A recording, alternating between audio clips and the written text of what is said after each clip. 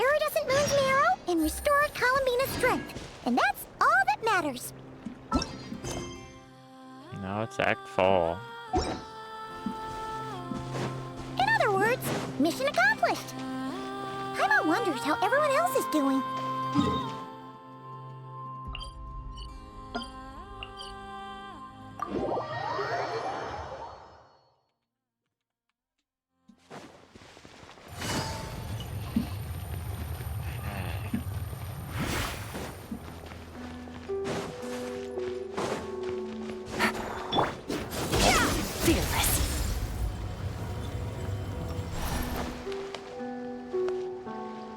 What the? Oh, do you think the others are making good progress? Hope it's all going smoothly. Oh, hey look!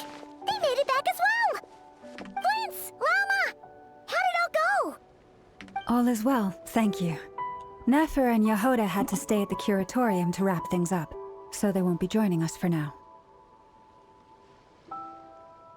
I ran into Miss Anefa and Miss Aino on the way back. Their work is still in progress, so I suspect they won't be back for a while either. You seem rather cheerful today, Mr. Flint's. I certainly am. I achieved what I set out to do and came away with more than I bargained for. Holy shit. Flint's have shown emotions before GTA 6? Oh my goodness. What a day to be alive.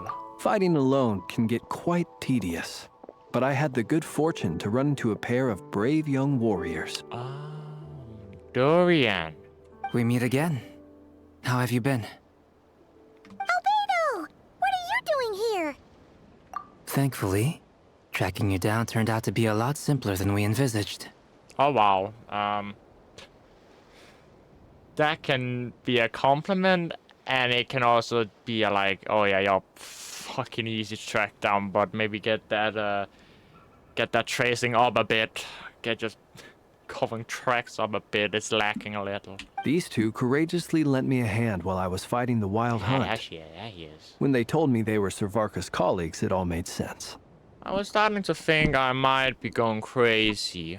And given how people of outstanding talent tend to cross paths, it's no wonder you're already acquainted. So, who's your travel buddy, Albedo? Why don't you come and introduce yourself?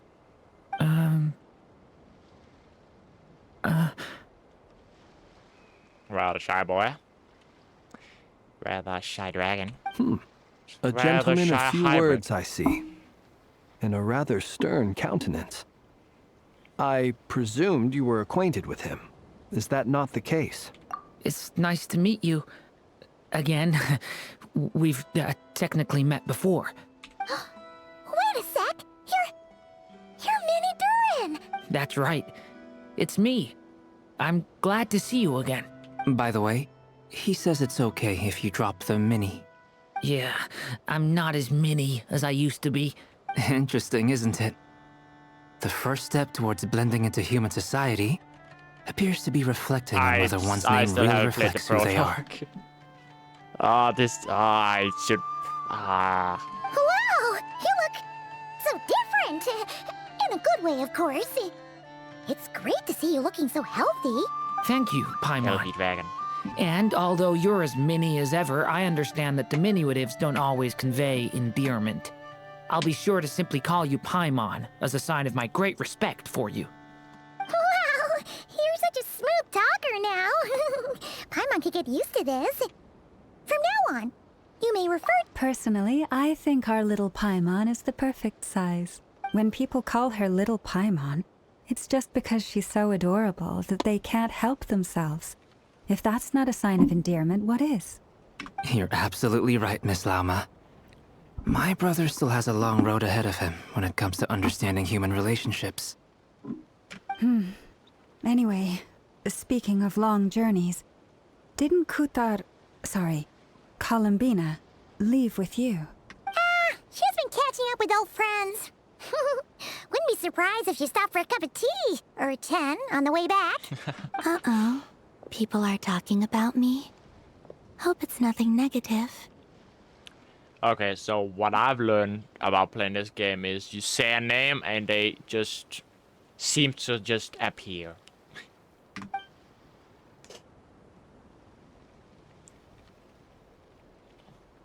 old colleagues like Sandrone and just Columbina? Or are we... Judging from your expressions, I'm guessing it all went well? It's getting crowded here. I'll go grab some chairs. No need. This is a job for an alchemist. I'll whip some up momentarily. Or are Thank just you for gonna- your hospitality, ladies and gentlemen, but I was merely escorting my friends back. I'll be meeting Sandrone shortly, as we still have some things to discuss. It's been a pleasure, everyone. But this is where I'll say goodbye. Oh, come on. We really appreciate your help. Oh, come on. Spare the formalities. I'm just glad I could help out some true friends. I understand.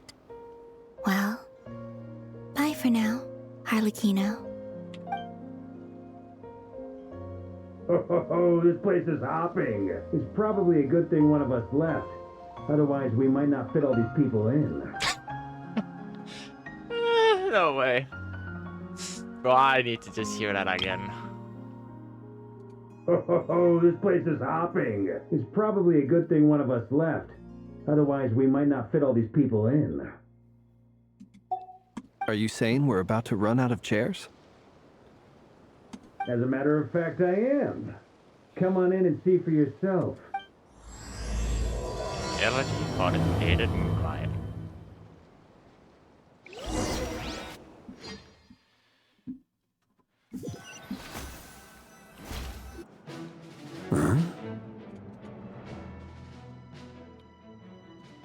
Yo, also, hey no. What do you think Columbina's new name, or more, let's say, her actual name is gonna be? Because the one she has now, those are just titles.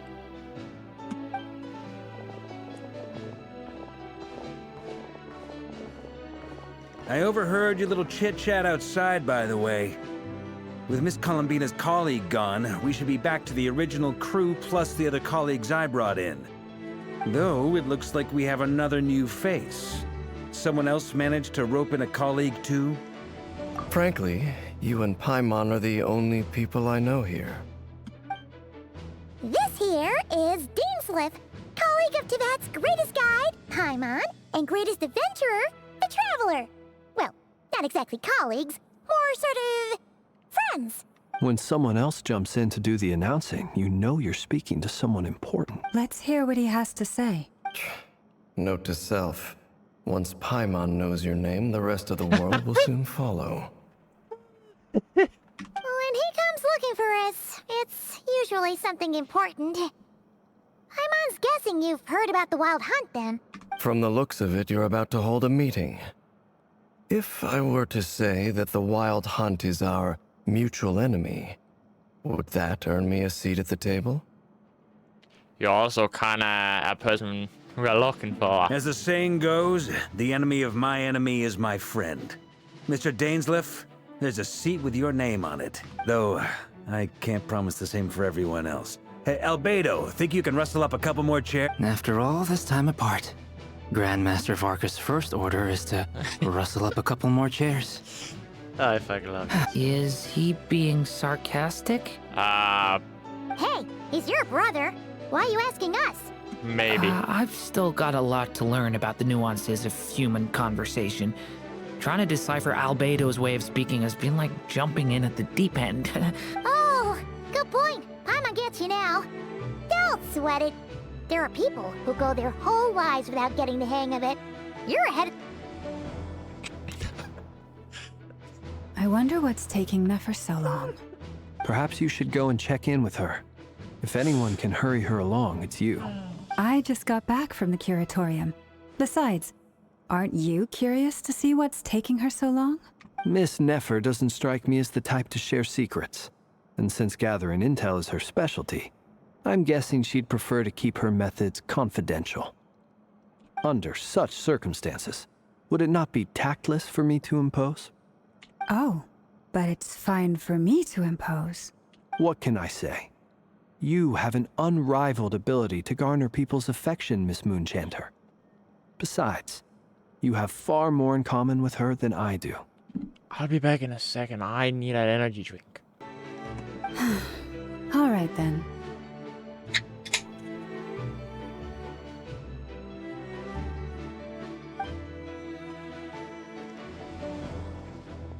Impressive. She barely fought back at all. Ew. I admire your powers of persuasion, my friend. God, that is bland. What the Oh, God. Sugar-free is so bland. Per 100, how much is in one? 500.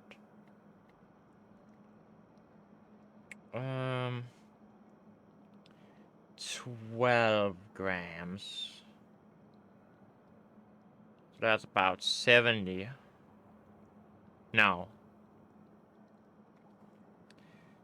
That's 60 grams of sugar. Is there any... If there's sugar in this, I'm gonna fucking blow. Good. There isn't.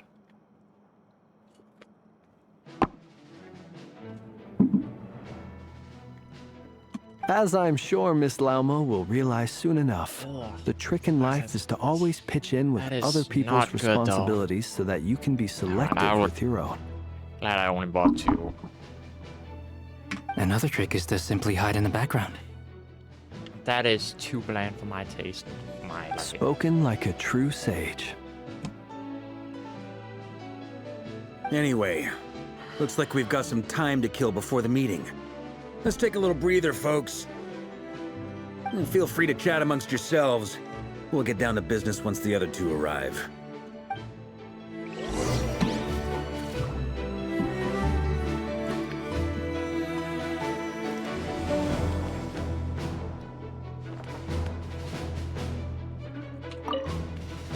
You're both awfully quiet.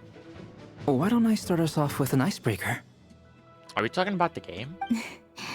Much obliged. Have either of you ever had your portrait painted? If not, I'd be glad to help. That sounds like a lovely idea. You know how to paint, then? I dabble occasionally. He's an excellent painter. Tables, chairs, people, dragons, you name it. He'll paint it for you. I'm flattered. If I ever get the chance, I'd like to give it a try myself. I'll bear that in mind. Anyway, how about you, Durin? What sort of portrait would you prefer? Oh, I'd be fine with anything. Whatever style feels best to you. Very well. Then I'll play it by ear. You can replicate any style I want? I can try. If you show me a sample, I'll do my best to match it. Thank you. In that case, I'll dig up some reference material for you.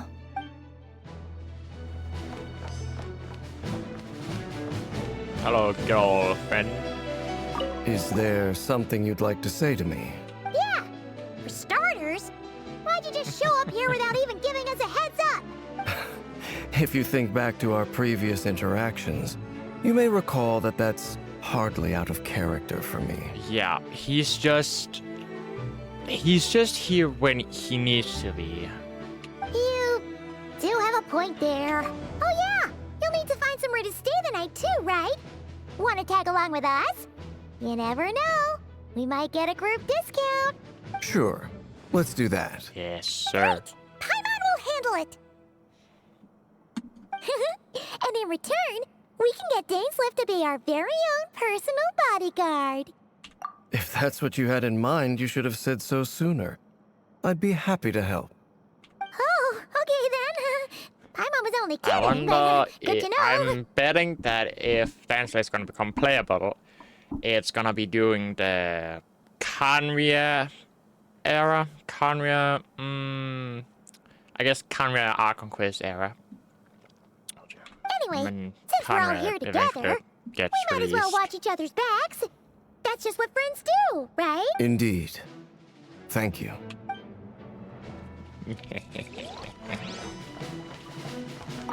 Truth be told, I can't remember the last time I was in a meeting with so many people. No, my social battery would You're not die. alone there, my friend. The Lightkeepers also struggle to bring everyone together for a serious discussion. I don't doubt that. I've only ever met two Ratniki, one being you, and the other being that young guy, Itlua. Itlua is a good apple. I'll give him that. He's kind, honest, and regularly delivers supplies to my lighthouse. A true ratnik to the core. In that sense, he puts me to shame. So you're what? A fake ratnik? That's what it sounds like you're saying. Come on, why the awkward silence? Sorry. I'm not even gonna bother trying to hide it. You've known all along, haven't you, my friend? Now that was an awkward silence. The silence is Let's loud. just keep this between ourselves. Probably best if Itlua doesn't know, huh? That goes without saying. Gotta be careful what you share with youngsters, after all. Anyone else in the know? Let me guess. The Traveler and Paimon?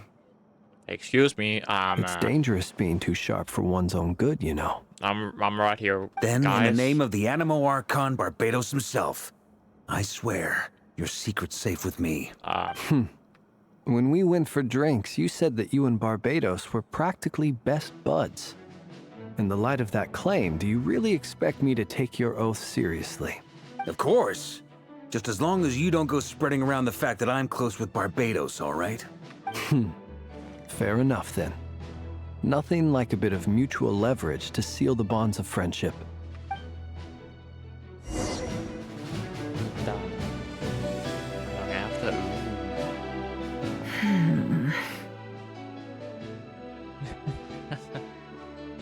Something tells me she doesn't like many people.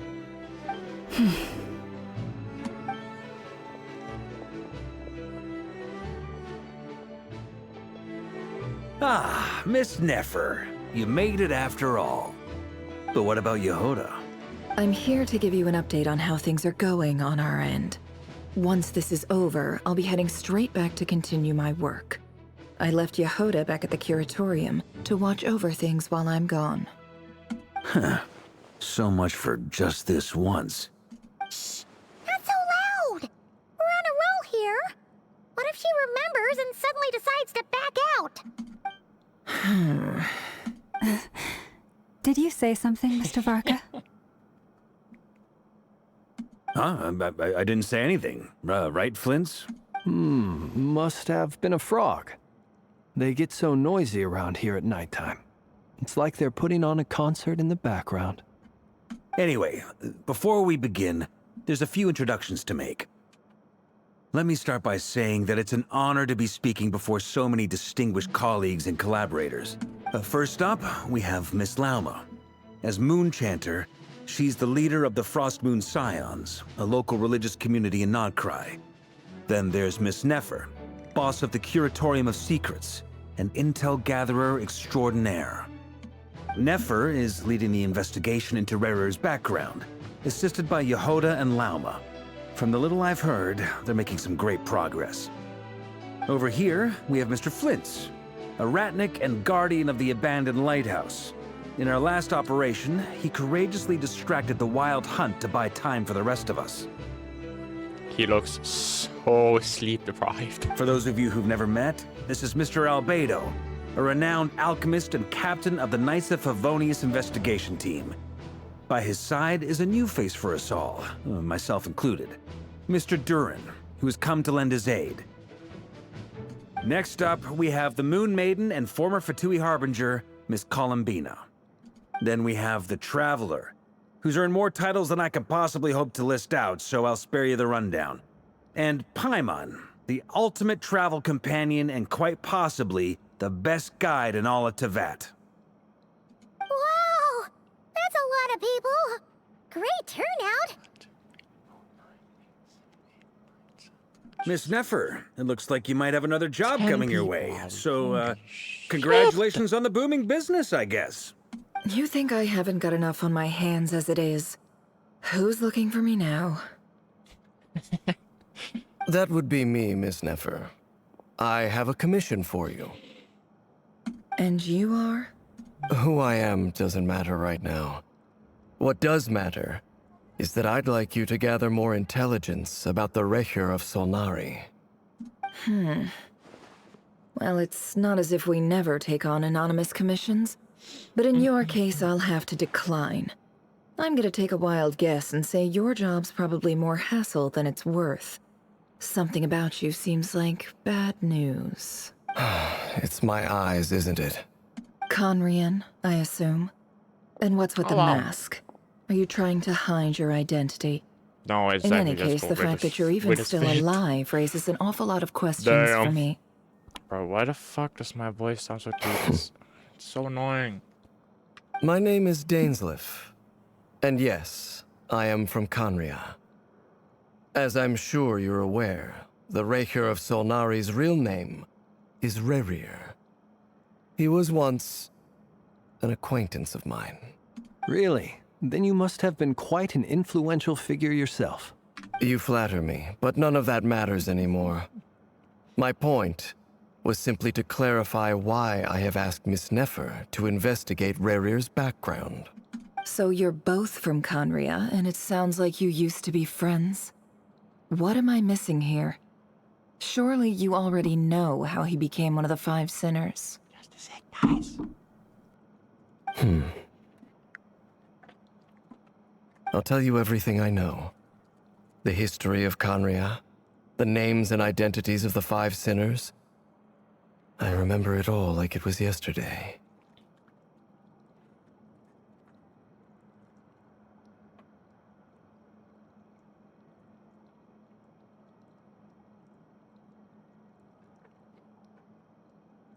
I have never spoken openly of this before, but the truth was exactly as people say. The 5 sinners were each driven by their own desires, and it was by playing upon these that the Abyss tempted them to their fall, tearing Conria apart in the process. The visionary, Vedifenir, who wished to foretell the future. The wise, Haroptatir, who sought limitless knowledge. Oh, sweet baby Jesus. Gold, Rhindaughter, who desired to create life. The foul, Sertologi, who pursued supreme strength. I've already had enough of them. God, Ryan, what? Gold, Rhindaughter, who desired. Rhindaughter is a shade, or was a Conrad, and is now mixed with Neboris, I think. Neboris, I cannot remember the shade's name. So now the shade is just Rhindaughter. And last, but not least, Raker of Solnari, Rerir, Ravager of the Moon. Of the 5, Rerir is the only one who remains a mystery to me. He never harbored grand ambitions. So what changed in the space of a single night?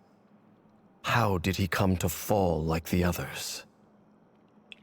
In other words, you're saying that his change came as a shock to you, and you have no idea what actually happened? That's right. You mentioned how the Abyss tempted them, which led to their fall. But what did that look like in practice? And what other context can you give me about the events of that time? The more detail you can give me, the better. Strangely, now that it comes to it, I hardly know where to begin.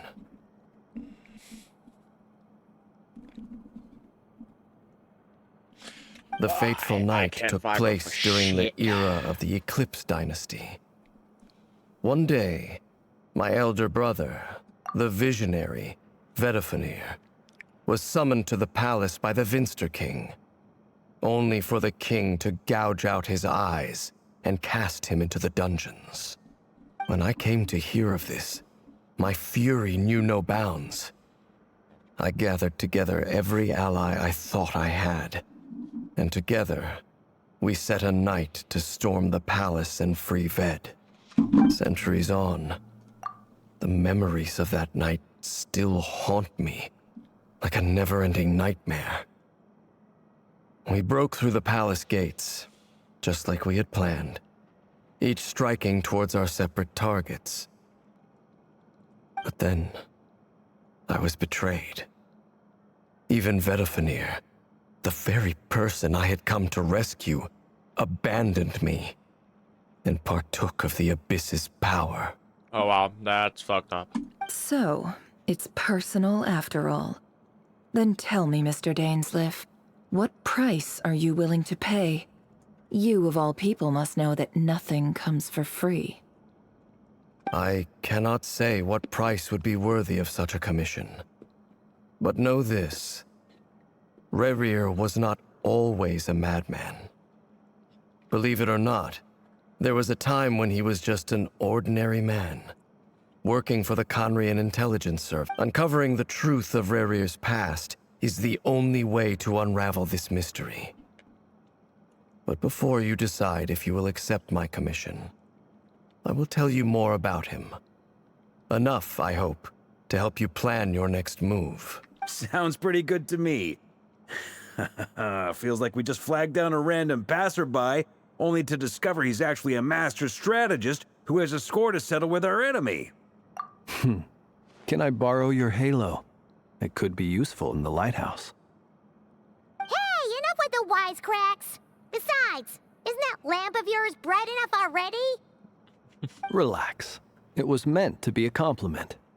If that was a little over the top for your liking, I'll make sure to tone it down next time. I'll give your proposal some serious thought, Mr. Dainsleif. Let's speak in private once the meeting is over. Before that, there's a few things I'd like to share. I forgot you had a voice.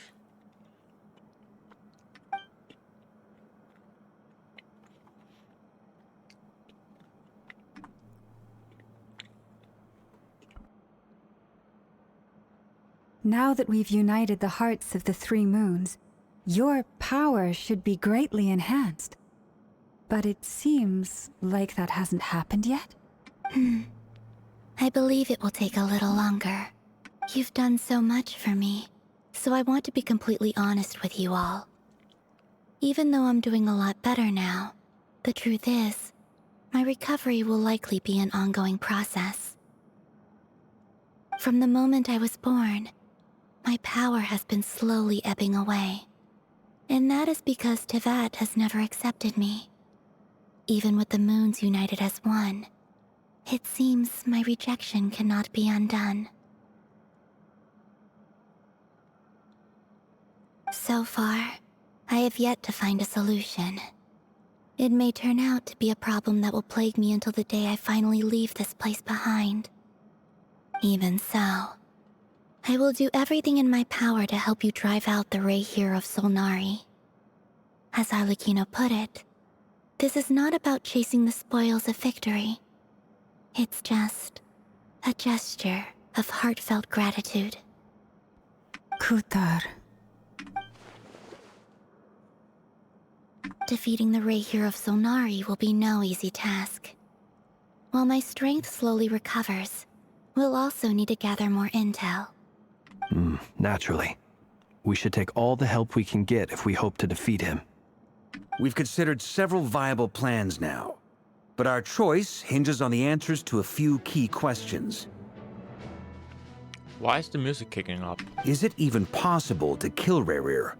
What experiences shaped the person or monster he became? And what's he really after?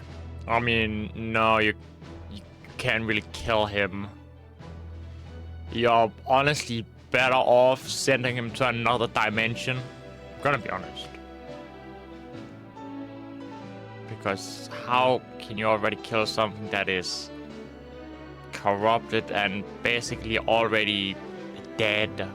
Given Albedo's expertise in alchemy, I think we should leave him to try and answer the first of these questions. Understood. As for the other two, I'm afraid we'll have to count on you again, Miss Nefer. Believe me when I say it's not my wish to burden you. But right now, relying on your skills is our only option. So you're placing all your hopes on me, huh? We can't thank you enough for agreeing to help us. Honestly, I can hardly believe how lucky we are. You sure have a talent for changing your tune, Miss Moonchanter.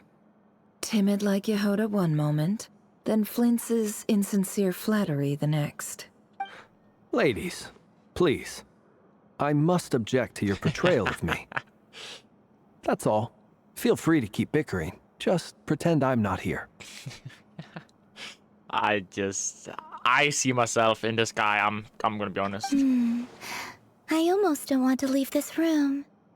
I'm curious to see how this plays out. I have faith in you, Miss Nefer. Something tells me you'll stand by us until the very end. Oh? And what makes you so sure of that? What if I suddenly decide that my compensation is insufficient? This isn't about the money. I can sense that you've got a deep-seated distaste for Rerir. And knowing you, that alone is motive enough. Look at them getting along so well. Like two peas in a pod. And I'm the one they accuse of insincere flattery. There is no justice. Miss Lauma, you have to understand something. Unlike you, I don't actually enjoy having everyone's hopes on my shoulders. Is that right? Well, maybe the fact that I'm willing to put my hopes in other people says more about me than you. Anyway, we've got our plan, so let's get moving. Mr. Dainsleif, let's talk. And Traveler, once we're finished, if you've nothing else planned, I'd like you to come with me.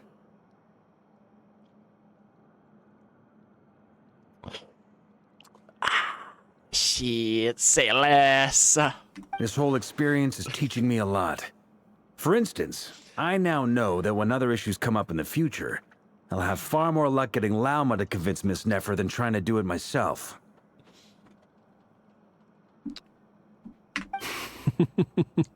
Hate to say it, friend, but that's one of the funniest things I've heard in a while. Why? You think I've got it wrong? Quite the opposite. But what makes it so hilarious is how long it's taken you to realize.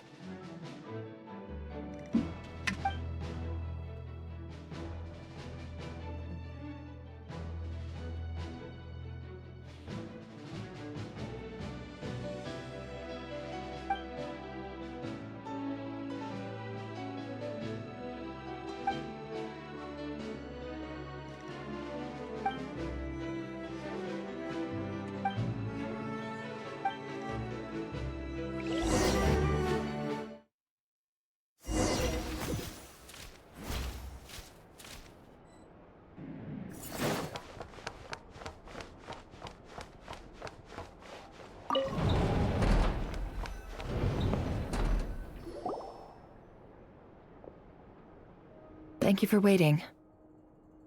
It's okay. We actually used the time to help Dainsleif get a room at the hotel. That's very considerate of you. Now, I trust you share my curiosity about Rerir's past, and you seem fairly familiar with Mr. Dainsleif already. We spoke at some length after the meeting. He was the one who suggested I should invite you to join this operation. He feels confident that these secrets will be safe with you. Dane has a lot of faith in us, that's for sure. Likewise. I appreciate that you got right on board without interrogating me about why I invited you. It shows that you trust me to explain everything in due course. That's because we know what you're Of capable course of. I trust you, mommy. We appreciate you too, Nefer. You might have been forced to help in the beginning, I don't but this have an time, it was inch of your shame. choice. That's one way to put it. Another is this. I'm a That sim. once a What can I decision's say? been made, it's set in stone. After that, my only goal is to see it through. Alright, so here's how it is. Okay, I might be taking I'm that a going bit to too far access now. Rerir's thoughts again using my confidential method. Now, I'm sure you've seen things like this before on your travels, so you're surely well aware of how dangerous it can be. The reason I've gathered you all here is to ensure my safety during the proceedings. I plan for us to enter the fragment of his consciousness together, and once inside, I will focus on searching for information. Think of this as a diving expedition into someone's brain. If I'm the diver, you are my safety equipment, tasked with keeping me alive while I'm under the surface. So Once the ceremony basically, begins, like a live we will dreams, all be basically. spying on privileged information. But in the interests of safety, you must remain absolutely silent at all times. We will discuss our observations after the ceremony has concluded. Lastly, any individuals of a weaker constitution are advised not to partake in the ceremony. In any case, Paimon has her own job to do, which requires staying in the room but not joining the ceremony.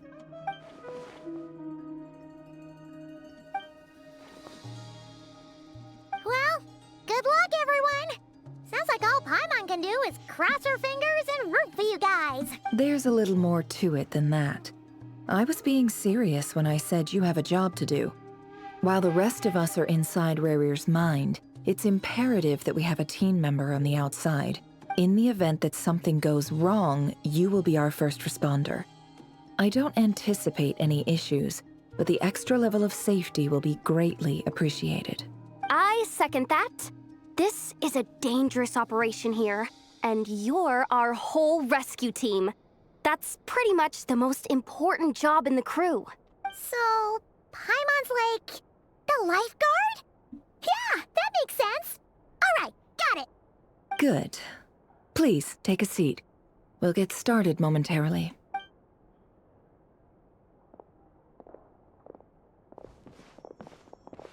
So, did Mr. Dainsliff tell you anything else? He told me that he believes Rarir kept some big secrets in his life.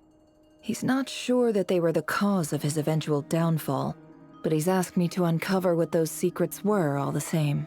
But surely you're not planning to go through with this, no matter the cost. I have a feeling that one of his downfalls could be that... What's her name? His would-be fiance maybe said no due to her finding out his other life, I guess? By him being an executioner for the king or whatever. And probably the betrayal also might have something to do with it. If you think that, you'd be overestimating me.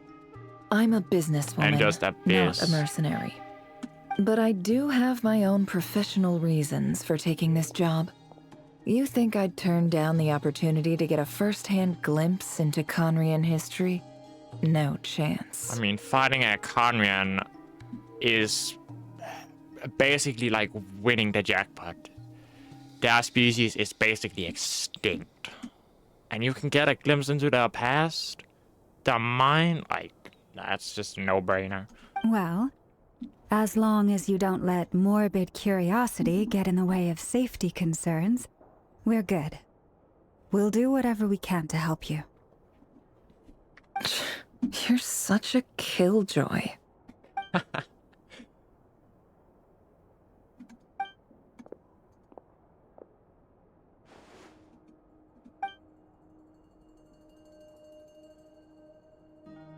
All right, I'm good to go. All set over here, too. Promise, Paimon, you'll be extra careful. All right. Let your whole body relax. We're about to begin. Close your eyes.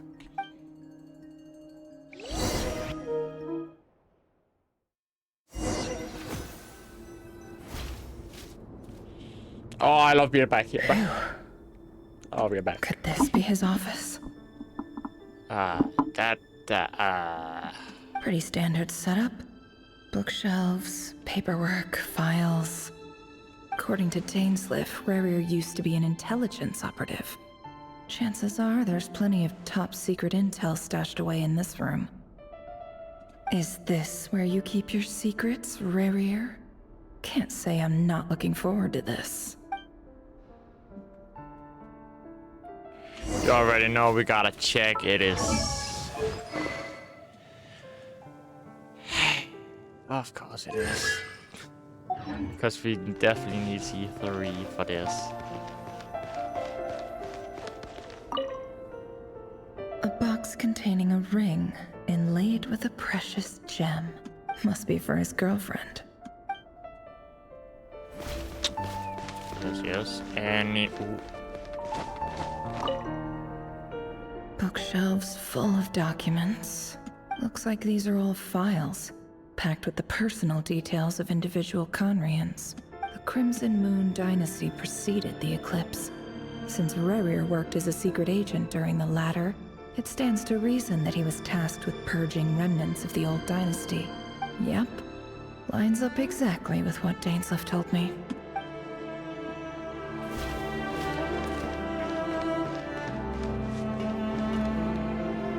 This just looks like stone.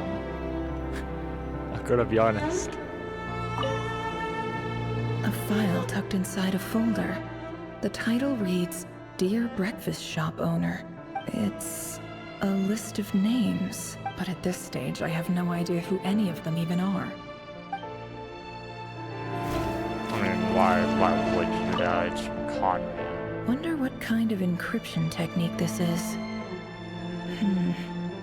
Seems like it has to be inserted into that camouflage device nearby. Aha! It's an audio recording. Please, hear me out. I can't shake this feeling that someone's been spying on our house. No, I'm not being paranoid. It's true. I saw someone dressed in all black. It was a couple of days back, but that was on another street, not near my house. I swear, I know what I saw. There's a note in the margin. Surveillance of the Runforther residence has concluded. We apprehended the target and filed the mission report last night. Could the voice in the recording belong to one of Rerir's targets?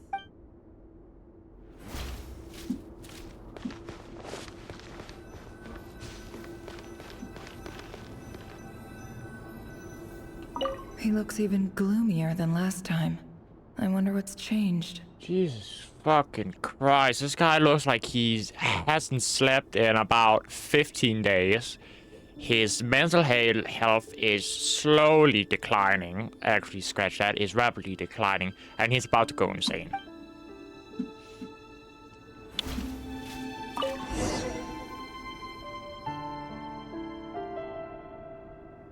Today's files are in. Time to wade through them, just like usual. Male, 51. Occupation, cook. Confirmed Crimson Moon descendant. Has maintained frequent contact with other descendants over the past year. Poses a threat to the dynasty. I don't know, it sounds like bullshit to me. Neutralized.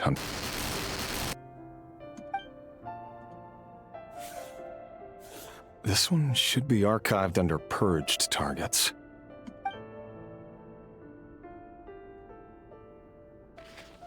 Female, 23. Occupation, office clerk. Confirmed Crimson Moon descendant. Has maintained frequent contact with other descendants over the past year. Neutralized. Another one for purged targets. Sounds like she was that other man's daughter. Never mind. What's it got to do with me?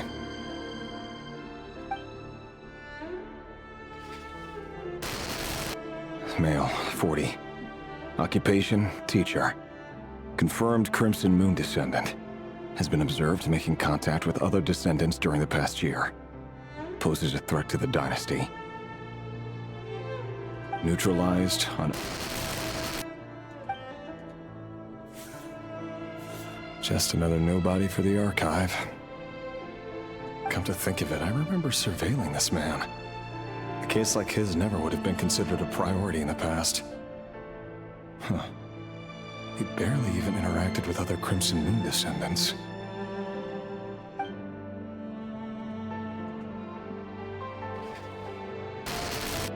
Female. Oh, that just 16. fucked up. Occupation, none.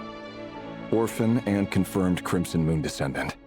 Has been observed making contact with other descendants during the past year. Neutralized on... Are they just gonna get... Filed. Are they just gonna get younger I and have no younger? recollection of this girl. None whatsoever. She doesn't seem to be anyone important, but then again, how many of them really are? What are you guessing, 15? Oh. Female, 13. Occupation? None.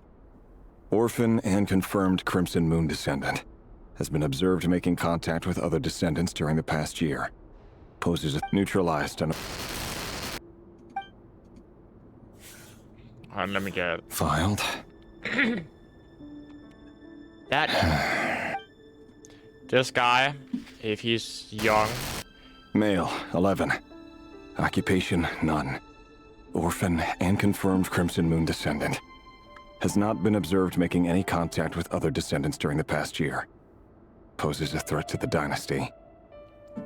100% this is the kid that told his would-be fiance about his... Neutralized and...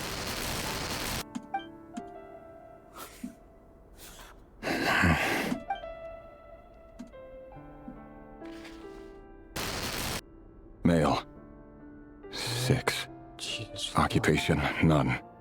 Orphan and confirmed Crimson Moon descendant. Poses a threat to the dynasty.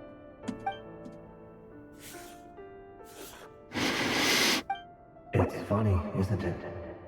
Your job is becoming both harder and easier at the same time, depending on how you look at it. Sooner or later, the Crimson Moon descendants will be completely wiped out. But as their numbers dwindle, they become harder and harder to track down. That's not how it is. Fortunately, however, most of the able-bodied adults have already been taken care of. The remaining weaklings will be increasingly easy to deal with. No! No. My job is to ensure the survival of the Eclipse Dynasty. And the only way to do that is by eliminating any and all potential threats. It's a perfectly legitimate line of work. Every single one of my colleagues can attest to my fairness. And if my friends were aware of the facts, I know they'd back me up too. Assuming, of course, that they were aware of all the facts.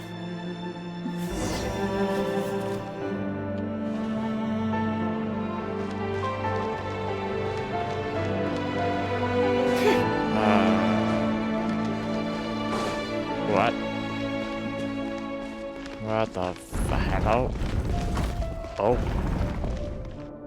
Oh, terrible.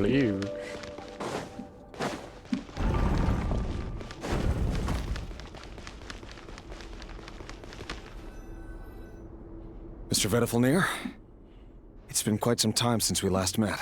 Revier, I trust you're here because you have something important to discuss. Show me the guy already. Forgive me. I wasn't tuning out, it's just show me I noticed you didn't even phrase that as a question. As if you knew I was coming. Tell me, does someone in your position ever feel the need to ask questions at all? It is indeed within my power to foresee certain things. Things like your arrival. I was just thinking. It won't be long before I'll be inviting both you and Dane to my wedding. That isn't a lie, but nor is it a fact as such. It's a wish, isn't it? No fooling a prophet, is there? Ever since that day we met for drinks, I knew it was only a matter of time before you came looking for me. Does it feel good? Knowing how the future will unfold. I'm afraid the notions of good and bad fail to capture the complexity of what such a power entails. Once you've seen what will come to pass, it can be all too easy to succumb to fear and melancholy. Unless, of course, you learn to abandon these feelings. You fear my silence, and long to hear the words I left unspoken that day. That's right. You must have noticed my reluctance to broach the subject. And the reason is simple. Because the truth could never have lived up to your hopes. For both our sakes, such words are better left unsaid. The burden of prophecy was never meant for your shoulders. So who exactly do you deem worthy to hear your prophecies? None but our exalted king? Or rather, our king as he once was. You're closer to his majesty than I am. You must know better than anyone how much he's changed. You say that as though it is to my benefit. Yet precisely because of that, I dare not speak rashly. A king can turn out to be the most virtuous of rulers, or a tyrant more terrible than the most vicious of dragons. You are so wise and far-sighted, yet still you would have me live in fear of the unknown? You make a fair point. Especially given my silence alone was all it took to send you spiraling downwards. Very well then, let me offer you some advice. And I say this not as a prophet or a visionary, but simply as the brother of your friend. For many reasons, there is very little chance of your marriage ending in happiness. If happiness is what you seek, you should find another fiancé. Oh my, yo, I called it. Oh wow. Find another. Is she gonna cheat on him? Is it not gonna go well because the kid like kind of told her about? Nah, I'm so Hold on. invested in this. There's that same black fog again. Could this memory belong to Thelindis? Oh, it Guess I better absolutely. tread carefully. Oh, it absolutely could. Oh, now we're gonna. Oh, please, I'm begging you. Hear me out. This time we finally got a clear look at his face and learned his true identity. His name is Rayrir, and he claims to be one of the king's guards. What did you say? A cruel irony, isn't it? The man you're set to marry leads a double life as a brutal executioner. Why are you telling me all of this now? Simple. It's because I want you to kill him. You are the only person he would never suspect. No, absolutely not. I would never dream of doing such a despicable thing. So you'll just stand by and watch him slaughter us to the last? Do not forget that the blood of the Crimson Moon flows in your veins too. Oh wow. Okay, that just. The blood of the Crimson Moon? What does that matter now? The dynasty has long been dead and gone. You think that alone is reason enough for me to throw away everything I have? Why wouldn't it be? You too were once a child of the Crimson Moon, just like me. Don't tell me you've never felt so much as a flicker of fury for the way we were trampled into the dust. I'm gonna be honest. I kinda respect the child, but I also kinda hate him. I'm gonna be honest. It's mixed reactions for this little shithead. As long as you promise to abandon this pipe dream of restoring your dynasty, I can try to persuade him. Or have him persuade the Vinster King. Persuade the Vinster King? Do you even know why he's so obsessed with hunting us down? Why he keeps trying to force us to hand over our secrets? Over and over again?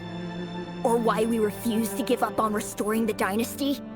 The Vinster King. A blind fool. His eyes clouded by powers from beyond this world. A petty little man with a miser's heart. And he dares to sit upon the throne? Mark my words. Sooner or later, Conria will fall. And it will be his doing. If you can't bring yourself to do it, so be it. Just you watch. It won't be long before calamity descends upon us all. I mean, the kid ain't wrong. All luck ain't wrong. The camera did get like completely, absolutely obliterated. The Rayrir of Solnari. That really is quite a secret you've been keeping from me, Rayrir. Did her eyes change? But who am I to talk?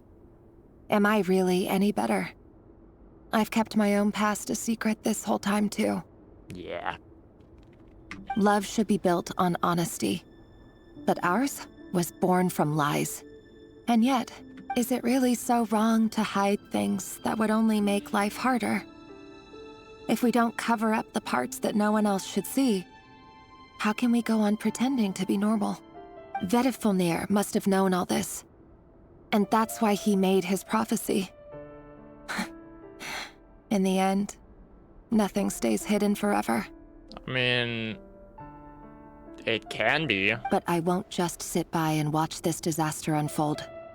I'll do everything in my power to protect what I cannot afford to lose, no matter who I have to face. Oh. So I guess she turned on him. Huh? Was that Rerir who just walked past the window? Doesn't it give you the chills that he still takes the same road to work every day? As if nothing ever happened. Those people at the deli. Enough already. They're clearly pretty taken by their own disguises, so just smile and play along. Pull the rug from under beasts like that, and you'll risk having your throat torn out. Deli? Oh. They're talking about those people from the opposition. Right. I'd almost forgotten they used to run a deli. People of no consequence always vanish so easily. And no one even remembers them. But surely you can see he's not the man he pretends to be. So many have died already, and they say that the king's madness grows with each passing day. We're not going to survive this, are we? But why does it have to be this way? Do we really deserve to die just because of the blood that runs through our veins? Felindis, are you even listening? Sorry, Freether. My mind was off wandering. I heard you, though. You're talking about what Rerir said.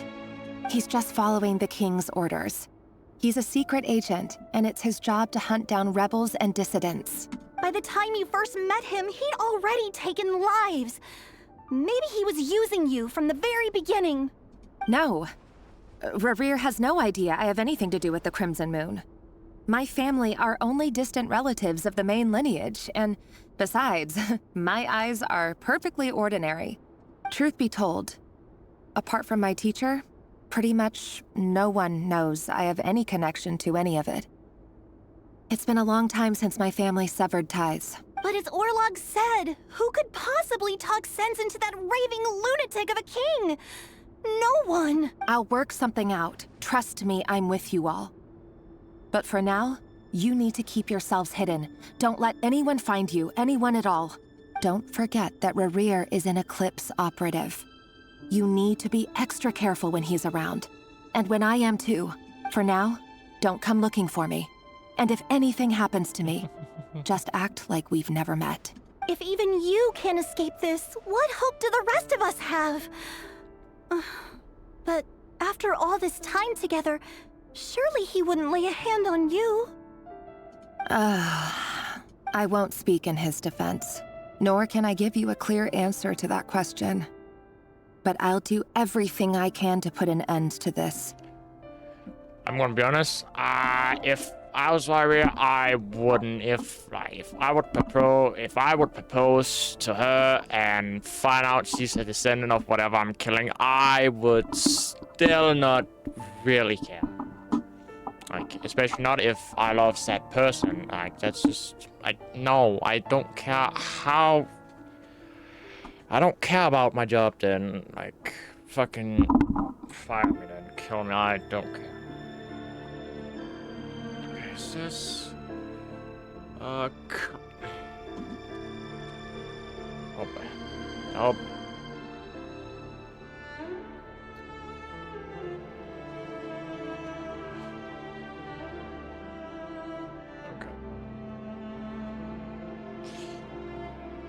Go. Here, hold on to this. If an opportunity to escape presents itself, take it. You'll be glad you took some spare change.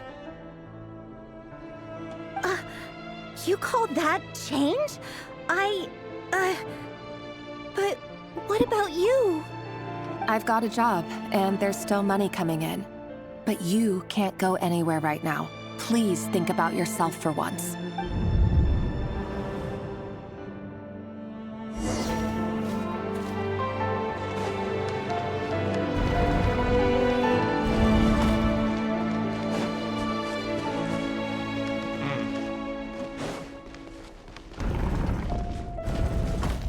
day, another round of assassination training. Training ground is just beyond this hidden passageway. When you kill a person, doesn't it bother you when you end up covered in their blood? Why would it? Aren't we? Make sure you have a firm grip on the handle, then choose your angle well. Keep your movements light and brisk. The prey won't sense a thing. I doubt that. I'll bet no one's ever died a quiet death at your hands. I work clean. No traces.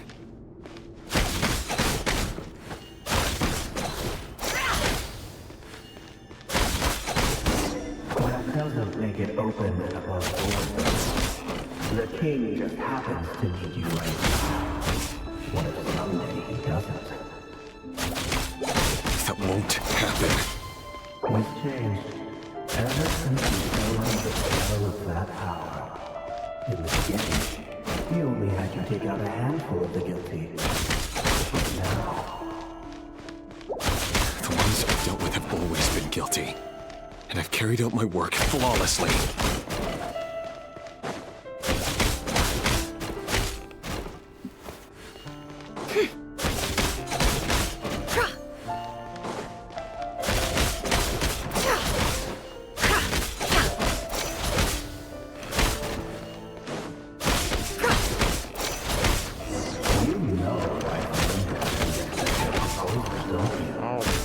Was it because you didn't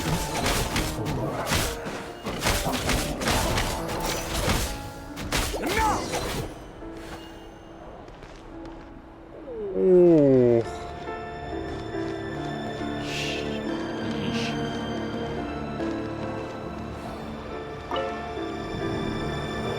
Delindis, do you still remember Orlog? Orlog? The boy who was pretending to sell flowers. You spoke for quite a while, didn't you? Yes, we did.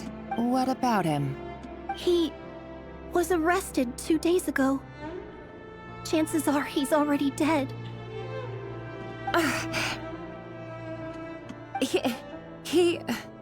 I just don't get it! After everything he's done, why do you still stand by him? Or does it mean nothing to you that people keep dying?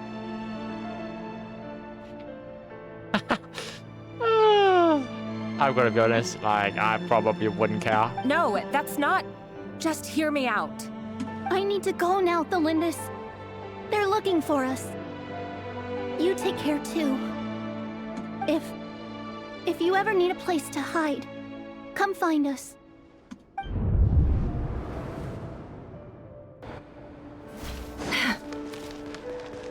Move, you stupid child.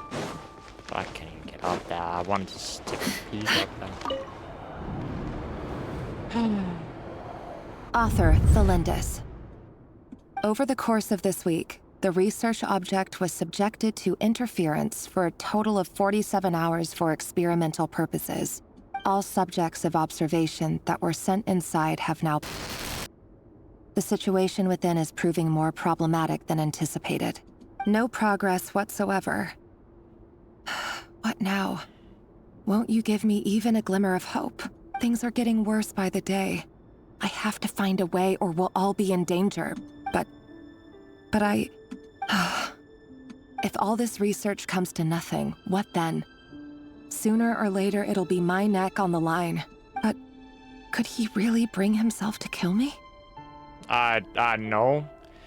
I highly doubt if he's gonna propose that even if you are the sender of the Crimson Moon, he will kill you there. I mean, that just means he loves you a lot. No. Surely he wouldn't have the heart.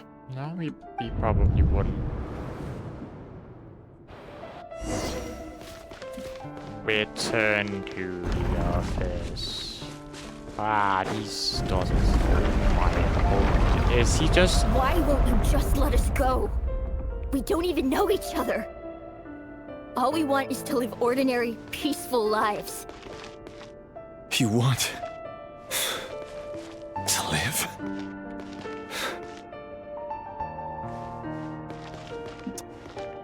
Yes. I just want to go on living. that really such an unforgivable crime?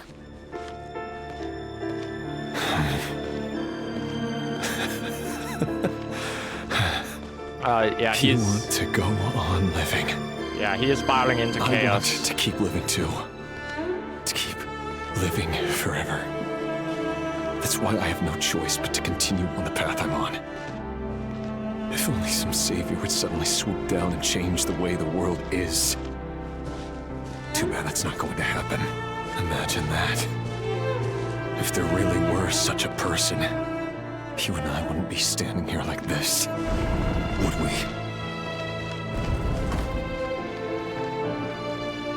He's slowly losing his mind. Time to wade through them just like usual. No, I don't get tired of it. It's my job. And not only am I lucky to have it, I'm good at it too.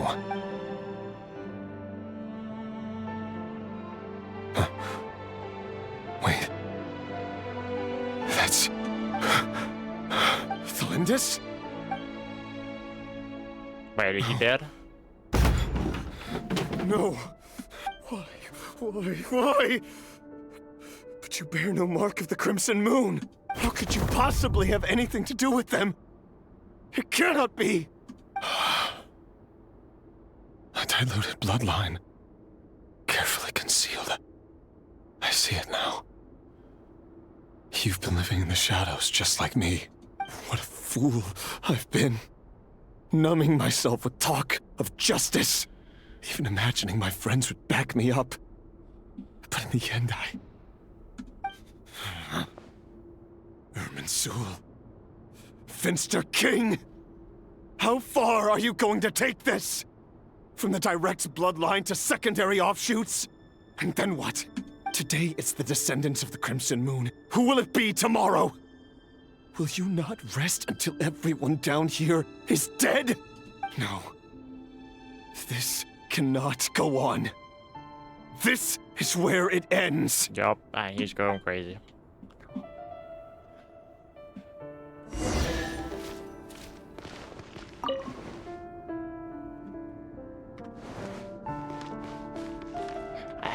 I don't think she's dead though. She can be. Oh, everything is getting darker.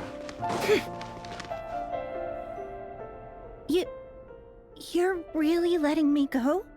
I am. As long as you can guarantee that no one will find you. Don't worry, I'll be extra careful. No one will know I was here. He's so talk about her. But what about you? Me? If you let me go, you won't be able to complete your mission, will you? Good point. In that case, maybe you should stay. No, please! I just want to see the outside world again. Go on living? Yes. I know you're a man of your word. So please, just let me go. If I let you leave, what will become of me? Just kidding. Go, now. But remember, don't let anyone know you were caught. We'll be seeing each other again very soon if you do. Even shadows in the dark must live by a code. But you can't save everyone. You've been whispering in my ear for days now, Vedifalnir. What are you trying to do? So that's break me down? I only say this because you long for an answer to your problems. Let her go, Rerir, or you risk losing everything. I will not abandon Thalindis. So that's what happened. So he didn't let her go, and he paid the price by losing everything. And you'll need a little more vigilance and a lot more power. The world is changing, Rerir. Keep your eyes peeled for your moment of opportunity. That voice used to be so unclear. But now I know exactly whose it is. It's Vedifalnir. Okay, so I'm guessing he's not a person then. He won't tell me how to actually resolve any of this, but he keeps trying to manipulate me like a puppet. What's his game here? Tell me then. What will this moment of opportunity look like? And no answer. He's like a ghost. Always disturbing me when I'm on edge, but never answering when I need him most. So, the Eclipse dynasty was purging, well, massacring the descendants of the Crimson Moon. And it seems like it was all connected to the Vinster King's research. The King's obsession with abyssal power left the future of Conria hanging in the balance. No wonder every aspect of Rarir's life was so unstable. And it looks like this Thelindis, Rarir's would-be fiancé, herself belonged to a sub-branch of the Crimson Moon dynasty's descendants. It almost defies belief that a couple like them could hide the truth from each other for so long. If the Vinster King hadn't intervened in such a drastic way, they might have gone on deceiving each other for the rest of their lives. And why does Vedderfanir, Daneslif's older brother, keep talking in Rarir's head? This guy kept more secrets than I ever imagined. The human mind is like a vast desert of shifting sands. When you follow the flow of someone's memories, you only ever see the parts they're willing to let surface. Time for something a bit more creative. We've been inside Rarir's mind this whole time, building up a picture of his psyche. There's already enough clues on the board to start reading between the lines and mapping out the rest.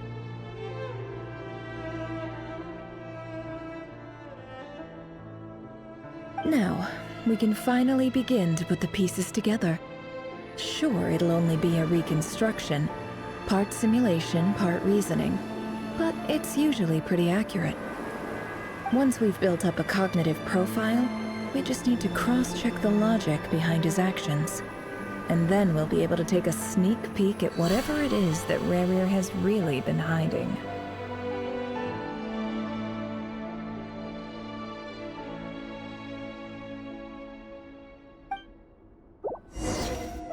Ooh, this is so good, I swear, man.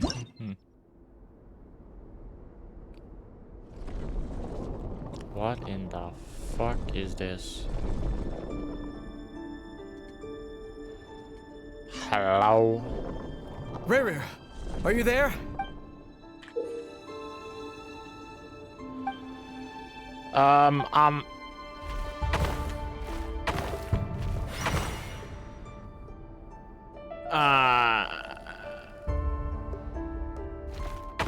Okay.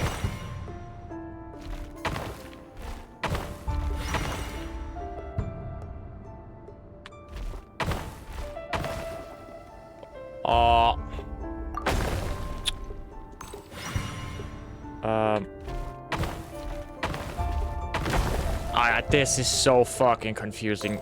Bro, I'm actually okay, I literally have to turn my keyboard because this shit is so confusing. If I go that, so if... Okay. Okay, what? Bro, I'm so bro, this is so fucking annoying. So, bam. Oh, this is... Bam. Bam. Bro, what? Oh, my. Bam. Bam.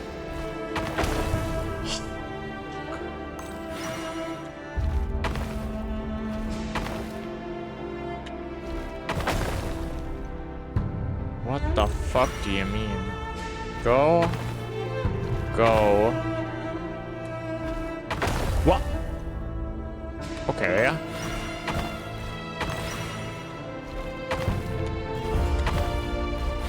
Okay, I'm fucking stupid. Hey, Rarir! Come out, it's urgent! The controls are so fucking bad. They don't represent shit. Dane? What's wrong? Quick, come with me.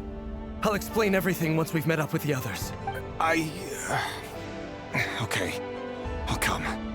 But the Lindis is still over at the Universitas. I'll need to leave her a note. All right then, but make it quick. I've never seen Dane so worked up before. Whatever this is, it must be big trouble. Oh my, what the hell?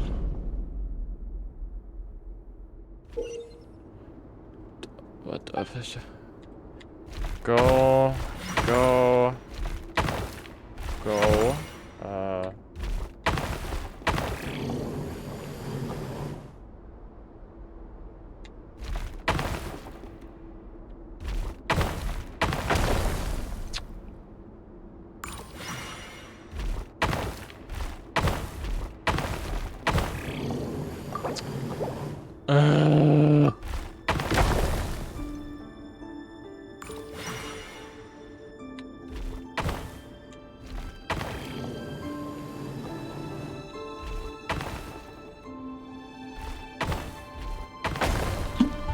I'm so fucking tired of these ass controls, bro.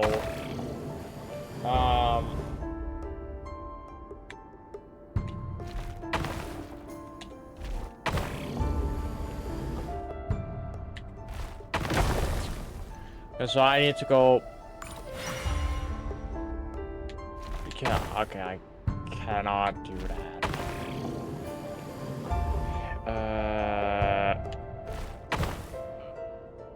Oh, I'm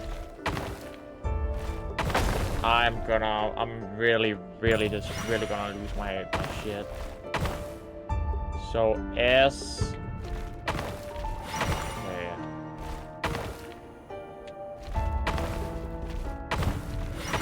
Okay, so no. Up. W.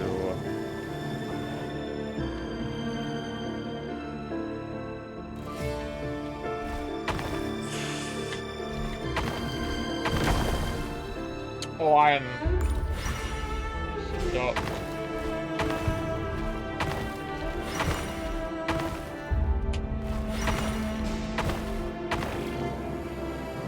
Okay,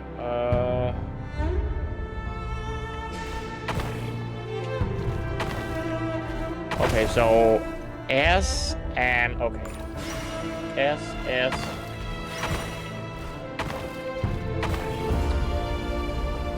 S A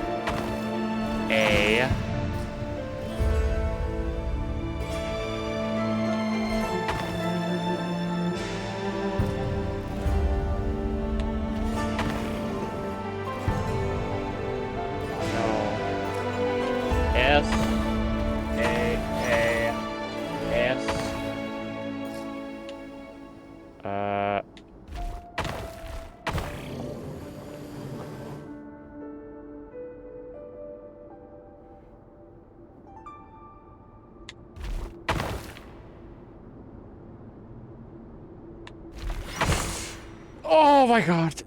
This puzzle is so fucking annoying because the controls don't make any sense. Well, this is a nice change, meeting you all at this hour. When men and women of ambition can speak face to face in broad daylight, I say that's a big step forward for our dear Conria. Right, no. That's the yes. Don't be ridiculous.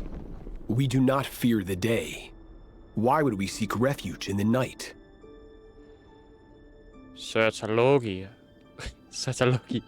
That's Charles Master. What the fuck? You might ask your blade that same question.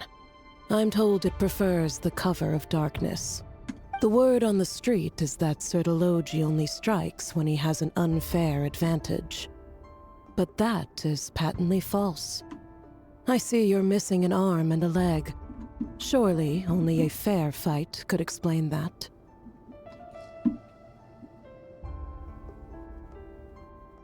If this is your way of offering me replacement limbs, believe me, I'll take them. Oh, I'm sure you would. Oh, we can certainly discuss that. With bioalchemy, anything is possible. Assuming I have your full support in my research. Lunatic. Robtatir, what brings you here? Why, Dainsleif, of course. He invited me. Please, Cast aside your apprehensions, Miss Rhindaughter. Whatever the rumors may say, I am but a humble servant of the king, and I can assure you he affords me no greater convenience than he does you. Well, the Universitas Magistrorum won't stop fawning over you. So at least some of the rumors must be true. You're clearly doing well for yourself, so drop the humble servant act. It endears you to no one. You're president of the Universitas Magistrorum, the chief royal mage known as the Wise by royal appointment, and by far the most favored among the 4 pillars of Conria. Vice President Veit doesn't even try to hide his envy when he sees you. My success is the product of hard work and good luck. It's as simple as that. Were the king not such an extremist, I hardly think I would have received a senior post at my age. Of course, no job is without its gripes. Serving a king like ours can be a challenging task, as I'm sure you can imagine. And as for Efterveit, in missing out on the presidency, he's dodged a mountain of stress. Like everything else in life, it comes with pros and cons. You're all here. I apologize for the short notice, but it was an emergency. They're not on good toes, You are they? must be Rerir. Mr. Sertologi. Yes, I handled your case file during your sentencing. Nothing personal, of course. I'm pleasantly surprised that you remember me. You're clearly a person of substance if you've been invited here. But Dainsleif, you'd better have a very good reason for convening this little gathering. It's my brother, Vedofenir. After he spoke at the court this morning, the king was so infuriated by his words that he had him blinded in both eyes and thrown in prison. Oh, Jesus fucking Christ. Vedofenir in prison? Strange. I thought the king trusted him and Horoptatyr more than anyone else in the world. No. Does this mean the king's circle of trust just got even smaller? It has nothing to do with trust. It's about what the king wants, which is as clear as day to anyone paying attention. I simply appease him, because it's in the best interests of the Universitas Magistrorum. And also because you're slimy. Vedofenir, perhaps less so. But still, a visionless visionary? It rather inclines me to think that qualifications are not what get you ahead in Conria. Do you honestly think this is an important discussion to be having right now? Dane, what are you planning to do? Rescue Vedofenir, I assume. Correct. It will mean storming the palace by force. Tonight. I need all of you on my side. That's far too dangerous. And don't forget, Dainsleif, you're captain of the Royal Guard. You swore an oath to the throne. Fuck the throne. You've been planning this for a while, haven't you? I have no desire to commit treason. But whatever critique the king may have of Vedofenir, disfiguring your most loyal subject for putting the best interests of his court and nation first, this is not the conduct of a wise ruler. My blade will force the king to see the error of his ways. So, Vedofenir's prophecy enraged the king. I'm sure it wasn't what he wanted to hear, but if he won't take counsel even from the visionary, that is deeply troubling news. The extent of His Majesty's madness is now all too clear. The question is, how does a man like me get out of this situation unscathed? You have noble ambitions, Dane, but I'm afraid they don't do much for a guy like me. I'm not interested in saving the world. All I want is a letter of pardon. A letter of pardon? For whom? Thelindis? The chances of the Vinster King issuing a pardon for anyone connected to the Crimson Moon seem vanishingly slim. Oh wow, you actually think that's... Nah, nope. What the fuck? No! No! I'm actually... This black fog over the board must have some connection to Thelindis. But why is it taking this form? Does it have something to do with Rerir's past? Another mystery I'll need to unravel.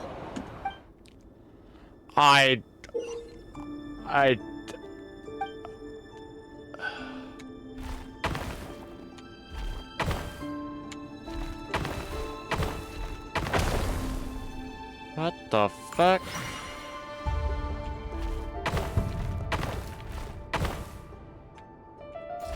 No, that's... I'm actually... W, that goes left. S goes right.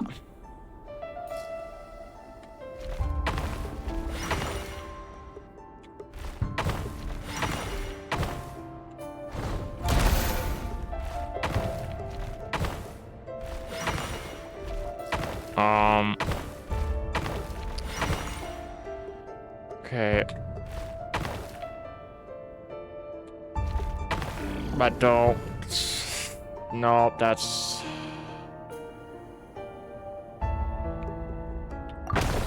Mm-hmm.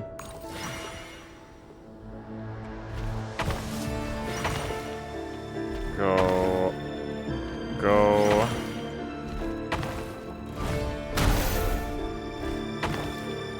Oh, why the hell would you do that?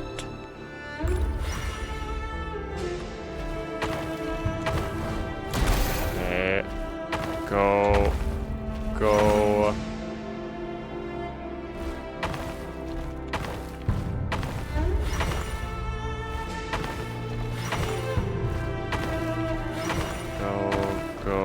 Go up.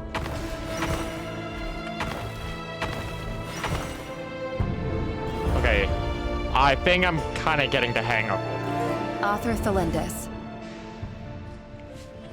It is literally so fucking cooked. A and D goes up. No, D goes up. S, I'm pretty sure that's down.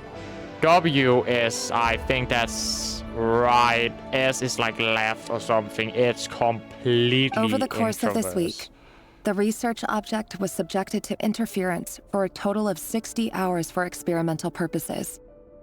The research dating back to the Crimson Moon Dynasty has established 2 points regarding moon marrow. Firstly, its origins have something to do with a god's power. However, there are a number of hurdles to overcome before we can answer the question of where it leads to. An enormous amount of power is then required to keep the gate open. Currently, the total power output of our instruments remains in the single digits. To make matters worse, I am now the only staff member remaining in the Moon Marrow lab. The Universitas Magistrorum recently decided to move most of its personnel into abyssal energy research, which has stymied all Crimson Moon-related projects.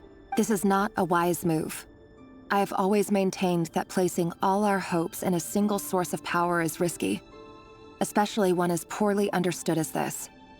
As well as making ourselves overly reliant on a single resource, we are neglecting other promising technologies. I apologize if this comes across as disrespectful. But as a Moon Marrow researcher, I desperately want to see the world beyond the gateway. If we really made it there one day, what would we find? And how would we go about taming the unknown? My imagination is endlessly fueled by questions such as these.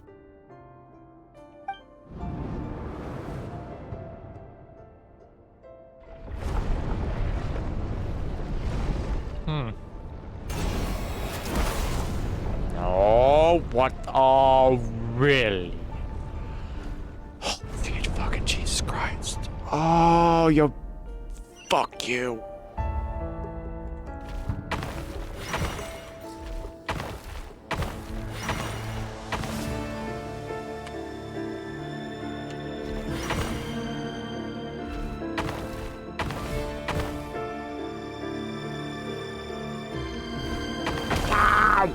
Ah.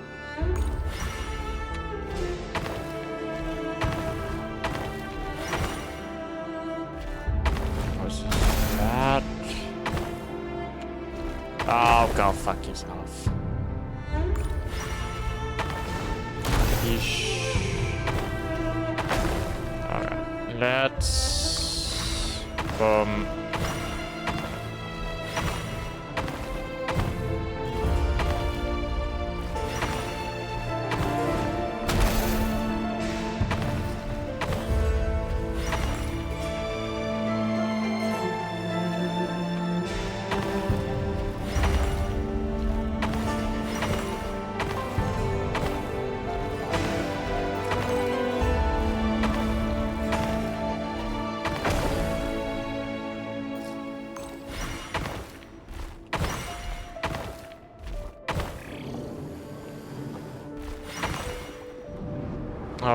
Yes. This is for you. I heard you're gonna leave the city with your parents. Delindis, did you hear about what happened? I've heard nothing. Rerir got back very late last Friday, and he was acting a little unusual, but he slept pretty well, so I'm guessing whatever he did was a good deed. You never saw him, and I don't know what he did. And this conversation never happened. You understand? What if he finds out that you pried into his secrets? Don't be silly. I don't know what secrets he does or doesn't have. All I know is he's just a normal guy who happens to run some errands for the king. Are you scared of him? I don't know. The Rerir I know doesn't match the person you all describe. Logically, I should be scared of him. And yet, I don't want to lose him. But enough about that. You should get going, and be careful with the package I gave you. Keep it secret. Keep it safe. What's in it? A piece of the moon. All you need to know is that as long as you keep it safe, then in the future, everyone will be able to see a red moon. A red moon? You mean our moon? That's right. Our moon. Promise me you'll look after it. I promise, Delindis. The Crimson Moon bloodline will never die out. Its light, the color of blood, will become like a fire that flows in our veins. No matter how long it takes.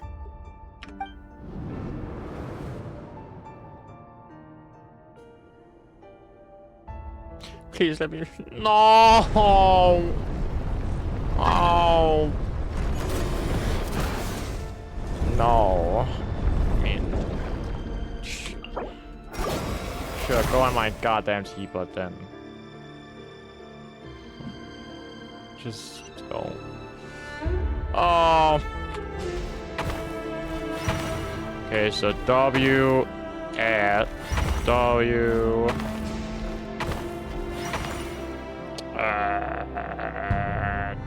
S, no, W.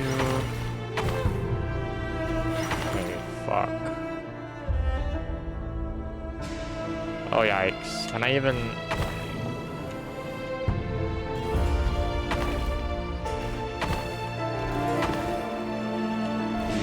Yikes! Okay. So no.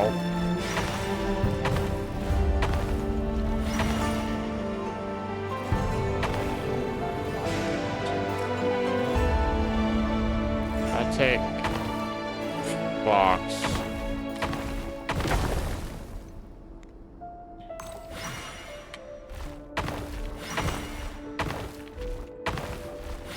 Go. Go.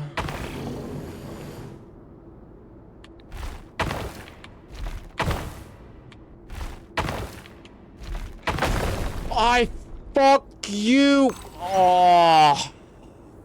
Fuck.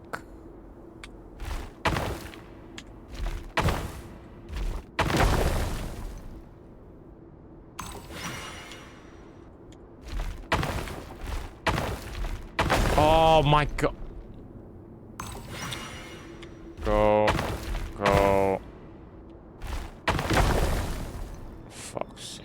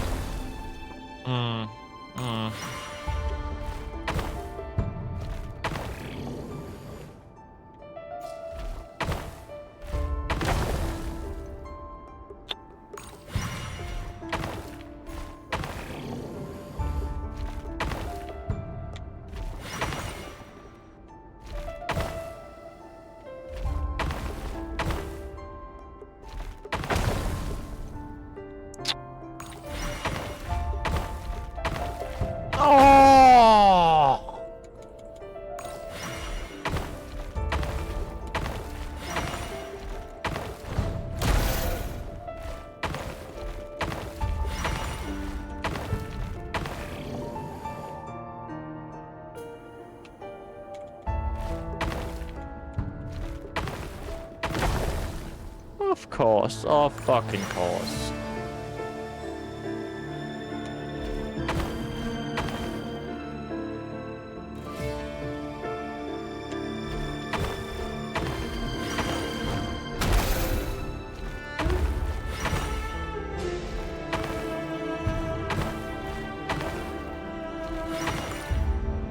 Hurry, everyone, and stick to the plan. Sir Dainsleif, what are you? Is this treason? You know what happens to those who betray the throne. Please, don't do this!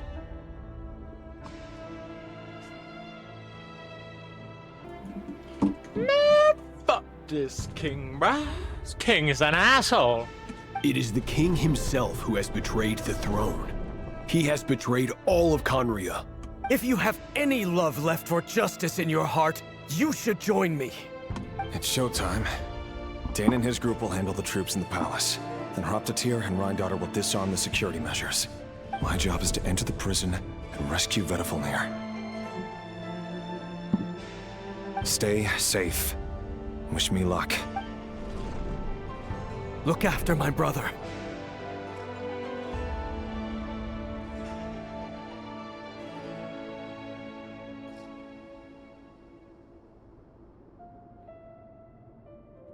Draw your blade. It is time for justice to prevail.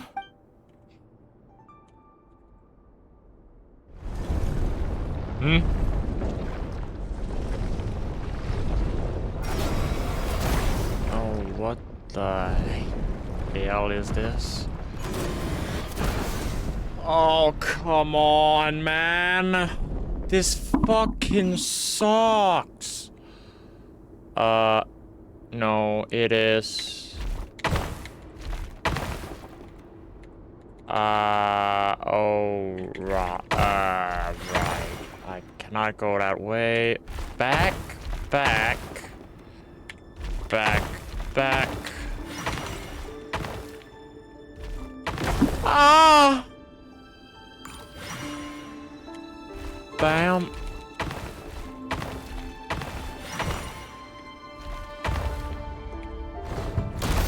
Okay, nah. Okay, well, now we just... Okay, okay, go. Oh.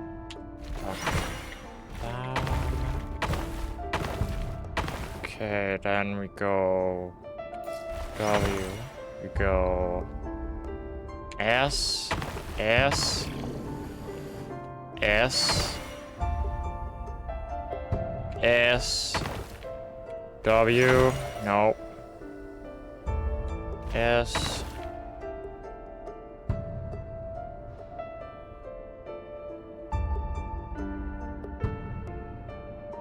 Ahead. S. S. S. S. S. Down. Down. W. No, why did you do that? S, S, S,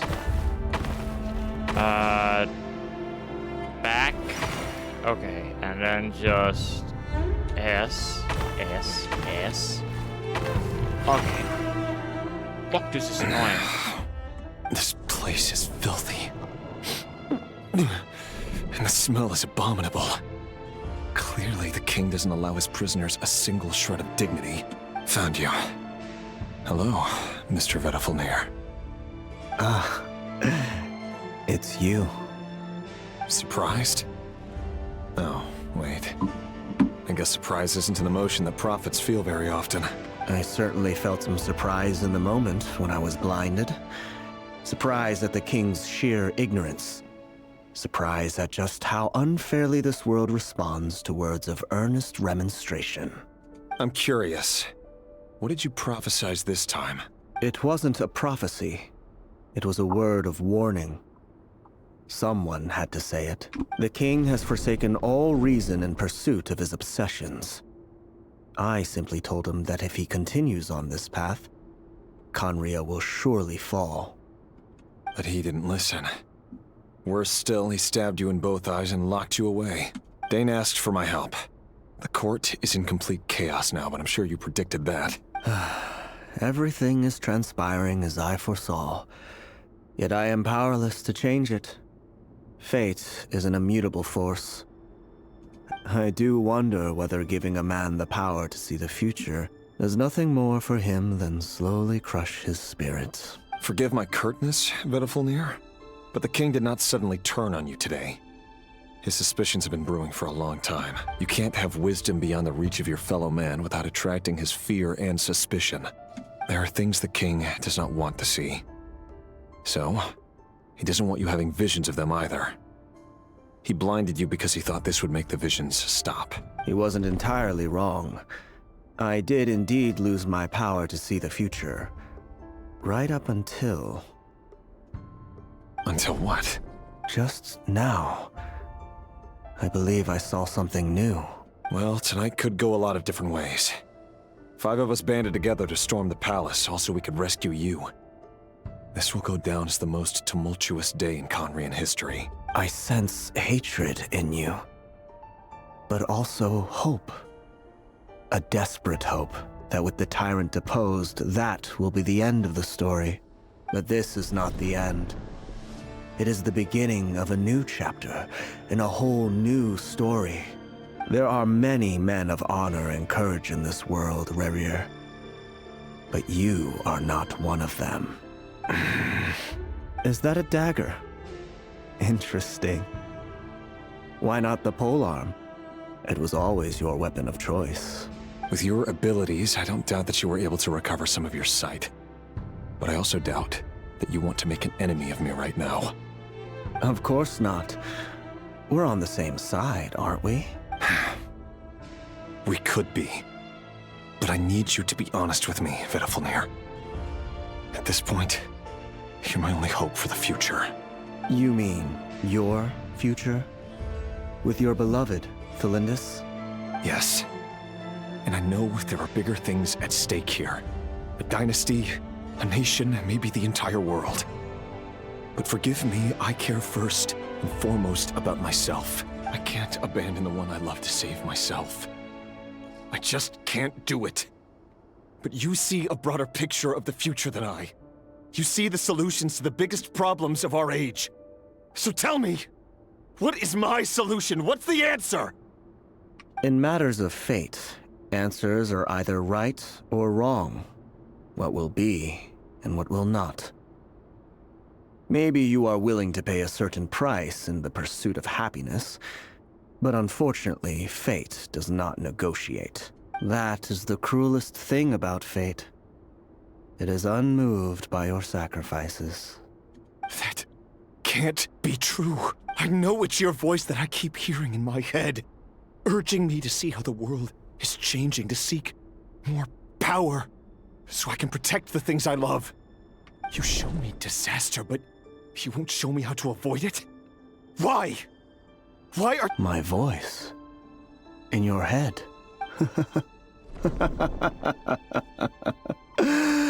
So, you hear it too. The voice that steals your mind, gains your trust, and drives you crazy. It turns out that we are not so different, you and I. Vedifulnir just broke into the strangest smile I've ever seen in my life, as if he'd discovered some monumental secret. But then he suddenly switched to looking extremely weary. Very well then. My advice to you is as follows. You must persevere. Whatever trials and tribulations you may face, be steadfast in the belief that they are your path to the— For as long as you live, your story with Thalindis shall not come to an end. That is the only chance you have of fighting back against fate. It is up to you whether you believe my words. Regardless, that is all I will say on the matter. I have no right to intervene any further. I will hold you to your word. Thank you for setting me free. In return, I will tell you one more thing that you cannot afford to ignore. Just then, a strange wave of energy rippled through the city. We had no idea what it could mean. If I were you, I would head to the Universitas Magistrorum. The Universitas? Oh no! I'm sure we'll be seeing each other again very soon, Rerir. Whatever Vedifulnir said, I didn't catch it. I didn't even help him out of the prison. There was no time to lose. Can I just come out of this goddamn nightmare already? Oh, please. Oh my god. Yes. Oh, that was fucking tap. Okay, same old R3, C3. What? Monsters? Is this Rhindaughter's doing? The Universitas Magistrorum. Out of my way! Oh my goodness. What is... The Universitas. That reminds me of a rumor I once heard. Allegedly, the king installed secret mechanisms in the palace and around the city. No one knows where they are or what kind of power they hold. But if they were ever gonna activate, it would probably be on a night like tonight. Help! Help! Hold on! Don't let them anywhere near you! Save me! I can't! Ah! That sounded like an explosion. So, the rumor is true? The king really went through with it. What other means does the king have at his disposal? They must run on power from the Abyss. And given it's a major center of Abyss research, anyone over at the Universitas will be in grave danger. I have to hurry!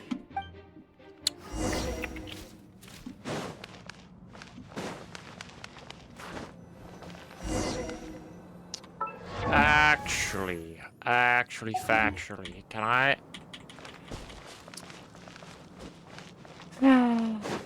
If only.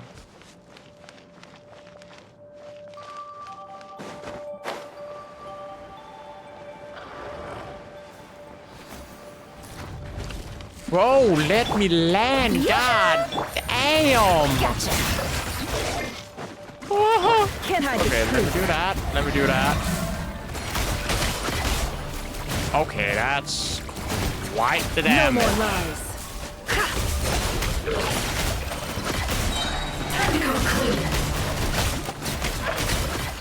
That's quite some damage.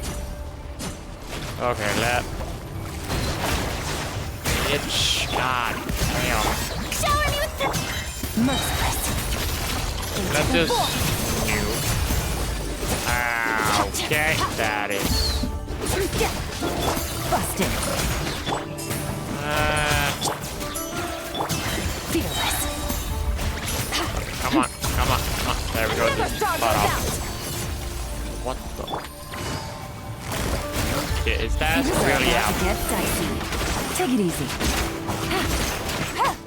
Off to the freezer. I wanna get energy on him. And I also wanna charge off her ult. And I also wanna get this chest.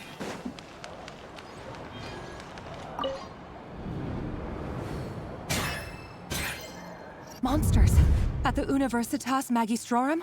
Why now? Oh no, they're coming. It's no use, the table won't hold out much longer. The weapons. Where are the weapons? Of course. All the lab equipment was upgraded after the inspection last week, but the new weapons haven't been allocated yet. I'm done for. Is anyone there? I need help! What even monster is that? Stay back! Please stay back! Please!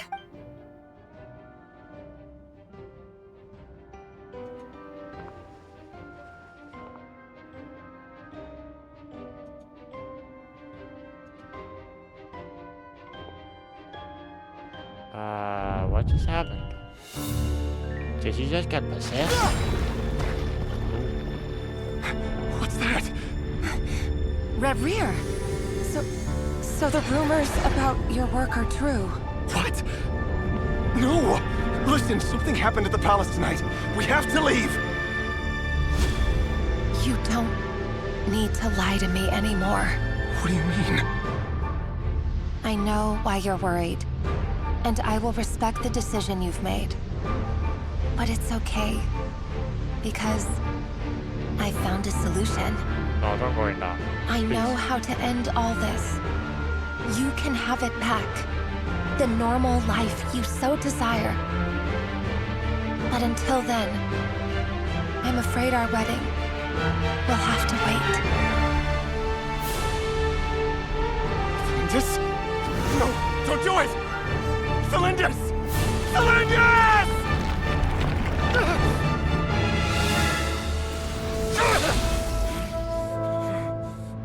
I told you, Rerier. Let her go. You will find someone better. No! No, I won't do it! I have to save her! By what means exactly? A lowly pawn. You lack the power and the strength of will. Do you know a way?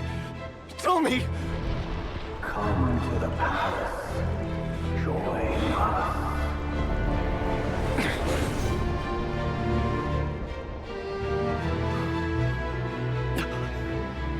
Rarier, thank goodness we...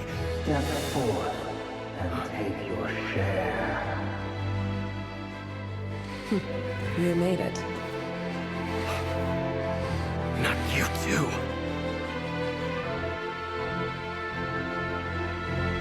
Hatred or grief, despair or desire. We all have our own.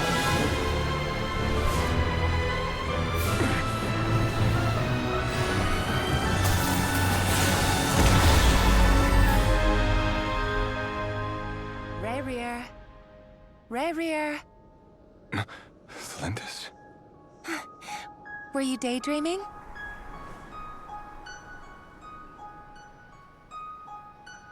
You still remember, Rarier? That question you asked me a couple of weeks ago? Oh. You mean the proposal? Yeah. I'm wondering, where do you think would be a good place to discuss it? Maybe in the garden? Or were you thinking a fancy restaurant? It's your choice.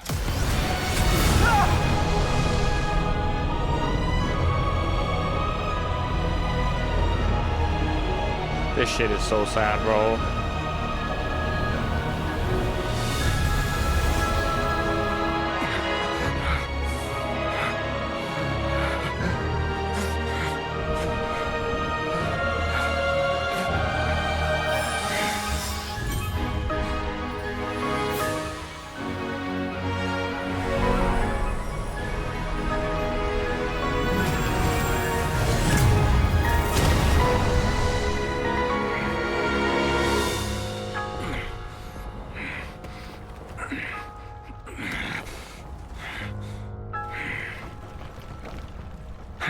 Find you.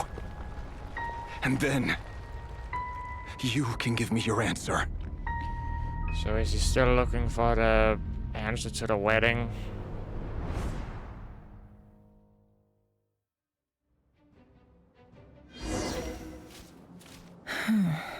So that's how the Raker of Solnari was born.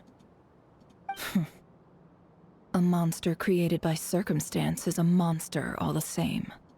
Viewing other people's thoughts for too long can get uncomfortable. Right now, I'm feeling a strong sense of loathing. In a nutshell, the story of Conria is what happens when the truth falls by the wayside. Everyone tells little white lies, and before long, you have a huge pack of lies that destroys everything. Whew. Time to get back. His past is filled with sorrow, but the tale of any fallen civilization is one of endless tragedy. Cruel as it may be, that was Conria's fate. All because one person sought after power.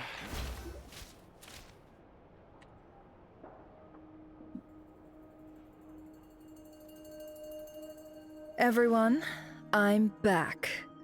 Can I get a standing ovation? Never! How are you holding up? Feeling... She's fine. Boss is a pro. Yes, I'm fine. You will have seen the events of Rarir's life through my thoughts.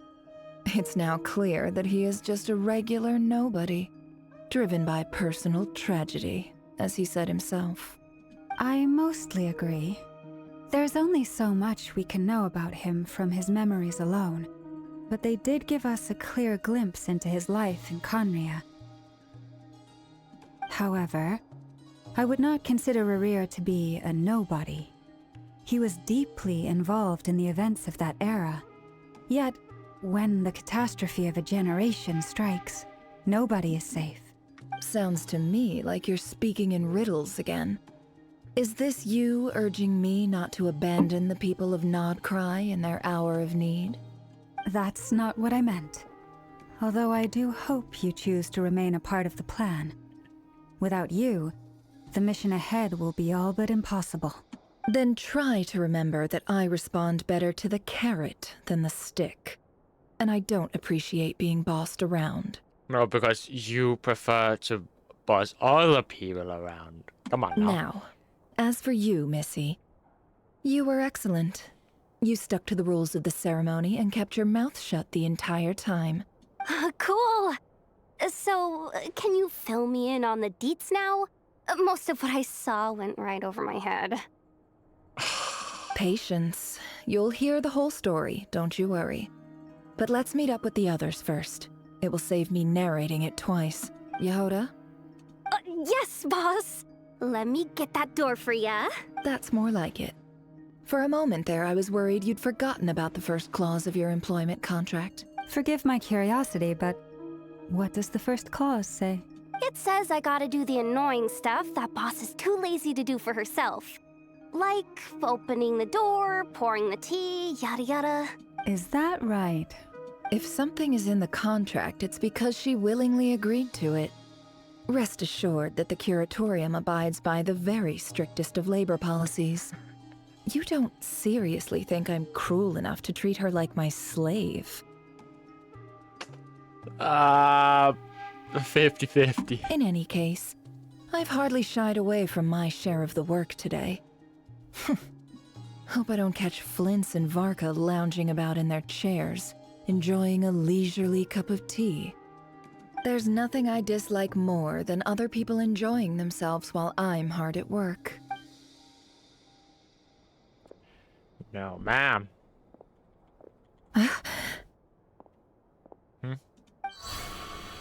Oh no.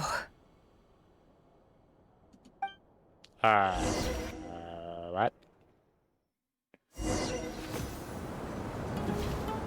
Sorry to disturb you, but we seem to have run into some trouble.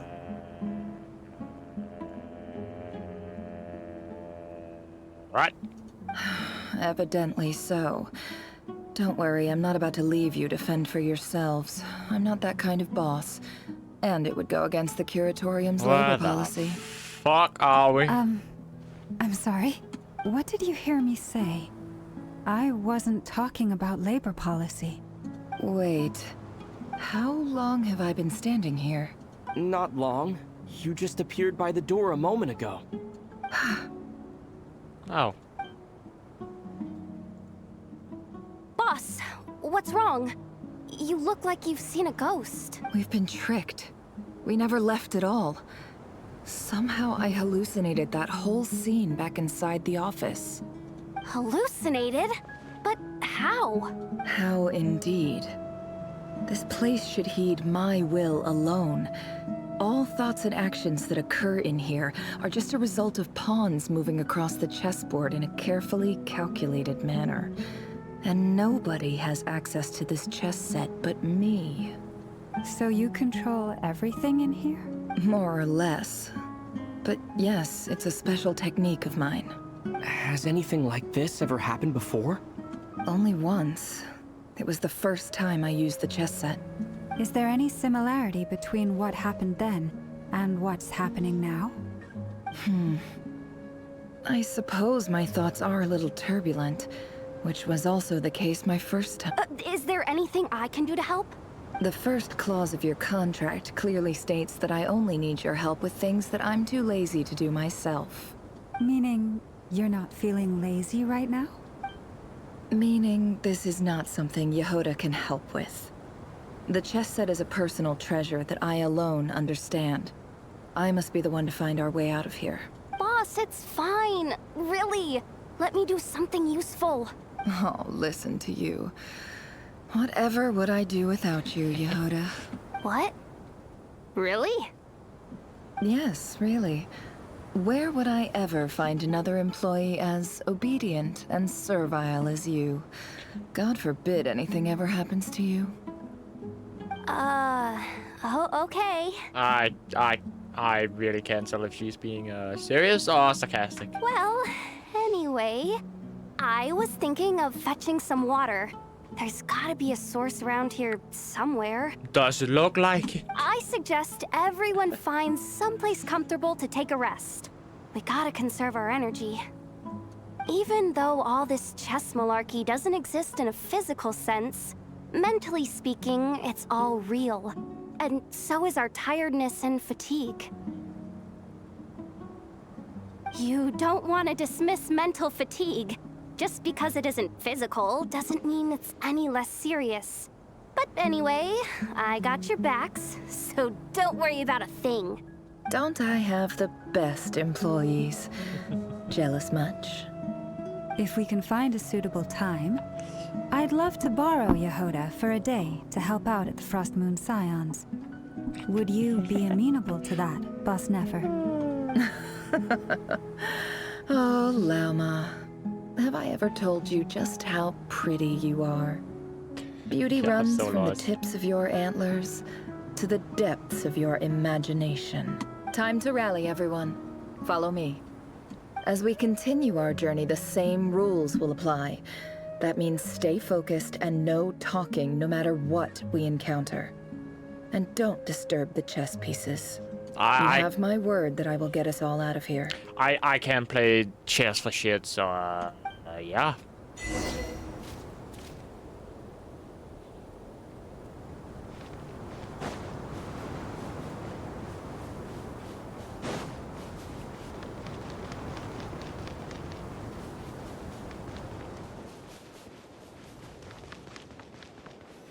This place looks familiar.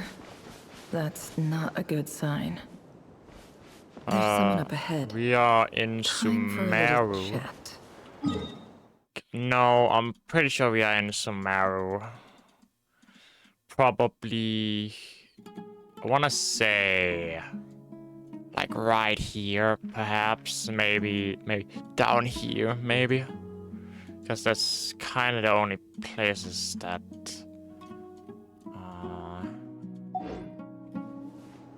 Oh. I wasn't expecting visitors at this hour. Wait, is that? Oh, it's him. There you are.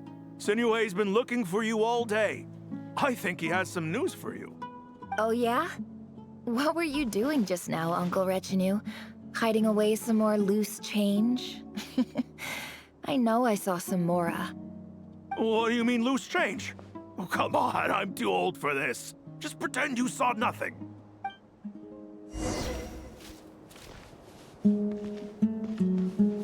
Peek at old net. Yup,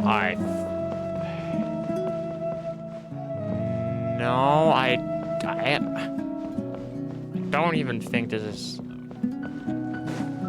There's no saying if this even is a. Hey, kid. Mind telling me what Sinuhe's been up to recently? I'm trying to get in his good books and I need a way in. Get in his good books? Why? What do you want with my dad, Uncle Apepi? I've written a new song. I was hoping to showcase it at the next festival, but I'll need his approval. A new song, huh? I'd love to stay and listen, but unfortunately, Uncle Retinue says my dad's looking for me. Well, there's plenty of time and I'm not going anywhere. See that pile of stones? I'll be sitting there warming up my vocal cords. Come find me when you're done. Pile of stones. Got it. Uh-huh.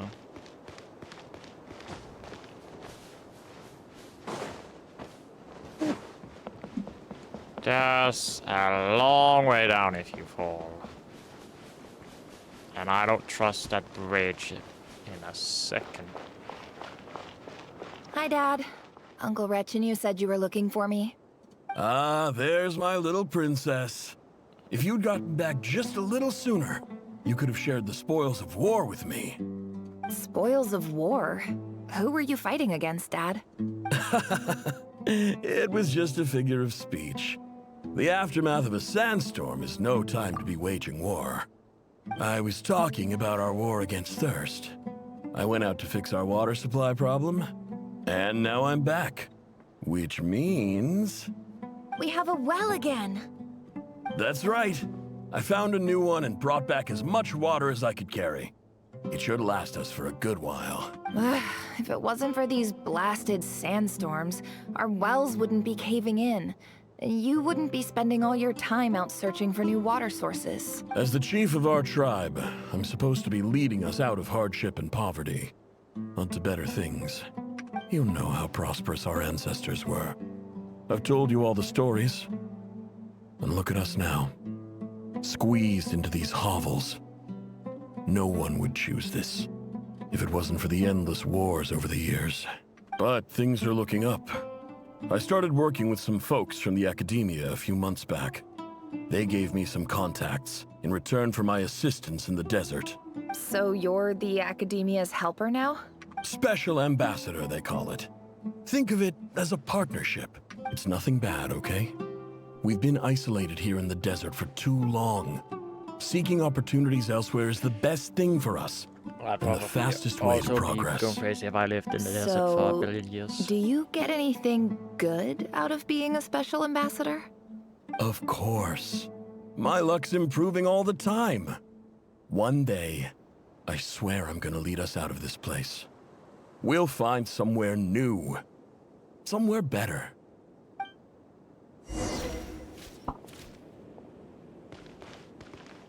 What's up, Pop? What's up, Pops? Oh.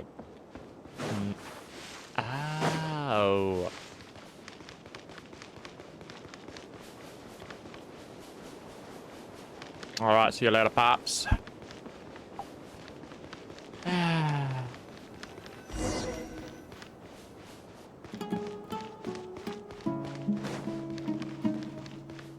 Is that a vandal? That's our well, and you know it. You stole from us. Well, you've gone from chief to thief, and now you have to face the consequences. Heh. Did you really think you could take our water without permission and get away with it? You're either brave, stupid, or both. And that special ambassador act? Yeah, nice try. We spoke to the academia. They said it was all news to them. You're a liar and a cheat.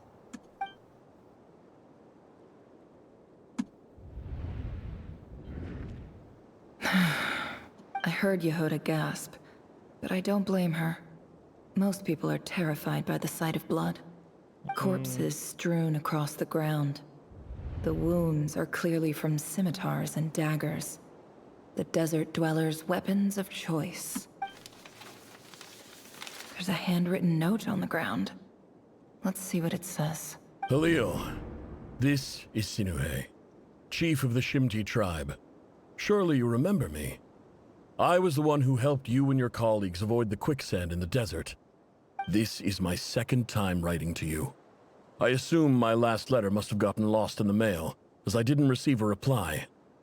I hope this one makes it to you safely. I'm writing to you because I need some help. That sandstorm the other day completely blocked up our well, forcing me to look for another water source in Iab and Unut territory. It was a matter of survival. Praise the gods. The well of the Iab tribe was intact. It was my last resort. I drew what water I could and left, but not without being spotted. You told me to write to you if I ever needed help. You said you'd be my ally in the academia. I urgently need you to formally recognize my title of Special Ambassador and send some of your people to assist me for a few days. It's the only way I can convince them that this was the academia's decision and prevent them from retaliating. This is an emergency. Please send help as soon as possible. Looks like this letter never got sent. The writer died a grisly death, and the letter was trampled into the ground. It's badly defaced. Some parts are barely legible. What a ridiculous lie the surviving Shimti tell. Their whole village was butchered over a sip of water.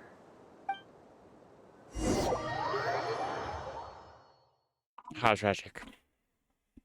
Who the hell gives a shit? Ah, officer. Welcome. Welcome to our humble village. I thought you would at least have the courtesy to provide some respectable libations. This is the finest wine Aru village has to offer. I promise.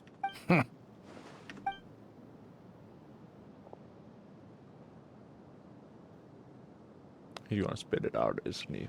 The Academia has agreed to reserve a single space for a candidate from your village.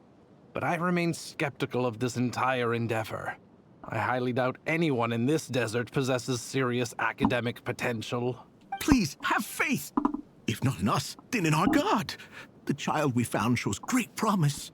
I beg you, take her away from this place. Give her a chance. Don't let her talent go to waste. I don't recognize her. New arrival? She showed up here a few days ago and we took her in. She's a really bright kid. Please help. I'm begging you. So, where are you from? Nowhere special. Just a sand dune. What about the rest of your family? How many of you are there? Just the one. It's only you? Correct. So, no brothers, no sisters, no mother or father? Any who have slept on a bed of sand, I call my brothers and my sisters. Apart from that, I have no family. All right. Get over here. Sign your name on the form.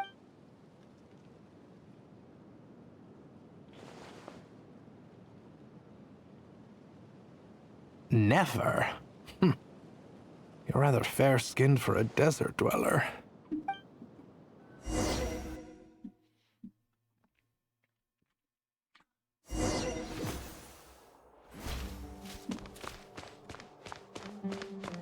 Fair-skinned? Are they black? Are most desert dwellers black or what?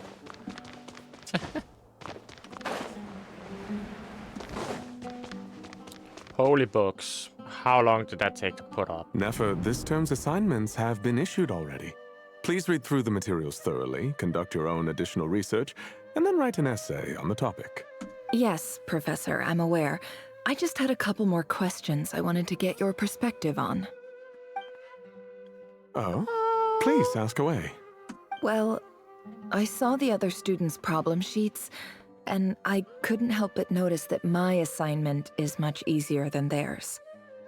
Do you really think I'm a weak student? A weak student? Goodness, no. Quite the opposite. You have a sharp mind. Almost too sharp. I think what you're saying is, a weak student wouldn't have noticed the discrepancy. And if they did, they certainly wouldn't complain about the lighter workload. You see, sharp as they come. You see things the way they are. And I'm sure you know why they're like that. Because of where I come from. Because I'm different. Yeah, where do you come from? I wanna know. I'm sorry, Nefer. I don't like it any more than you do. It's just... Anyway, you said you had a couple of questions. What's the other one? I wanted to check. If someone sent me a letter to the Academia, where do I go to collect it? Ah, your family wrote to you. Well, as long as they put your name on the envelope, someone should hand it right to you. Not exactly. It's not even a recent letter. I was just curious where the mail would end up if no one collects it. The House of Dana, I expect. I know there's a box for unclaimed mail somewhere in there, probably sitting on a shelf. Whatever you're looking for, that'd be the place to start. Okay, got it. Thank you, Professor. Oh, don't mention it. Honestly, I feel like I failed you. I'm supposed to be your teacher, but I haven't taught you anything. Hey, don't say that. You're a great teacher, and you do your best for all your students. But the rules are the rules. You're not allowed to teach students like me. It's not just the academia either. The whole world bends over backwards for the successful and leaves the losers to suffer and die. Oh, my dear child. Don't tell me you've given up on life already. I haven't. I just think that if you want to make it in this world, you have to find a way to become successful.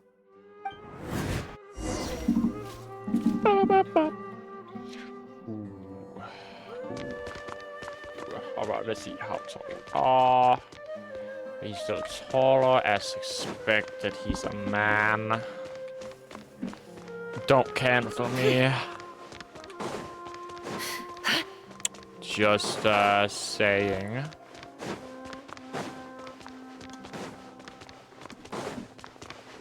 Just so many books. This must be it. A big cardboard box full of unclaimed mail. And probably some letters that ended up here by mistake, too. Let's take a look.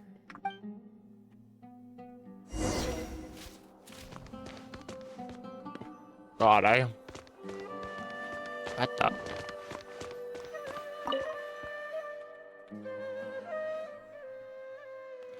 Okay. A dilapidation survey from Port Ormos. Looks like it's from a Core of 30 representative. This one was never even opened.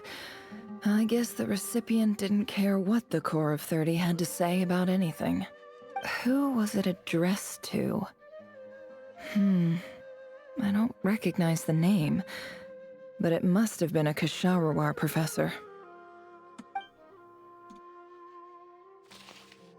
This one is addressed to the Immorta Sage.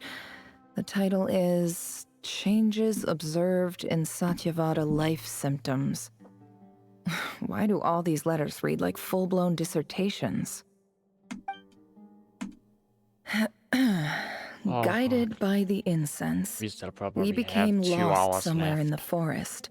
All the barriers between levels of consciousness disappeared as our minds soared around in circles, looking for a branch to seek refuge on. As to why I'm saying that is I've already made a video about 2.5 hours long, and the quest is around 6 hours long, Act 3 and 4. And we have been recording for 2 hours and 18 seconds more. No, that means I have around 2 hours and 18 minutes left-ish. In clinical terms, these symptoms fit the description of incense poisoning. The Immorta Darshan strictly prohibits the use of hallucinogenic substances, but I believe there are still people getting away with it. For example, my neighbor who always breaks out into song and dance after using incense. This seems like something the academia would want to know about. Why wasn't it collected? Wait, what's this written on the back? It's so small. The note says, "The sender authored this letter while under the influence of mushrooms. I would send it back, but no return address was provided. Stamped by the Grand Conservator of the House of Dana."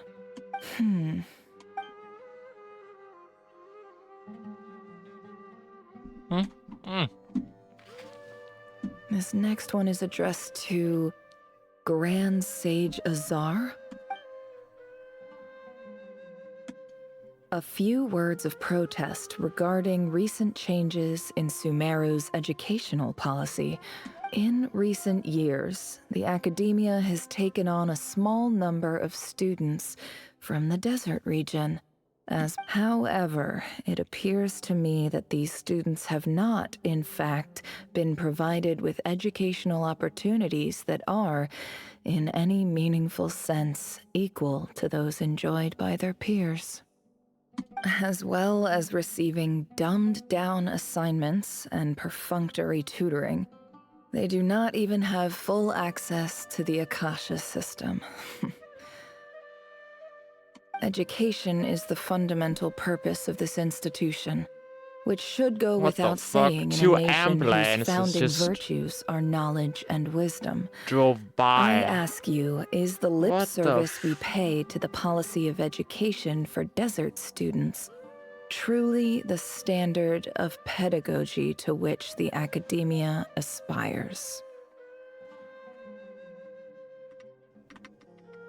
As Grand Sage, policy decisions are your prerogative, but do not forget your roots. I do hope you will give some serious attention to this matter. I encourage you to discuss issues like this with myself and others, and listen to some alternative opinions. Great letter. Shame it didn't get to where it needed to go. And the sender is... Huh? Sage Cyrus of Spontamod. I didn't realize anyone else even knew how bad students like me have it in this place. So this is where letters from the Sage of Spontamod end up? Nice one, Grand Sage. Really enlightened leadership. Whatever. This isn't what I came here for. Moving on. I'm not exactly holding out hope that a letter sent from the desert would even make it here. But if it did, where else would it end up if not in this box? I can't believe how much discarded mail there is. Must have been years since someone last went through it all. And this is just one box. The whole House of Dana is boxes on shelves.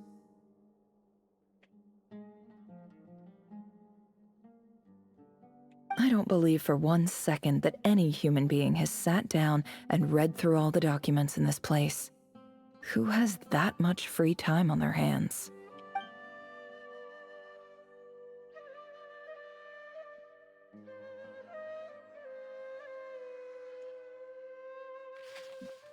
Wait, could this be it?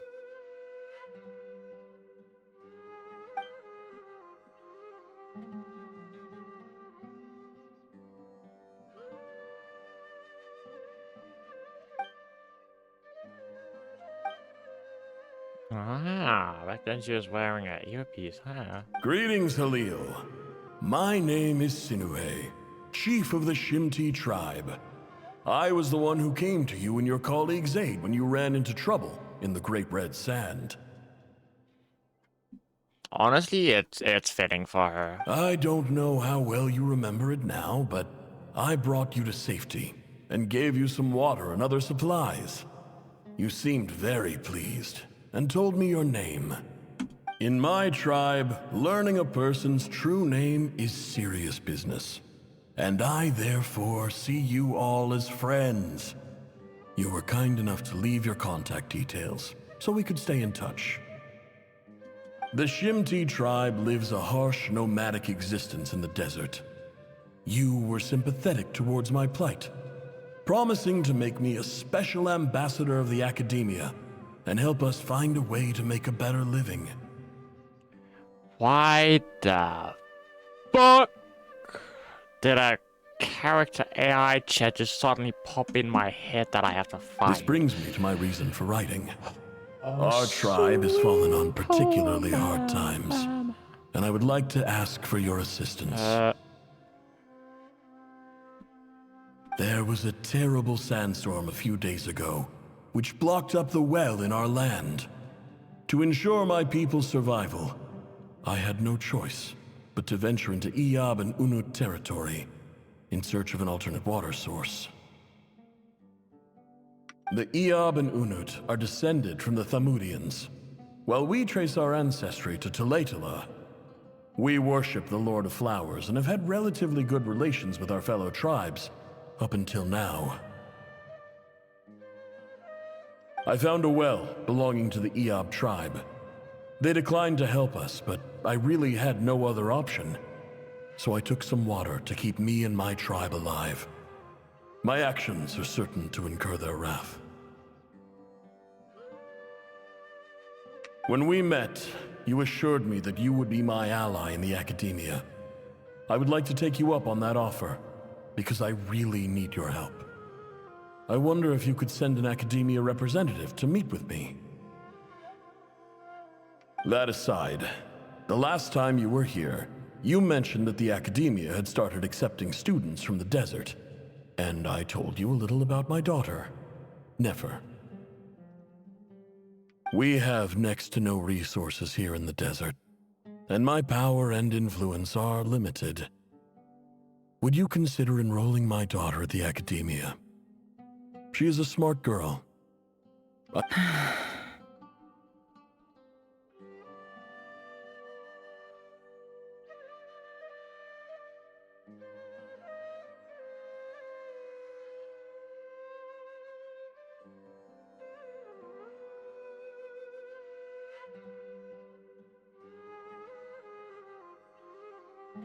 From the outset, the academia never took you seriously.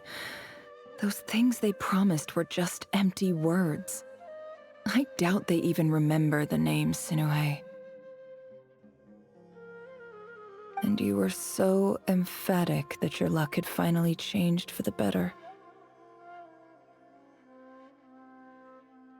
You swore you'd lead us to a better place one day. You spoke with such conviction, like you were the most powerful chief in the whole desert. You liar. You lied about everything. You promised the world and delivered on none of it. And who fell for it? Just me, by the looks of it. Despite your best efforts.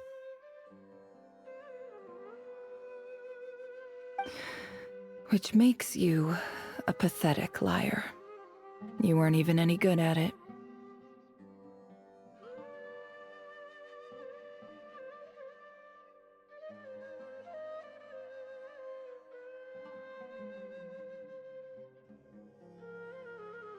I think I'll take over from here. Let me show you how it's done.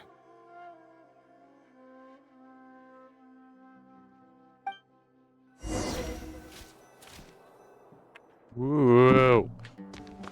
Finally. Ba-da-ba-ba-ba. I'm loving it.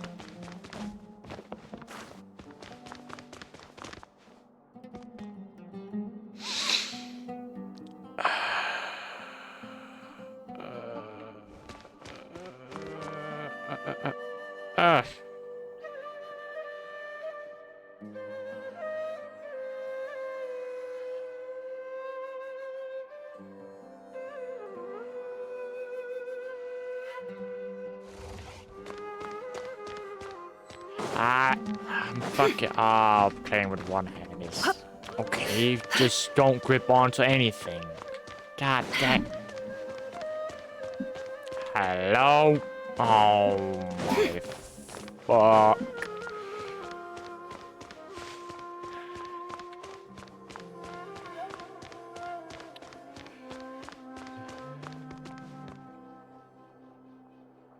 I just came to say goodbye. Thanks for everything you've done for me in my time here. Nefer? You packed your bags. Where are you going? I'm quitting. Something's come up in my hometown. Gonna head back and deal with it. Huh? But this was a hard-won opportunity for you. You know that better than I do. It was, but it doesn't matter. I have more important things to deal with, and they can't wait. Oh, and I didn't want to overfill my bags, so I left some incense on your desk.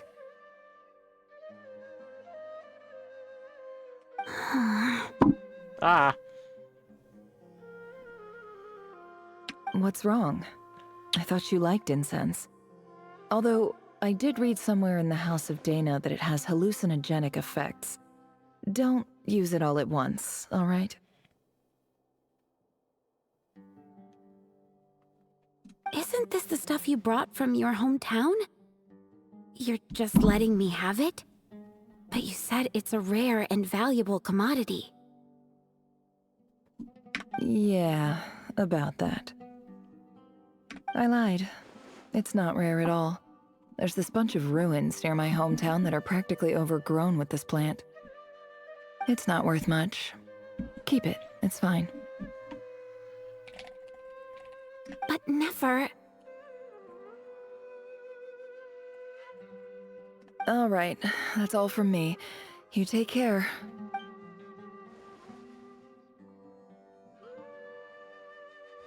And just like that. Don't forget me, okay? I mean, we're more than just classmates, right? We're friends. Yeah, I'll remember you.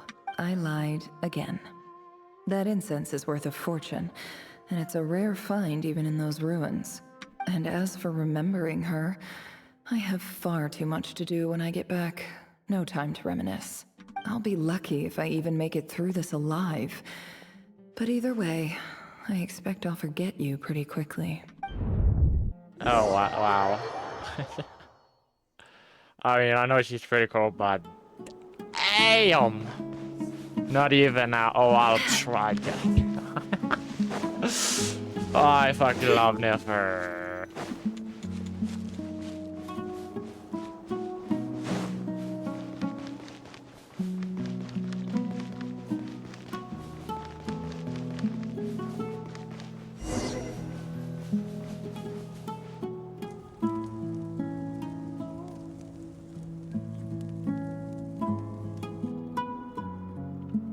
She does not fit in at all.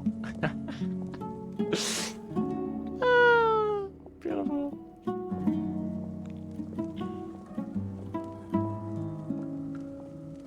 It's a pleasure to meet you, Mr. Arif. So, what does the Academia want? Since they've sent their special ambassador, I assume there's a big business deal to be made.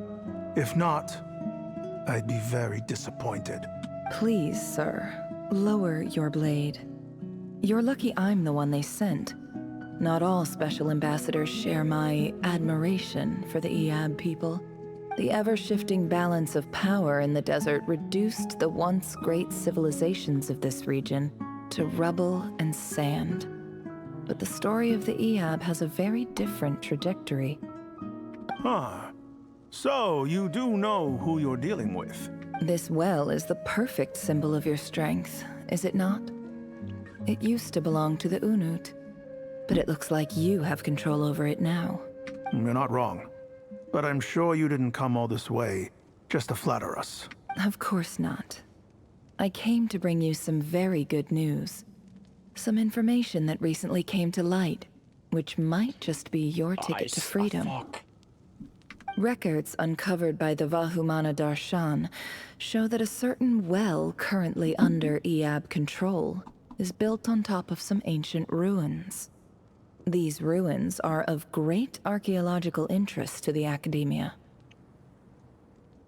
I checked the map carefully on my way over here, and I'm confident that this is the well in question. The Academia is offering 50 million mora in return for excavation rights.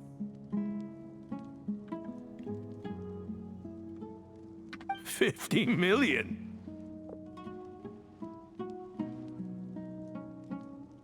Oh. The fifth. No, wait. If these ruins are as important as you say, 50 million's a little low, don't you think? I have like 35. Don't get greedy, Eab. We know far more than you think. We know that you seized this well by force. Wasn't that the first step in your rise to power? To drive away the Unut and steal their water supply? So what if it was?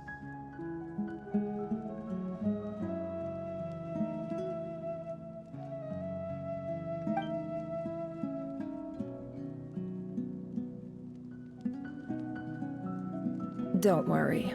As unscrupulous as it was, it's something we're willing to overlook. The Academia is only interested in dealing with the de facto power holders in the region.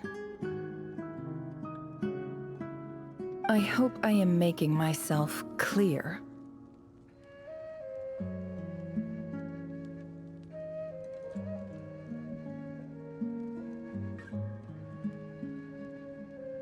And I hope your words are the truth.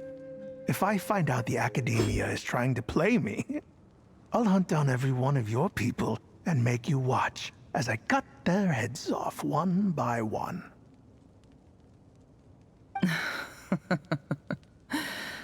I assure you, Chief, that would not be in your long-term interests. You don't want to make an enemy of the Academia. You see how I'm dressed, don't you? I appreciate that you've never been to the rainforest, but surely even you recognize an ambassador's attire when you see it. And what does a barbarian like you have to lose anyway? You really think the Sumeru Academia would bother to come all this way just to lie to you? We have more important things to worry about. All right, I take your point. The Academia is the highest authority in the land. I'm sure you're trustworthy people. In that case, we have a deal. We will sell you the excavation rights. Oh wow, that's fast. You became friendly. I'd like to thank you, Ambassador. This is good news indeed. Excellent news. In fact, it calls for a celebration. Would you do us the honor of staying a while and enjoying some EAB hospitality? Gladly. I am partial to wine myself, and I trust you are as well. So let's indulge in a few drinks together, in celebration of this momentous occasion.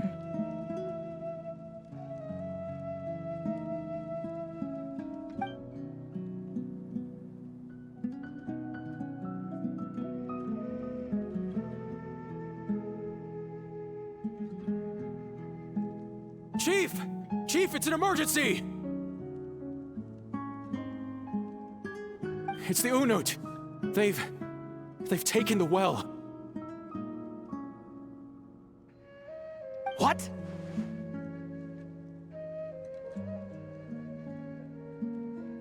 Well, don't just stand there. Take it back. Yes, Chief. I have every confidence in the EAB's military superiority, and yet... Well, what is it? The Unut's response was alarmingly fast. The day after we reach a deal, they seize the well. This can't be a coincidence. Perhaps there is a traitor in your midst. I don't think so. You don't. I am obliged to remind you, Chief, that the Academia will only deal with the de facto power holders. If you cannot regain control over the well, I'm afraid you won't see a single mora of that 50 million. No! Please, Ambassador, just give me some time. I swear the Unut will not get away with this. That well is ours, and so is the mora.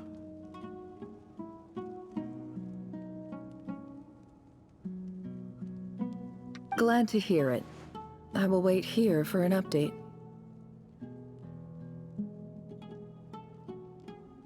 If there is a traitor, I will find them. In the meantime, make yourself at home. I'll report back as soon as I have an update.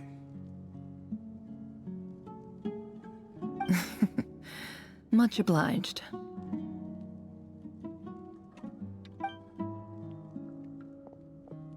Wow. All it took was a few words and I've got him wrapped around my finger. What an amazing feeling. So, in summary, Ambassador, the Academia would rather negotiate with our tribe instead of the EAB. Yes? The Eab are ruthless murderers who don't listen to reason. And now they have the gall to interfere in our research projects in the desert region. So let me ask you, Chief. If you were the Academia, what would you do? Kill them all. Of course. Precisely. The Academia does not tolerate those who stand in our way. The Eab have held back our academic pursuits for too long, and our patience is wearing thin. At the same time, there is simply no way that the Academia can be seen to be intervening in desert affairs. I'm sure you understand where I'm coming from. We have our own rules out here. If the rainforest dwellers raised arms against a desert tribe, it'd start a bloody war. Right. We can't confront them ourselves, but we can support their enemies. The Unut have always had strained relations with the Eab, which makes you our natural allies. Natural allies. Weren't the Eab your allies once? You were quick to send them after us to protect your interests back when we stole that water. And now look at you. You're at each other's throats. Let me be clear. The Academia wishes to collaborate with the legally recognized rulers of the desert in this matter. We are asking for excavation rights to that well, and our offer is 50 million mora. Say no more. I believe we have an understanding. Good. Then I suggest you get to work. Get us access to that well, and the mora's yours. You see, Dad? Lying is easy when you know how. People will believe anything.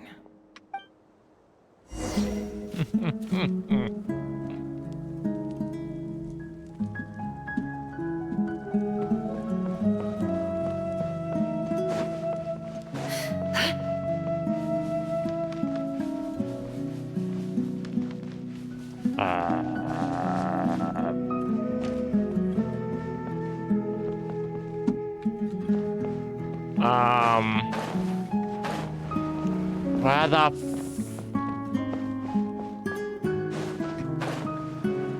where the fuck can I go? No!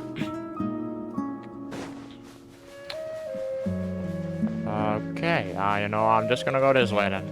See you later. See you. Oh. There's just nowhere to be found, huh?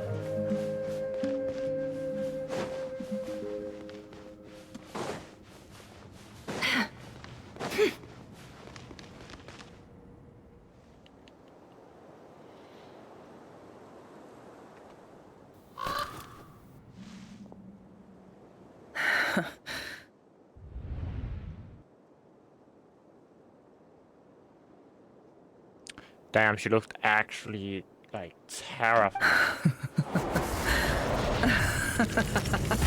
Okay. Oh, okay.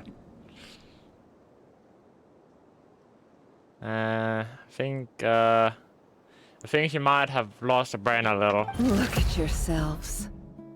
You may be vile, savage monsters, but your butchered bodies bleed like any others. You're no different. You're nothing special at all. The monsters who destroyed my home, they're just ordinary, petty human beings. What a joke. I think we're even now. Maybe I've even done the desert a favor. It's a better place without all these people around. Oh, Sinuhe, my gullible fool of a father. Perhaps if you'd been as ruthless as I was today, our tribespeople would still be alive. In this dog-eat-dog world, a chief needs to be tough to survive. But you couldn't do what had to be done. So I did it for you.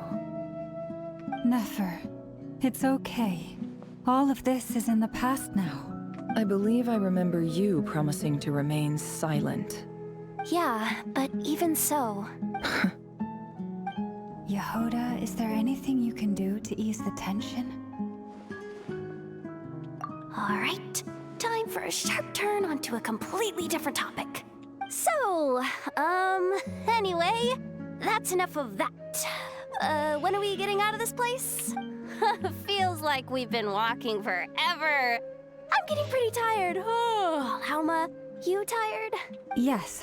If we can find somewhere to sit down, I could certainly do with a rest. It's not far now. There should be a temple just up ahead. Oh, how great. Yes. Really? A temple? That's where this story ends? I guess that's how things go in the desert. Desert dwellers can never escape their destiny. Or so everyone says. I never wanted to believe it, but looking back now, I'm as desert as they come. You mentioned a temple. What's waiting for us there? My biggest trade secret of all. Ah. Then The I'm Wizard of guessing Oz. it's where you got your power from. The power to peer into other people's minds. I didn't know you were clued up on any other religions. I'm no expert in the history of Sumeru, but since you come from the desert, I would imagine it has something to do with King Deshret. Sounds impressive. Ah, I know who you mean. General Mahamatra Sino. The spirit of Hermanubis dwells within him. That's Boss Nefri. Sino's hardly a figure of obscurity, but I know about Sethos too.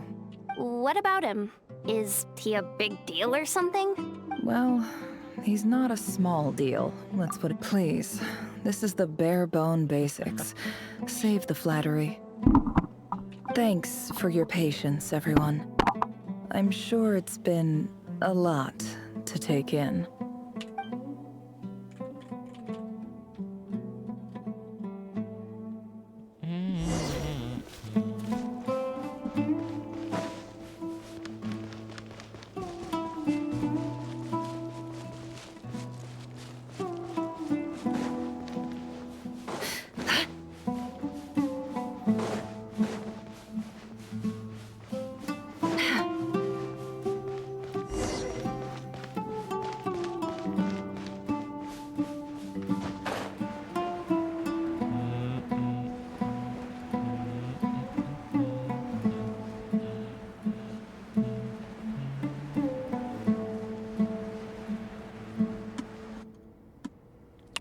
I want Sela in Honkai. I want to lose my 50-50 to her. Uh-oh. I'm totally out of my depth here. I don't have anything to add about any of this stuff. Like, look at that statue, for instance. I want to do the whole name-dropping, this girl knows her stuff thing too, but I've never seen anything like it before. A statue with the head of a bird. That's Thoth, the Ibis King, one of the 7 pillars of King Deshret. The legends say that he, the Crocodile King, and the Goat King were the 3 retainers of King Deshret. Let's take a look.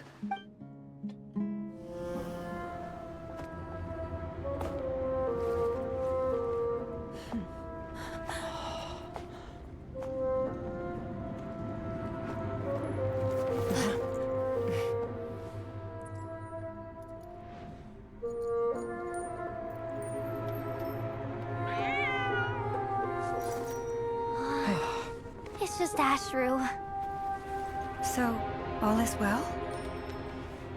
I don't trust the cat. Why is he suddenly in a dream? Why this place? Typically speaking, at this point, the world disintegrates. Then we find ourselves back in the outside world. Besides, these are my memories. There's nothing to fear. You're sure? Of course. It's almost over.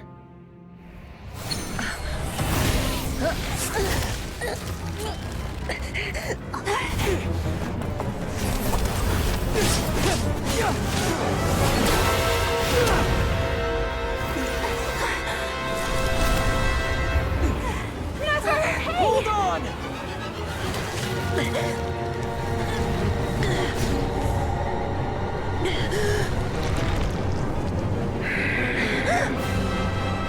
Knowing too much is always a death sentence. Speak for yourself.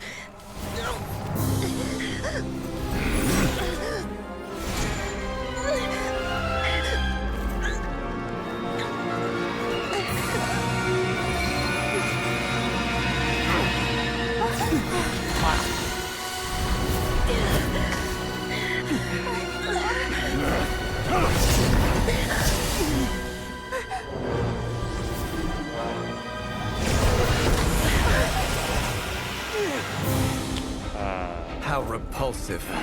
Well, I had a feeling.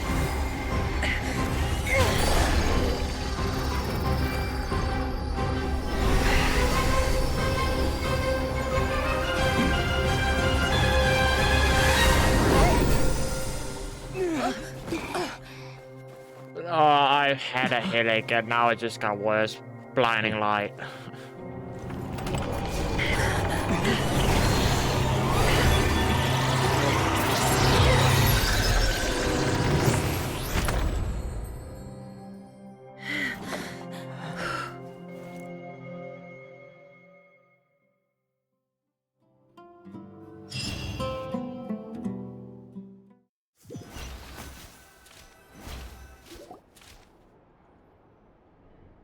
Timed that pretty well, didn't I? It's okay. I'm just glad no one was hurt. Wait, where did you come from? Paimon noticed you doing something too, Dainsleif. Were you helping get them out? Of course. When I asked Nefer to conduct this investigation, I was not naive to the dangers involved. I had a duty to ensure your safety. Good to know your sense of justice is still intact after all these years. I take that to mean that you saw the truth. That comes as a great relief. I certainly did. And thanks to your help, I also managed to trap Rerir inside the chess set. I highly doubt that's gonna keep him trapped. I mean, he's powerful for God's sake. If he can fuck up the whole of Teyvat with powers, Oh, really?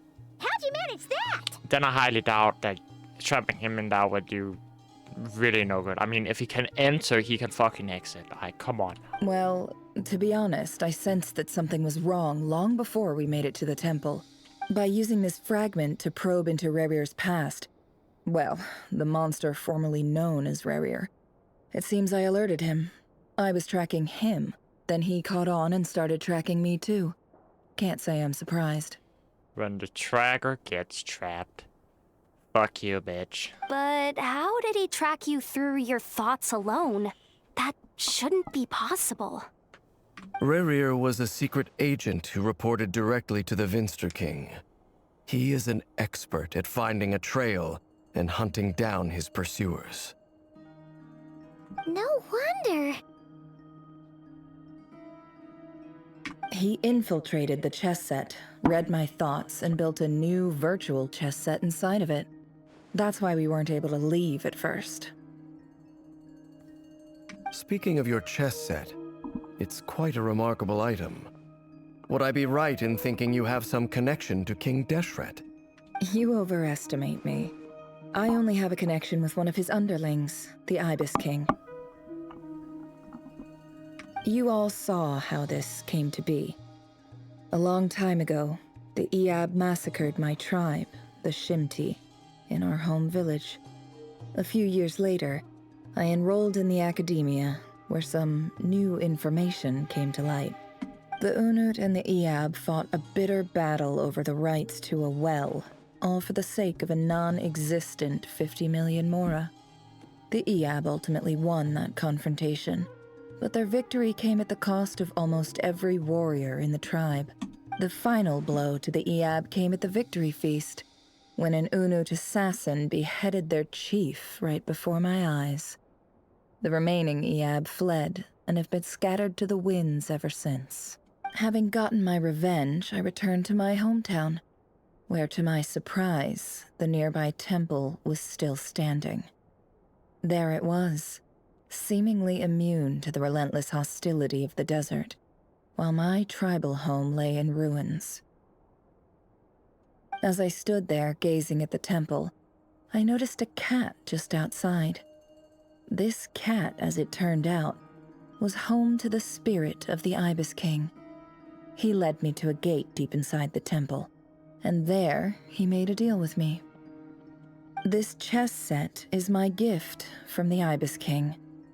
The chessboard within is made to the same specifications as the one in the mausoleum of King Deshret, and represents his power of piercing analysis. With this chessboard in its container, I gained a certain ability to perceive hidden secrets.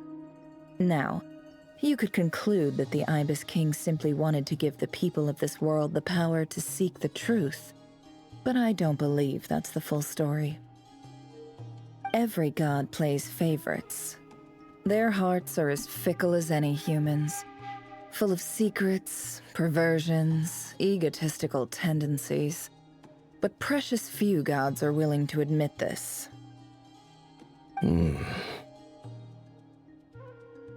It is the same with all powerful forces, including fate itself. Their gaze falls preferentially upon a select few. The days of As you Natlan. rightly point out, this is an act of favoritism. If you're alluding to the Abyss, then yes, I agree. Gather the others. It's time to share everything I've learned.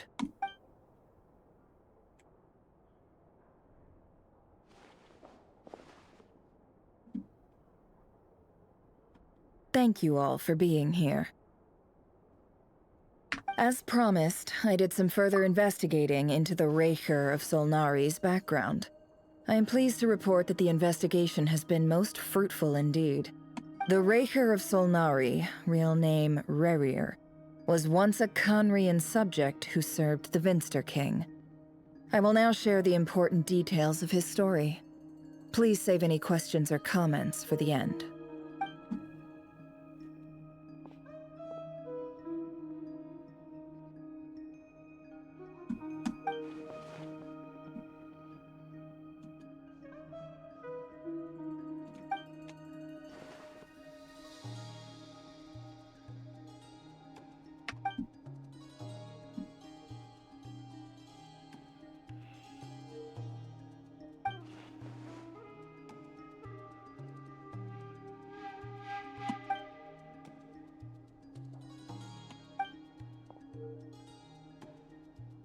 So that's why he's so obsessed with the moon.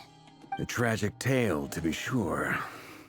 But it does not excuse his many transgressions. No matter how much Rerir suffered in the past, the fact remains that he is what we know today as the Wild Hunt, wreaking havoc upon innocent lives in Nodcry. He becomes more dangerous with each passing day. If left unchecked, it is simply a matter of time before all of Tevat suffers the consequences. This is a threat that the Knights of Favonius cannot ignore. A question for Miss Columbina. Forgive me if this is presumptuous, but have you ever seen the spatial gateway that appeared in Rerir's memory? Never. But I have heard stories of something called the Moon Gate, and this seems to fit the description. Conspiracy. Miss Lama, any thoughts on this? Very. Portal. Gonna send it. Gonna yeet his ass through the moon gate and call it a day. Just saying it. We are yeeting his ass back in, I don't know, the abyss, whatever. We are yeeting his ass away. In the lore of the Frost Moon Scions, the moon is believed to hold many secrets. Some sources speak of ancient knowledge, others of a gateway to the unknown. The term Moongate is one I have heard before, but as is the case with all of our legends, there are no records of any first-hand witnesses. Then back to Miss Columbina. As a moon goddess yourself, do you have some idea of where the Moongate leads to? Not at this stage, sorry.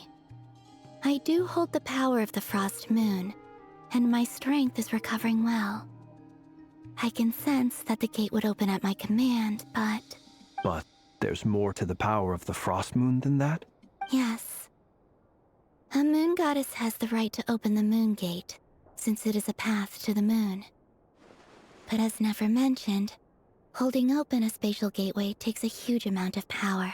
And right now, I need to conserve my energy to fight the Rahier of Solnari. I'm afraid this is one mystery we may have to leave unsolved for now. I agree. Better to save your strength. But if you'll humor me for a moment, I have a bold conjecture of my own regarding the world beyond the gateway. I highly suspect that neither Tholindis nor Rarir made it through unscathed. The evidence pointing to this is the fact that the Rahier of Solnari exists in the form of countless fragments. With the abyssal power he wields, no ordinary foe can touch him, let alone tear him to shreds. And yet, the wild hunt proliferates wherever his scattered fragments lie, drawing hordes of monsters to many different locations across the land. So your theory is that Rarir was physically torn to shreds by some powerful force? Hence, why the wild hunt is a distributed phenomenon, rather than a unified one? Makes sense to me. Explains why the wild hunt is so pervasive, and why he's been trying to piece himself back together. He was whole to begin with, and he wants to be whole again. Without the power of the Abyss on his side, he almost certainly would have perished the moment he was torn apart. But the Abyss, much like a curse, has kept him alive. I could not agree more. The power of the Abyss is most surely a curse. It is a compelling explanation, and one that accords with my present understanding of Abyss creatures. Whether the life form in question is primitive or advanced, if a curse has extended its lifespan unnaturally, it will continue to survive in spite of everything.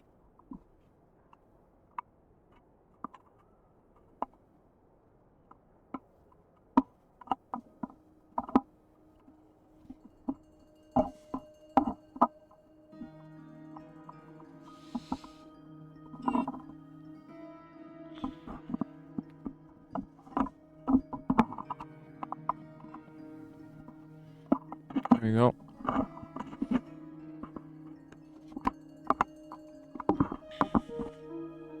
This raises some interesting questions. I will run some experiments and see if there is any validity to my suspicions.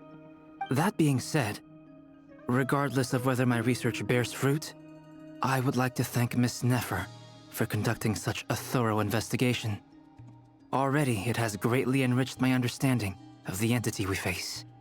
My pleasure, Mr. Albedo. I too hope that the information I have shared today proves useful as we look to formulate the next stage of our plan. Hey! What is it, Dainsleif? You look really upset! It's just... when I think of the man I once knew as Rarir, I struggle to understand why things had to turn out like this. The two of you used to be friends, didn't you? I don't know if these words will bring any comfort, but my heart goes out to you. Mine too. We can never know all the hows and whys of the way things are. The moon and stars are full of untold secrets and lies. Headache. I just want And the this skies are host to over. many more mysteries than these alone. Yet, none of that can begin to compare with the complexity of human life. Those are the first comforting words I've heard in a long time. Thank you, both. Well, I think this is a good place to end today's meeting. I'm sure Nefer needs some time to recover. She's been through an awful lot today. That's very thoughtful of you, Lama. Of course. Sounds good to me. Take some time to rest and digest before we reconvene to nail down a plan.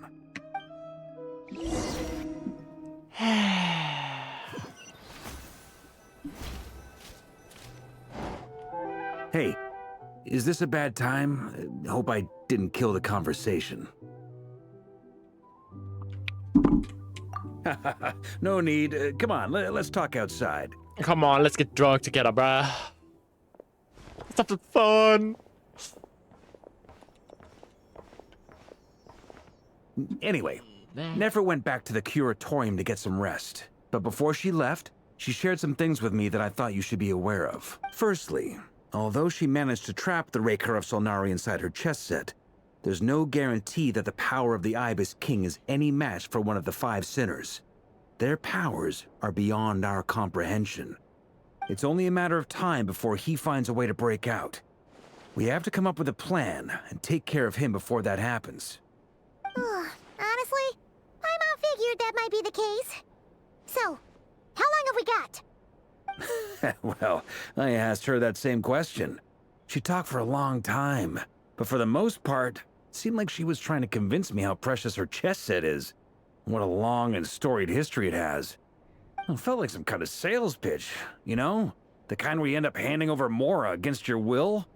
Anyway, after all that, she finally answered the question. 2 days, at most. 2 days? Holy moly! Can we even recruit enough help in that time?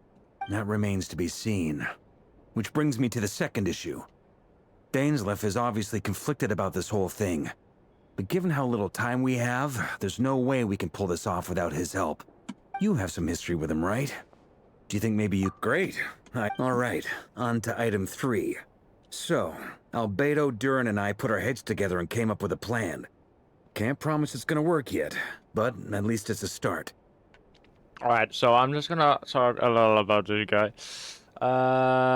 Old leaks, I don't know if they are like still being leaked about him being a standard character, but I kind of hope he's a standard.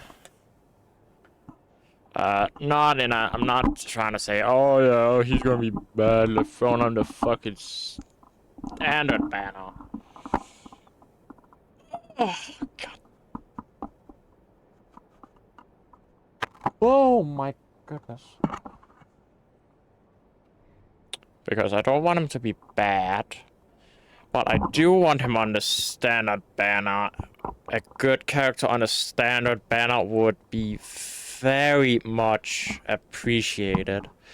So that if I lose my 50-50, which I do many times, and hopefully I can get a... Oh, for fuck's sake. And hopefully then I can get a good character and I won't feel as bad when I lose the 50-50. Because at least I can have a... Like, at least I get a good character in return.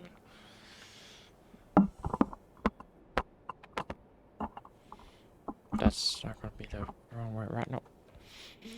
We figured we'd bounce the idea off you first. We'll explore it further once everyone's recovered.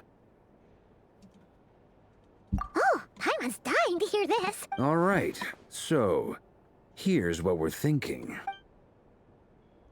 Here's what I'm thinking. Please, let this be the end soon. I wanna go lay down.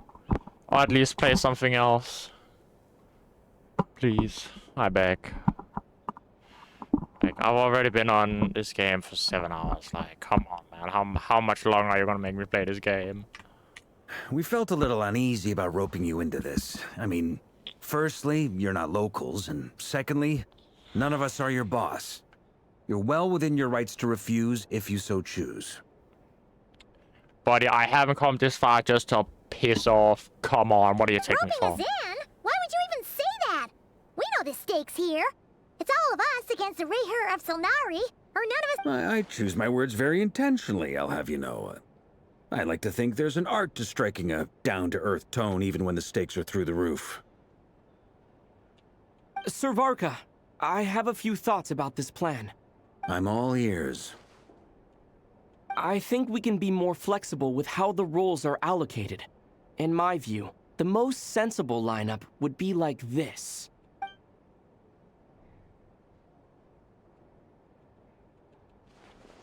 I see your point, yeah.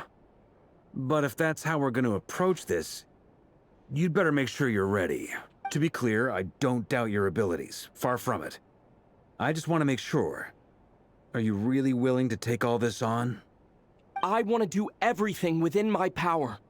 The Rahier of Solnari is a truly fearsome opponent, and if I do my part, it'll greatly reduce the risk for everyone else involved. Well, that tracks with what I've heard. Jean's mentioned in her letters that you're so diligent it's almost abnormal. As in, most people weigh up the risks and rewards in situations like this. But you seem to just march towards danger without a moment's hesitation. I'm gonna be honest, buddy. We've been through a lot. I mean, shit, where do I even start? The amount of times we have almost visited Renova's doorstep is probably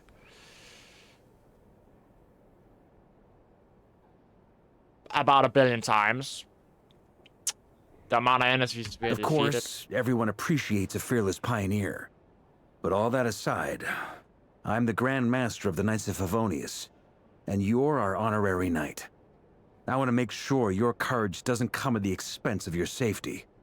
Thank you. I should be the one thanking you. It means a lot to have you on board. I'll give some serious thought to your suggestions.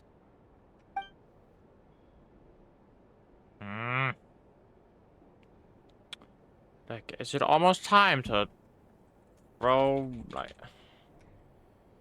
like, come on. I've already...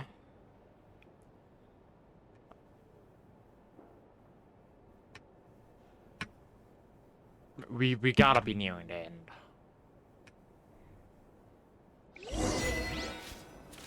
Game of... Okay. Echoes of Fate.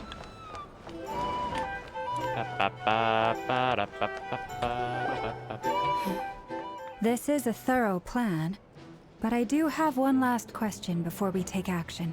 Great question. Albedo's been hard at work analyzing Rarer and the Wild Hunt's behavioral patterns. His conclusions are as follows. Firstly, from the earliest known confrontation until now, Rarer has never displayed any ability to manipulate the dimension of space. So it's unlikely he has any power in that domain. Secondly, he seems to have a particularly strong vendetta against our group. If we put him in a fight-or-flight situation, he'll choose to fight every time. Thirdly, finally, and most importantly, he is consumed by hatred, both for the moon and for his enemies. Turns out, we tick both of those boxes. We have a reincarnated moon in our ranks, and a spy who accessed his private memories without permission. He'll be baying for blood, not looking to escape. As someone who's had their fair share of interactions with the Wild Hunt, those all seem like valid observations to me. Understood. Then I will defer to the verdict of the group. Well, everyone, that's the plan in full detail. Albedo and Durin are carrying out their part as we speak. Plan approved. Scheduling. Okay, any firepower you need, I got you covered. Let's light this baby up. The Frost Moon Scions are behind you as well. And the rest of you? No objections? All right, then it's settled. This is the plan we're going with. Next up, an old tradition of mine. Anyone who wants to back out, now's your chance. Not me. Wait, we can still back out of this? Everyone says things they regret, right? I don't want anyone feeling trapped because their mouth said yes before their brain had time to think things through. A very people-first approach. I hear that's common practice in the Knights of Favonius. Heh. Who'd you hear it from? D-Luke? Shh. We don't use people's real names at work. This contact will be known only as Owl, please and thank you. Please, and next, please. This plan can only work if everyone does their part. Flint's and I will absolutely support it. We shall indeed. You'll be glad you accepted our help. Also, you are the last person I expected to see here, Miss Dory. It's not often I get called Dory in a work context. My peers usually call me Lord Sangamabe. So, the longer your name, the higher your net worth. Is that the idea here? In that case, Mr. Flint's here must be worth a fortune. That's right, I know your full name. It's... Shut the fuck up. The walls are thin here. I'd appreciate you keeping that a secret. Okay, fine. I'm actually only here as a favor for someone else. Do you have any idea how much it would cost to hire me otherwise? Oh, does this mean someone out there actually has the power to boss Dory around? It most certainly does not. We have a long-standing and mutually beneficial business partnership. She's actually the mom of a friend of yours. Said mom supplied me with a great little trinket, but now that lady's ruined everything.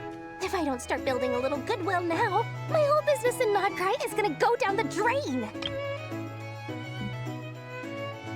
She's actually the mom of a friend of... Yeah. It was as I said earlier.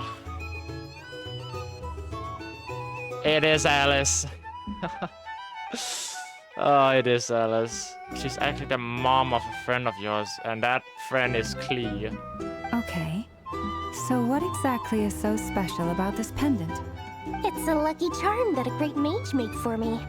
We have a business relationship, and she was worried that something bad might happen to me. So, she wanted me to have something that can store power to protect myself with. I finally got it all fully charged up with Kuvaki, and then never went and used it all up at once!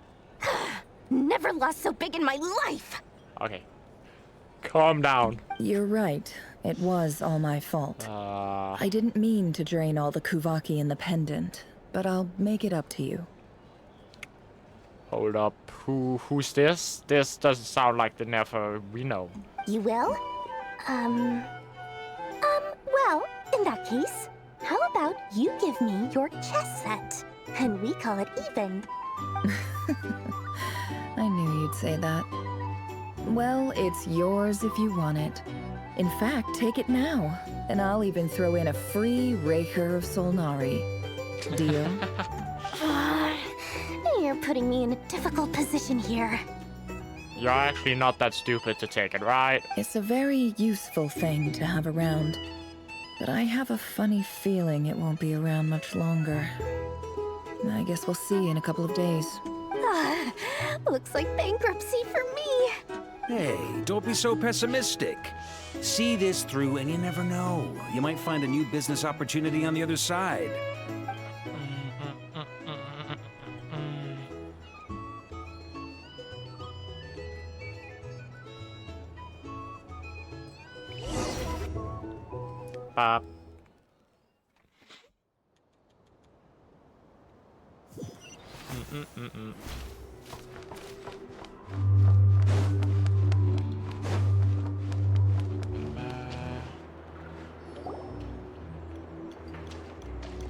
Dory, how are things going? Feeling ready? Oh, I was born ready. We only have 2 days. You think Lord Sangamabe would let an opportunity like this slip by? Don't forget, when something's in high demand, the people with the goods on hand get to charge the highest price of all. Even higher than the sellers taking advance orders. Ta-da! See? It's right here! Ah, it's so pretty! Did you make it? No, I have a supplier. We go way back, so he made me a very attractive offer.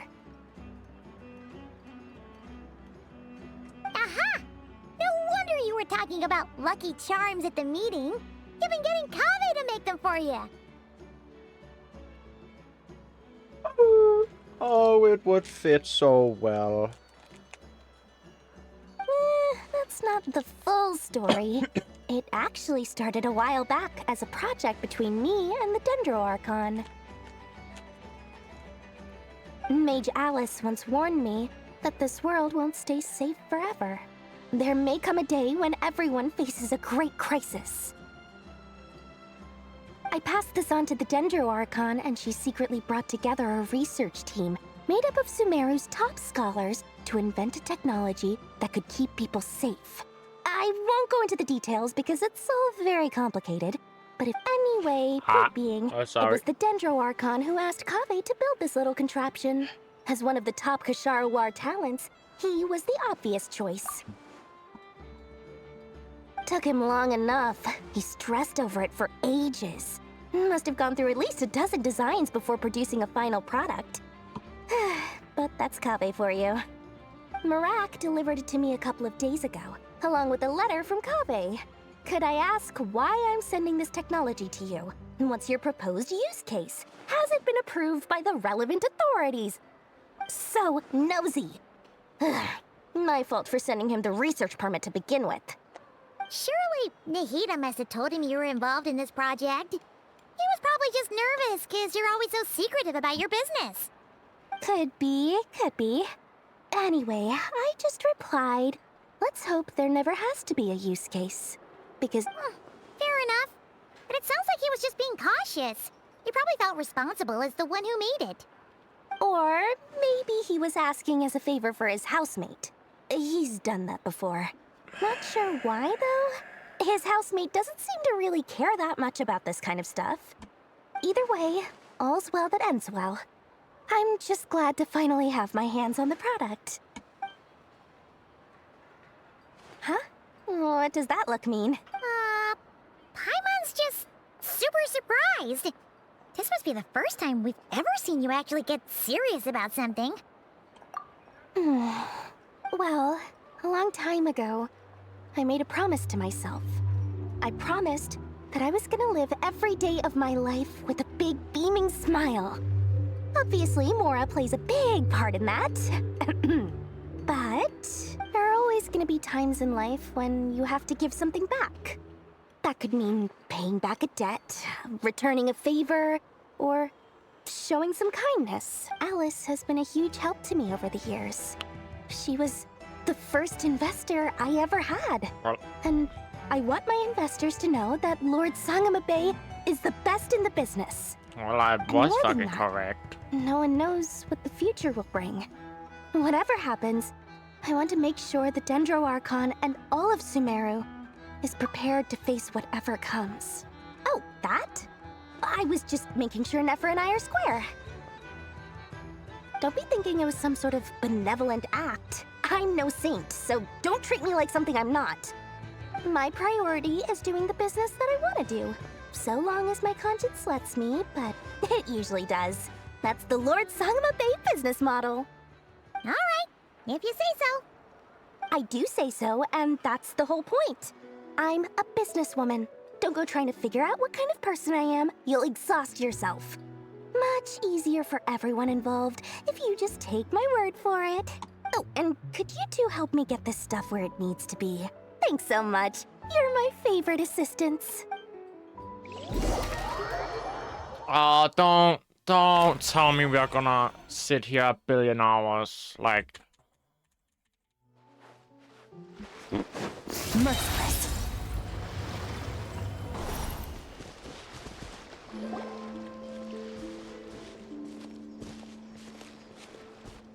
Traveler, Paimon, it's good to see you.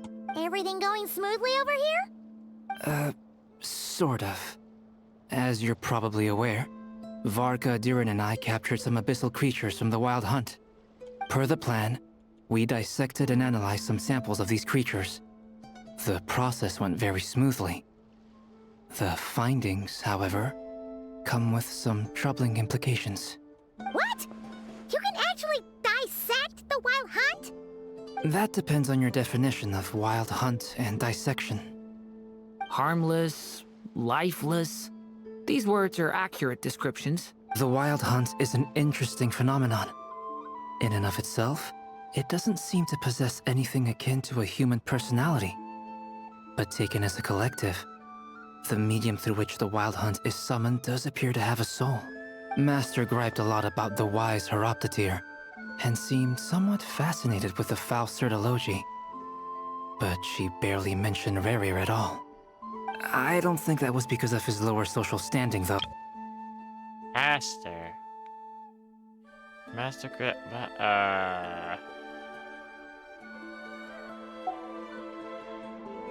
It's a strange mix. The furious energy of an abyssal being channeled through a fractured physical existence. A consequence of being torn apart by an unknown power. Perhaps the only explanation for his survival in this state is that he sacrificed a degree of individuality in exchange for a continued existence. Oh, sorry. Once I get talking about interesting research, I have a tendency to go on indefinitely. Back to our research findings. Essentially, they confirm my hypothesis. Rerir's corpse is completely contaminated by the Abyss, and the effects are irreversible. You could think of this as Rerir in mutated form. But in my view, even that would be inaccurate. In reality, his whole being has been consumed by the Abyss. In other words, he is now nothing more than a manifestation of abyssal power. Unfortunately, at present, we have no means of completely eradicating abyssal power. Hence, we cannot fundamentally destroy the Rayhir of Solnari either. Oh, that's terrible news! So, that's it? We can't defeat him? Not even if we get the power of the Three Moons? Miss Columbina's situation is a difficult one. She can never achieve wholeness when the world does not accept her presence. It's as if her creator banished her to a place she can never be accepted. It means she spends most of her energy just on her own survival. Given the circumstances, it's only natural to despair. But we must see this plan through to the end. Time to kick off the backup plan. Oh, Paimon almost forgot! This is for you. Dory asked us to bring it. Ah, how wonderful. Well, thank you for making the trip. Durin and I will be heading off shortly. I'm sorry I won't be there to protect you in person this time. Please be careful. All right then. One down. Okay, we're in the fucking endgame, boys. Fearless. Fearless, yes indeed.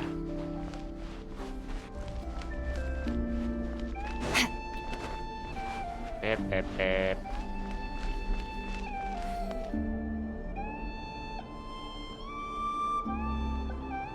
Miss Lauma, is everyone here? Yes. The fate of my flock is in your hands, Grand Master Varka. Please keep them safe. My lady, what are you saying? Within the next 24 hours, we will face the biggest crisis the world has ever seen. How do you say that with a straight face? This is not a burden that we deserve to bear. But I believe that we reap what we sow in this life. So I intend to act. I must do what I think is right. For me, that means fighting for the future of Nodcry. This gentleman is the Grand Master of the Knights of Favonius, Varka, Knight of Boreas. In my absence, please follow his lead. Hey, everyone. Guess I should introduce myself. Well, to start with, I know my way around a battlefield. Biggest strengths are honesty and hard-workingness. Anyway, point is, I don't intend to let Lauma down. I'm gonna do everything in my power to keep every last one of you safe and sound.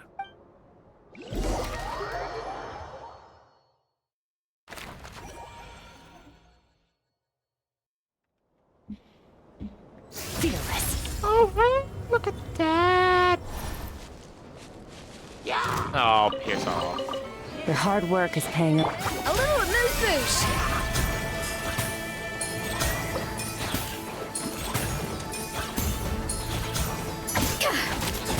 Yeah.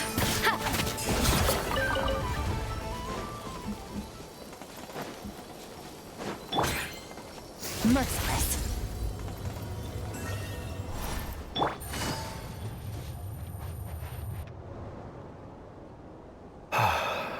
Something on your mind?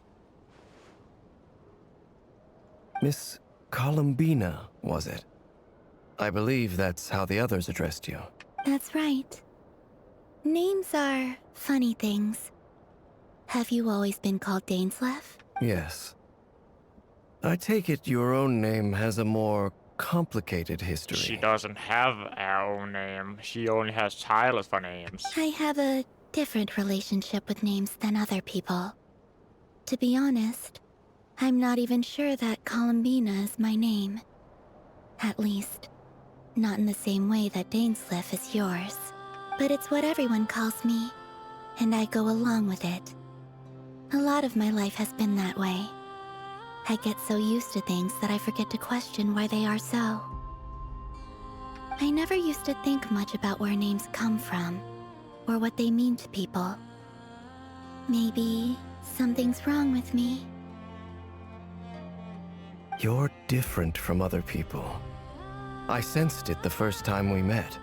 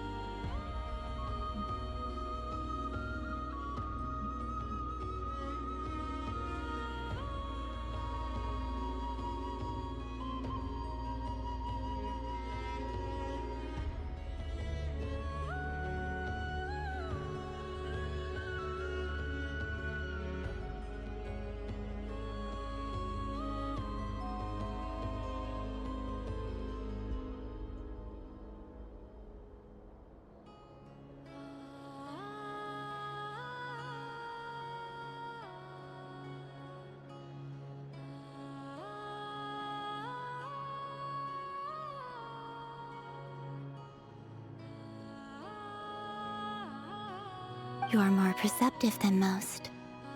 I'm sure your long life and rich range of experience explains that.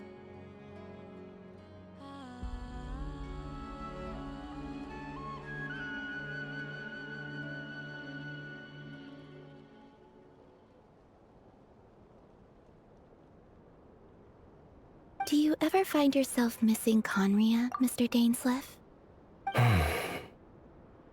Difficult to answer. I have dreamed of the past many, many times. Sometimes I'm fighting tooth and nail. Other times I'm lying on the ground, defeated. I don't recall any happy moments from that time. It has been too long. Is that because hatred survives longer than love and affection? That would not be for me to say. I make no excuses for the grudges I bear. But whatever the reason, I remember little that was beautiful or sentimental. Thank you for your help with the Rerir situation. Without your efforts, I never could have learned the hidden truth of his story. You're welcome. I know he's your friend. Friend? He betrayed me. And I never really understood what he was going through in life. Some friendship, that is. Okay. So, do you plan to fight him with us? You see, you're torn. Now you know what really happened. You see the things he's done in a new light. I need some time. Of course. I completely understand. Anyone else in your position would feel conflicted too. Actually, I went through something similar myself recently. Something happened that changed my perspective on a situation. A situation I took for granted at the time, but now I feel very grateful for it. You mean the Harbingers who still support you, even though you've left the Fatui? Yes. I always thought they were only helping me because Harbingers are forced to work together. But then I abandoned them. A warrant was even put out for my arrest. And even now, they still support me. Which means I was wrong about them all along. Clearly, they view you as a friend. I feel a little guilty now. I regret not seeing her help for what it was, and not treasuring it. I see the guilt that you're feeling now, because I feel it too. Hopefully, talking about it will do us both some good. Have you noticed that the Traveler and Paimon are over there? I think they've been listening. Huh. Shall we say hello? Sure. Hello.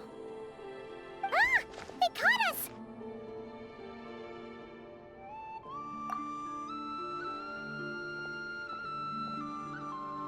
I apologize for making you worry.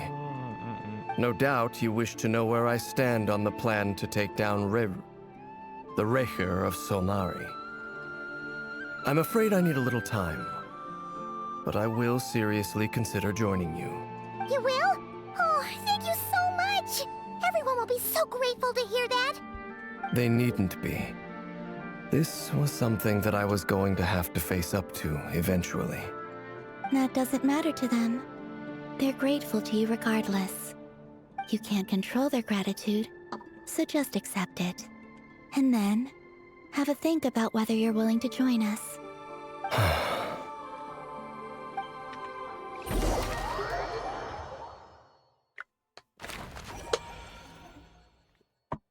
It's nearly showtime! Let's go rendezvous with the others. You know the place.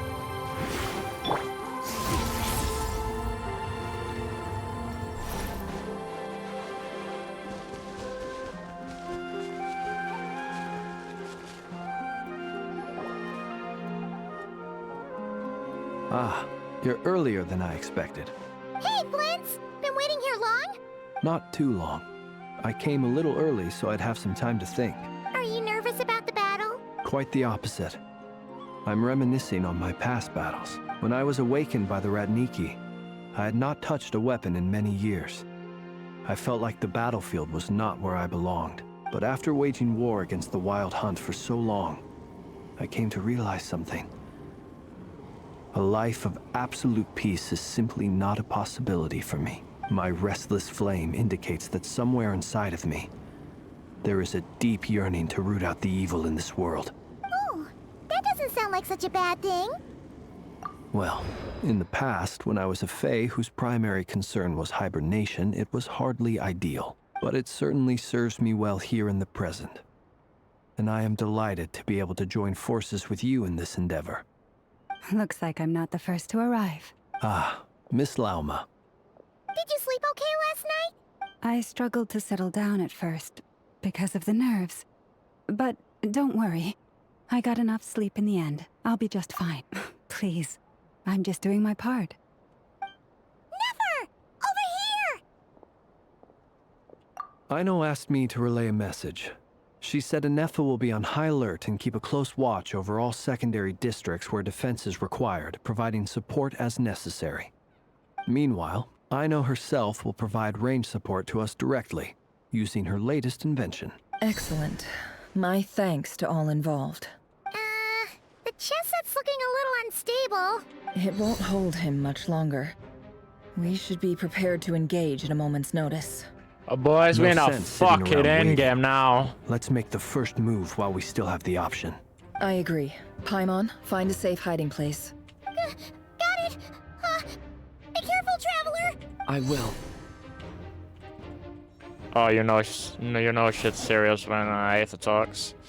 Everyone, take your positions as soon as the battle starts. Every ounce of strength we have in our bones, let us bring to this fight. Ready? Let's go.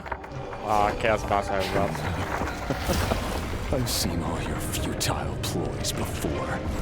You have become the authors of your own demise. I wouldn't be so sure about that. You are merely a moment of sport before I tear down the moon.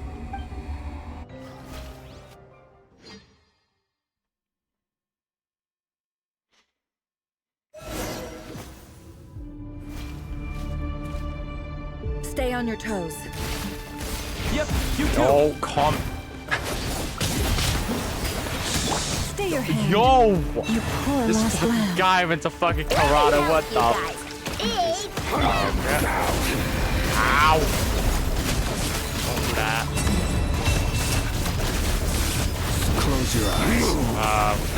You're not hit someone. It all adds up. Whoa, oh no. Yo. Chill out, buddy. Go! Can't hide this. Oh my. Shameless. My brother.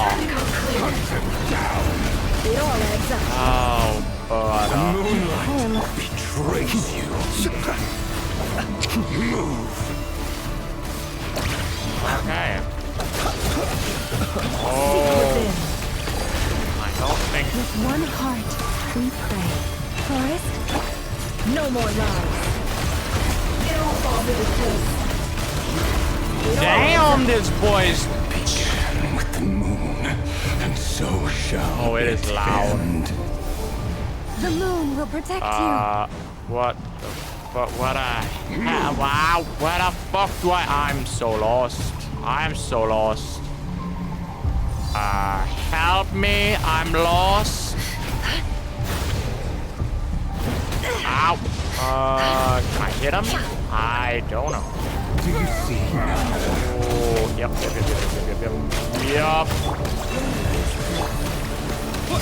From here. When will it be as you foretold? It's hard. Yeah. Hello. Back. Off. Yeah, buddy. No more lies. It all falls into place. Ah. Oh, mama. Yeah. The moonlight betrays you.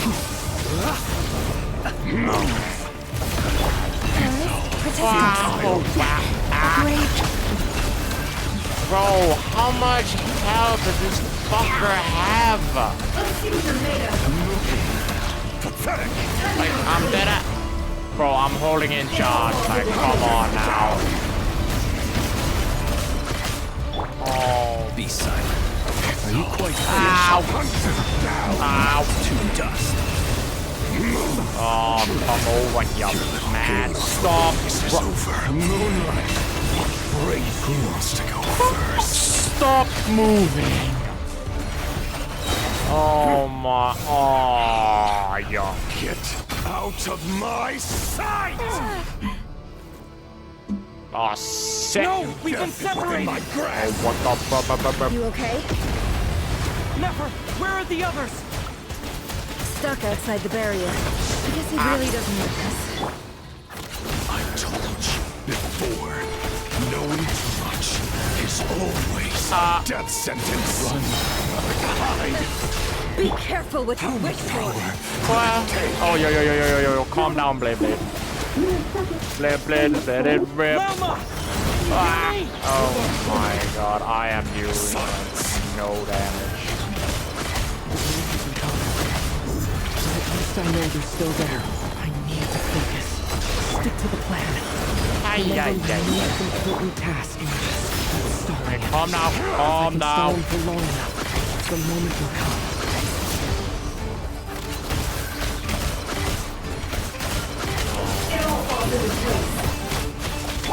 Wipe out.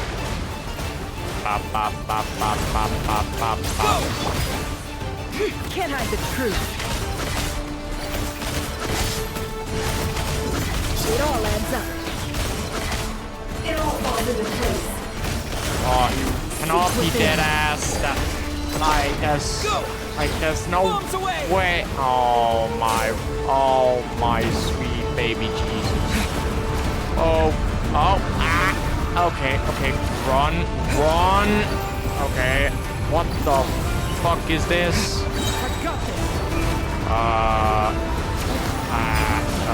Okay. Please don't tell me I actually have to kill him with just never, and that's gonna take up. What the? Oh my! Don't push your luck. Oh yo, chill, buddy. Can't hide the truth. Dodge. Dodge. Oh, what the? My death is within my grasp.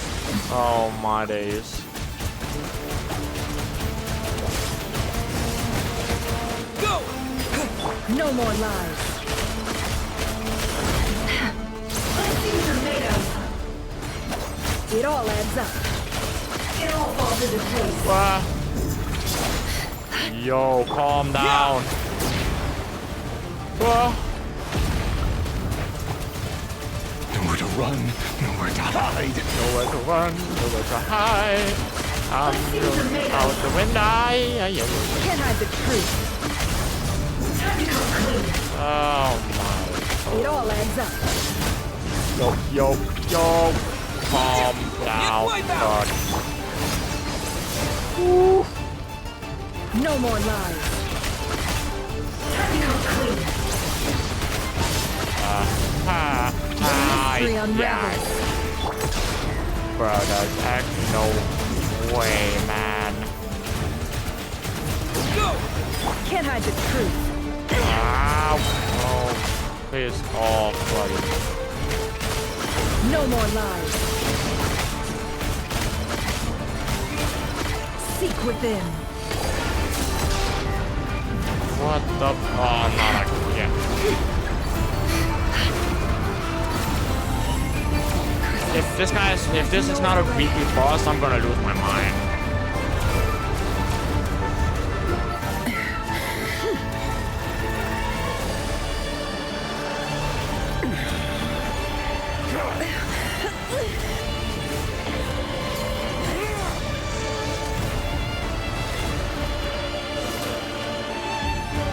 The only way to defeat Rarer is to borrow his own power. That means Columbina will have to disappear while you two bear the brunt of his attacks. You have to hold on. Find a way to keep him focused on killing the two of you.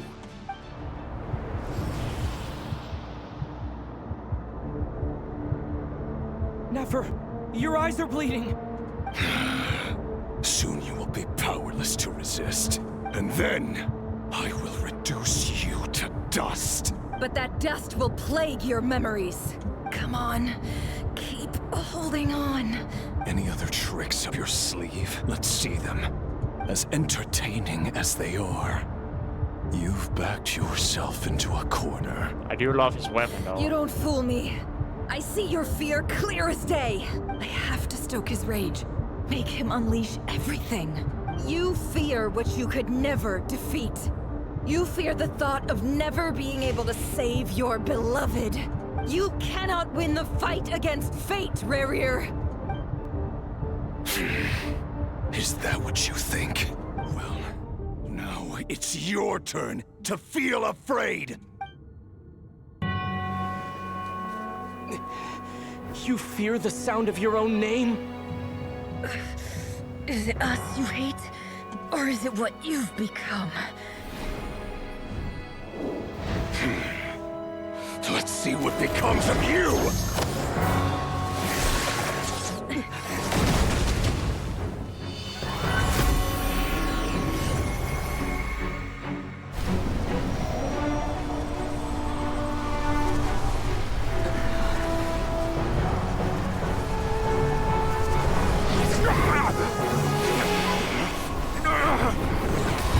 What's happening? That power. I've seen it before.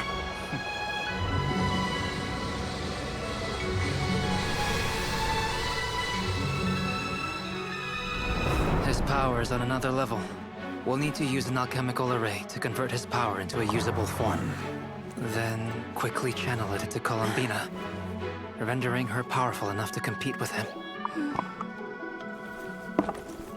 I'll join you. I can help. If I release enough abyssal energy into a confined space, it'll create a potential difference, allowing us to extract a huge amount of elemental energy. Next, I'll synchronize with everyone's minds using Pyro, then give you temporary access to their abilities and fields of view. But it won't last long. Can you see? Well enough. So, we have a student of Gold Rheindotter in our midst. How about that?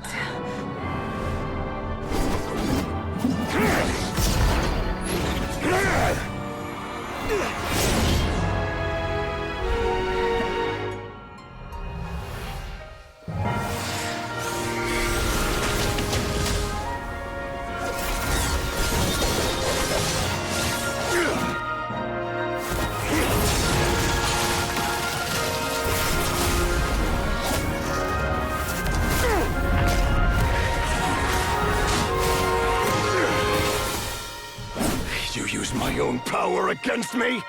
Just like how you stole Kuvaki. Look familiar?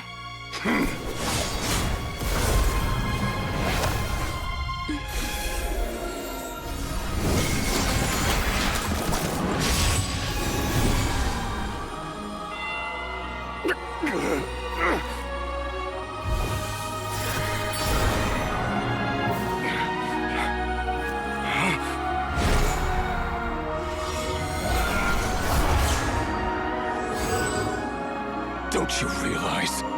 You don't have the power to hold that gate open. I don't, but someone else does.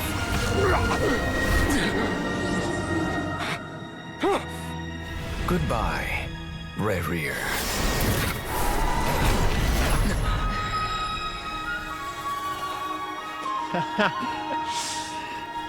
We won.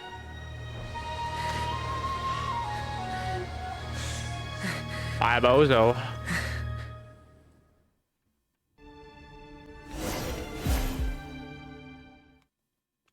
Then who the fuck is gonna be the fucking target? Then who's gonna be the main villain now?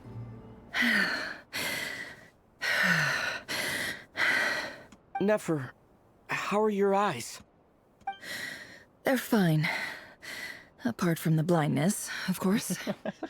It's not too late. Let me handle it.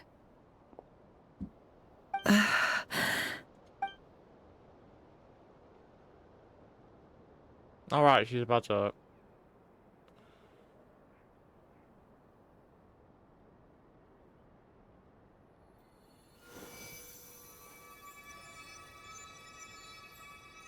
Miss Nefer. It's not like you to lose your composure. That was the most reckless thing I've ever seen you do. Reckless how? The situation was critical. Our lives were at stake. We had to do something. Even so. Okay. I guess you're right. Under the circumstances, it was a wise decision. You traded your eyes for an incredible victory. In business terms, I suppose that's a huge return on investment. I'd be hard-pressed to argue otherwise. Still, I don't like this outcome, and I don't want you to lose your sight for good. People suffer when they make sacrifices they shouldn't have to make. Whether that means faith, strength, or in this case, your ability to even see. I had hoped you could win without sacrificing so much as a single hair on your head. Thank you. Really. All done. Don't try and open your eyes just yet. We'll see how you're doing in a couple of days. Until then, please follow your recovery plan to the letter. I'll send full details through Yehoda. For now, just get yourself home, relax. And my dear friends, we have fought bravely and achieved a spectacular victory. A dark cloud has been lifted from the skies of Nodcry. All in this land will be grateful for what you have done. The moon will remember this day. Thank you both.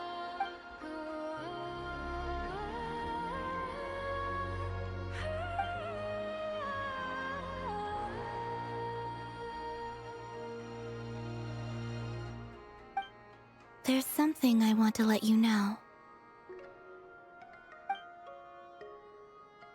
What is it?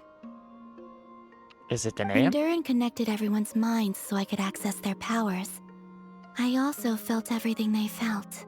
And since Nefer's eyes were injured, my eyes are hurting now too. Huh. Hold on. Let me try. Wait. Are we gonna see your eyes open? I only feel the pain. There's no actual damage. I just thought I should tell you. No, just show your eyes already. You're right. There's no damage. That's a relief. But I must say, I'm surprised to hear the Kutar share something like this with me. In the past, you never used to open up about yourself. So I'm just gonna be honest. I have a feeling that the only time she's gonna open her eyes if shit is really, really getting serious, or she uses her burst when she becomes playable. I can't see her opening her eyes Things are a otherwise. little different now from how they were. I'm learning to share how I truly feel with my friends. Friends. You have no idea how glad I am to hear that.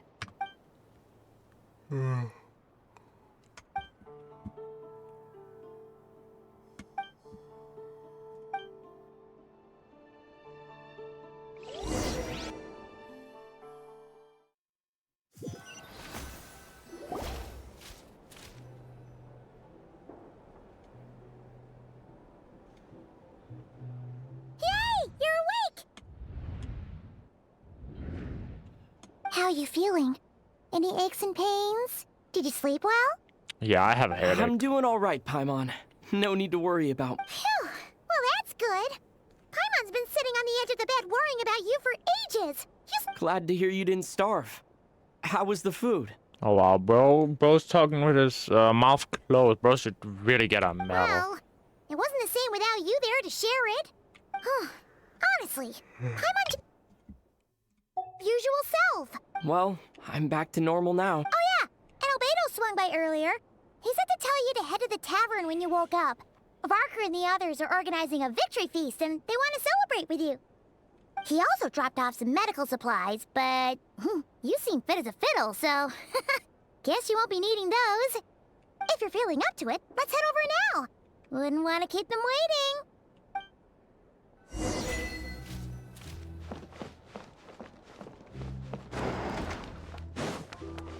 Merciless.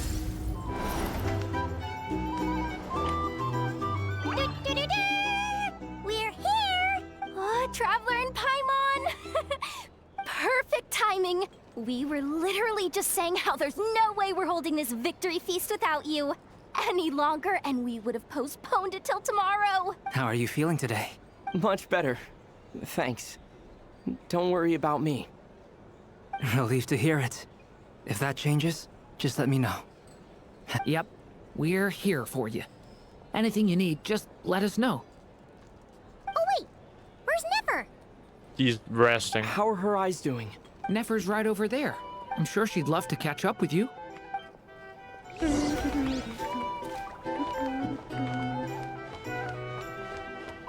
Okay, Vodka. Llama's not here, I guess. Weird. Genshin's here, but Llama's not here. What the fuck? Traveler, Paimon, are you recovering well? Turns out that moon chanter has some real talent after all. My eyes were mostly recovered after just a couple days rest. I can actually open them again now. Yeah, but you gotta be careful. Lauma says not to strain your eyes while they're still healing. Yes, thank you. I'm well aware. Yehoda, could I borrow you for a moment? What the fuck does she I could do with an extra pair of hands. Oh, sure. Coming. Did you hear that? I gotta go help Lauma for a second. You guys chat among yourselves. I'll grab us some drinks on the way back. Paimon, you still like 'em sweet? Just what the fuck?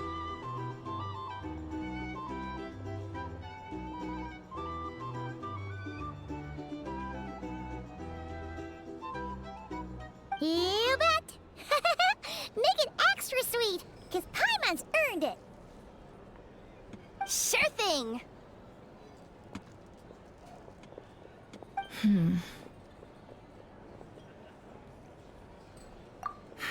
The Raker of Solnari. Kind of a snake, don't you think? No, definitely a snake. A poisonous one who spewed his venomous hatred everywhere.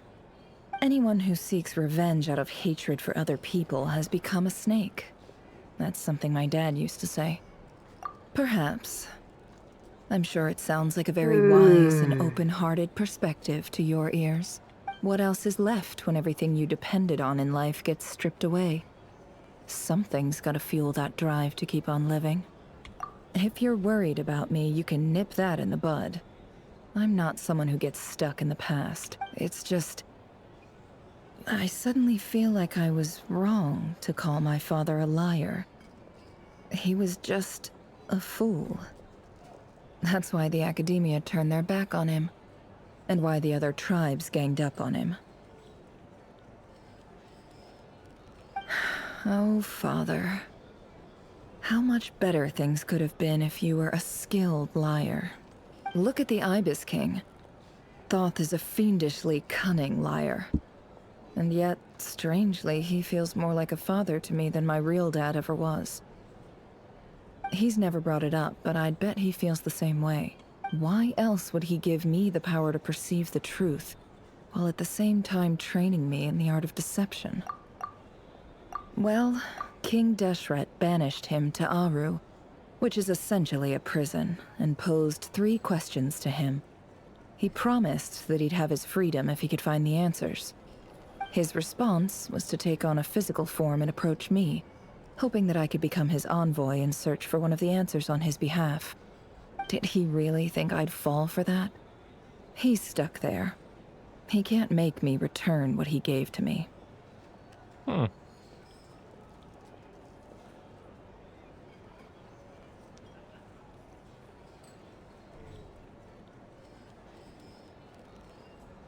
So that's enough for you to decide he's nice, is it? He's a prisoner, and he was scared. So he decided to perform some good deeds to win people's approval.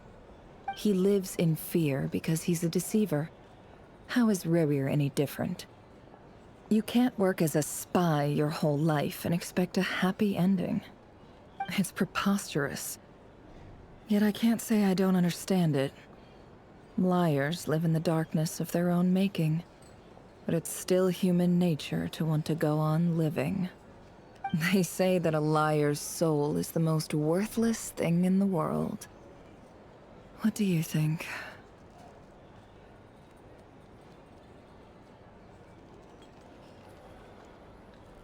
Good. If you understand that, it means you're smart. And you see things objectively. If you ask me, the soul of a liar really is worth nothing. Because all they care about is themselves. For example, when something good falls into my lap, I don't go sharing the news around. Stops other people trying to steal it from me.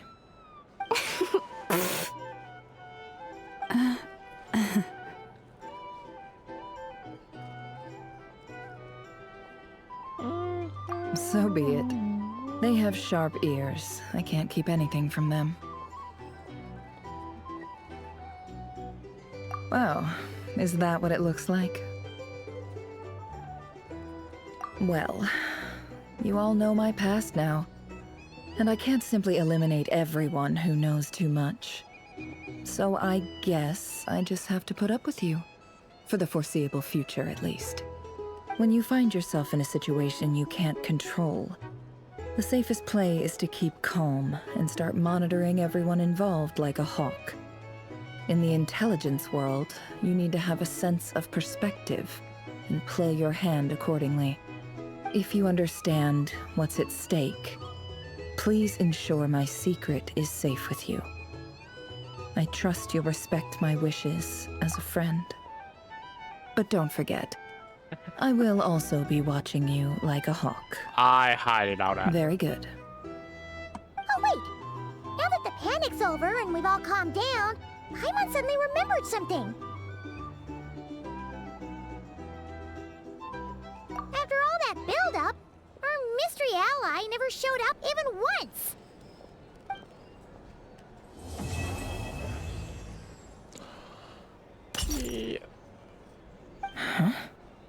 Am I imagining things? The fuck was that?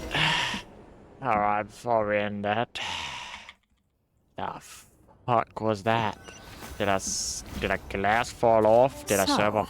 That close colleague who stayed behind with you? What's he been up to recently? Don't know, don't care.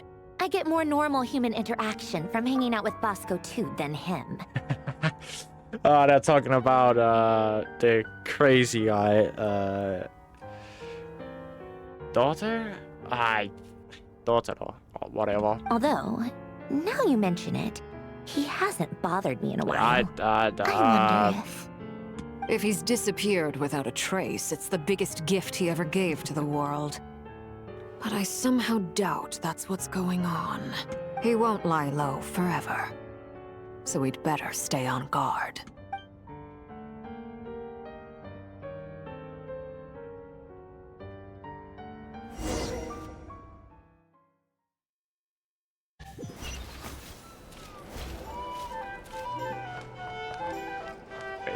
Wait, are we not done?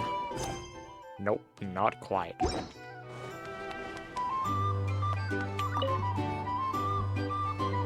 How have you been holding up? Any adverse reactions?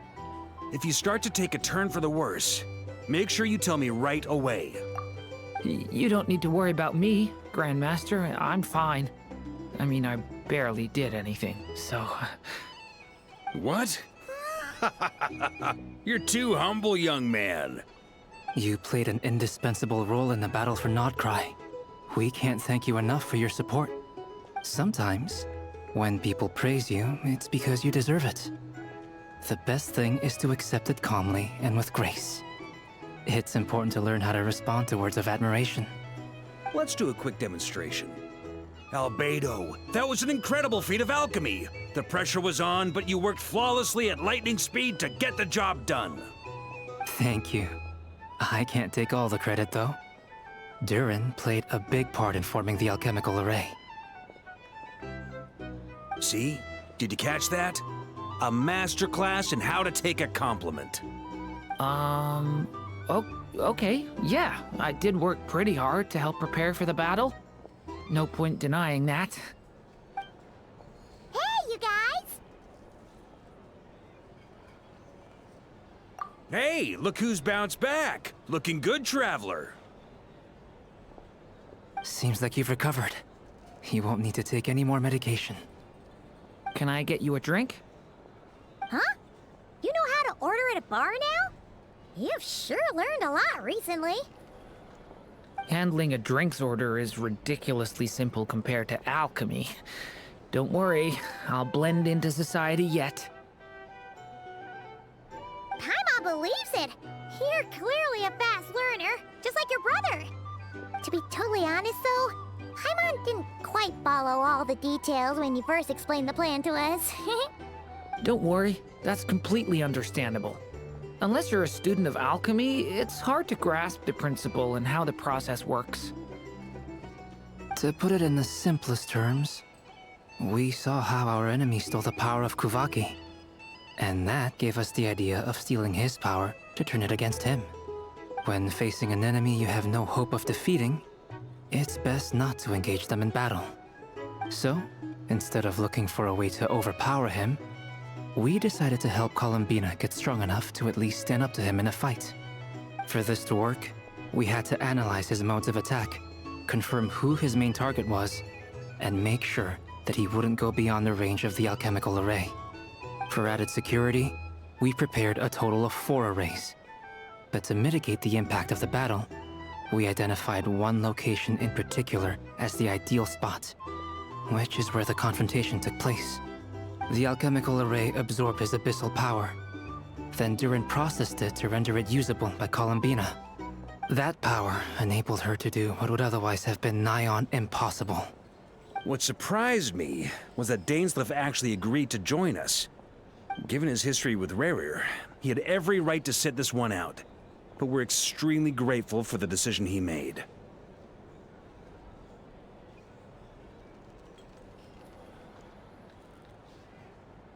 It must have been a painful choice to make. I'm loving it. But I'm sure that making a decision was far better for him than staying in limbo. Absolutely. He was torn between two paths, but in the end, he made his choice and stuck to it resolutely. He doesn't strike me as the sort of person who'd stay trapped in limbo for long. Anyway, however you cut it, everyone gave a stellar performance. And now, it's time to kick back and celebrate.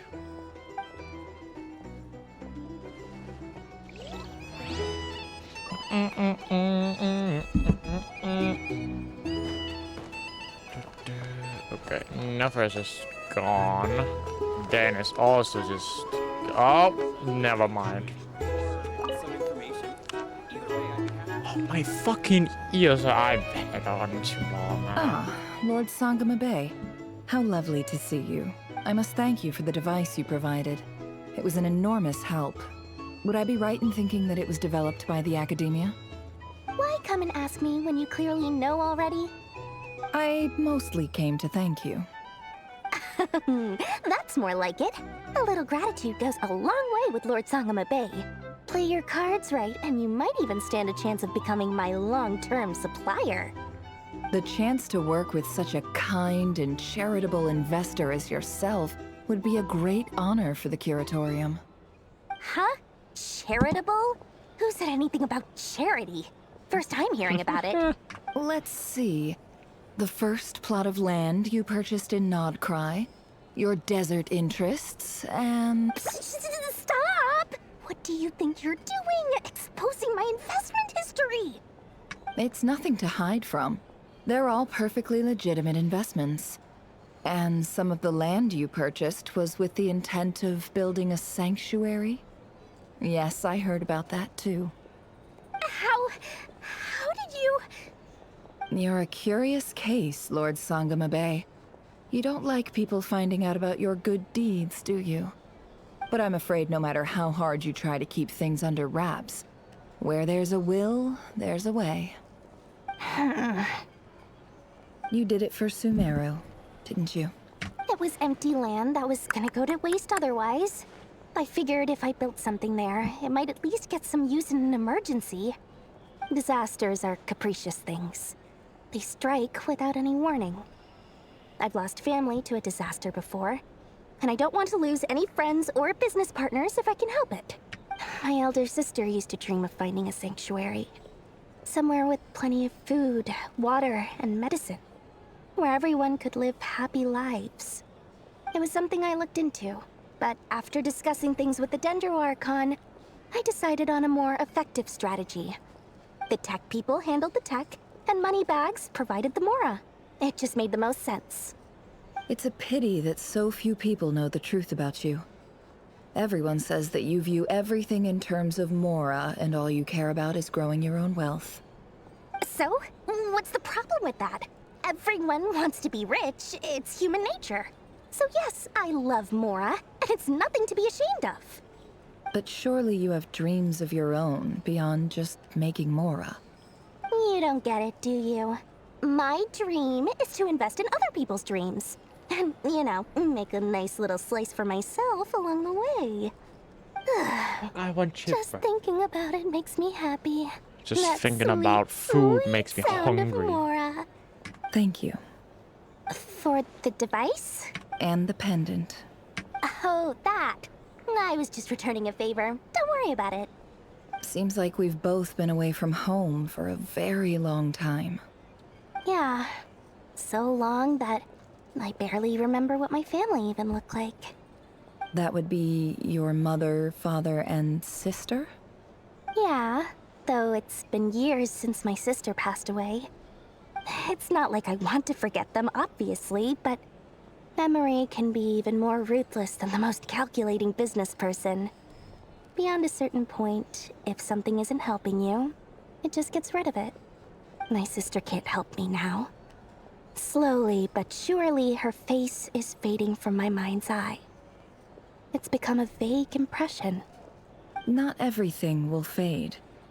When loved ones pass away, the beautiful memories are the ones that last the longest. Yeah, that's true. If you ask me, that's the one silver lining in all of it. Well, that, plus, I'm sure that life is much better now than it was back then.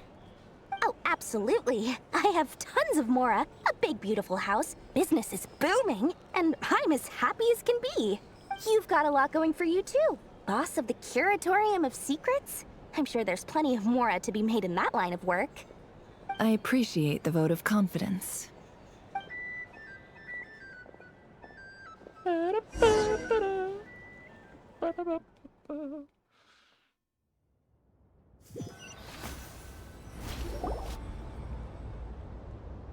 That's the only reason you're here. Yes.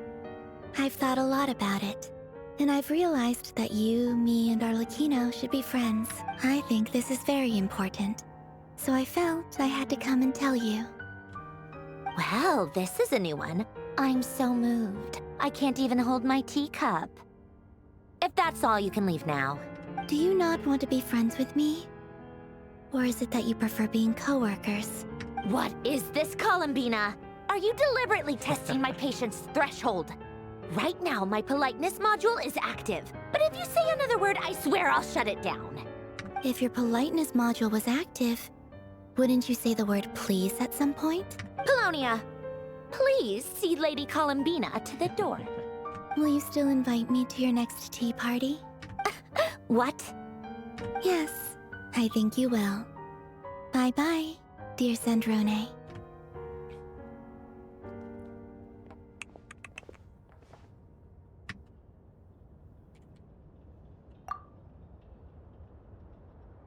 Last time, the Wild Hunt escorted you out. Would you rather I handled it myself this time? Oh boy.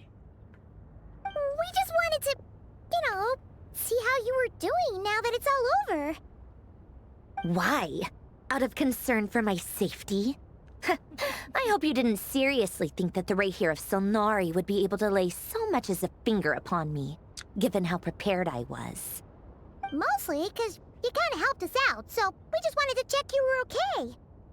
Looks like all your robots are fixed, huh? Afternoon tea? Oh, don't you worry about that. Tea time is already a write-off. The visitor before you managed to kill my appetite.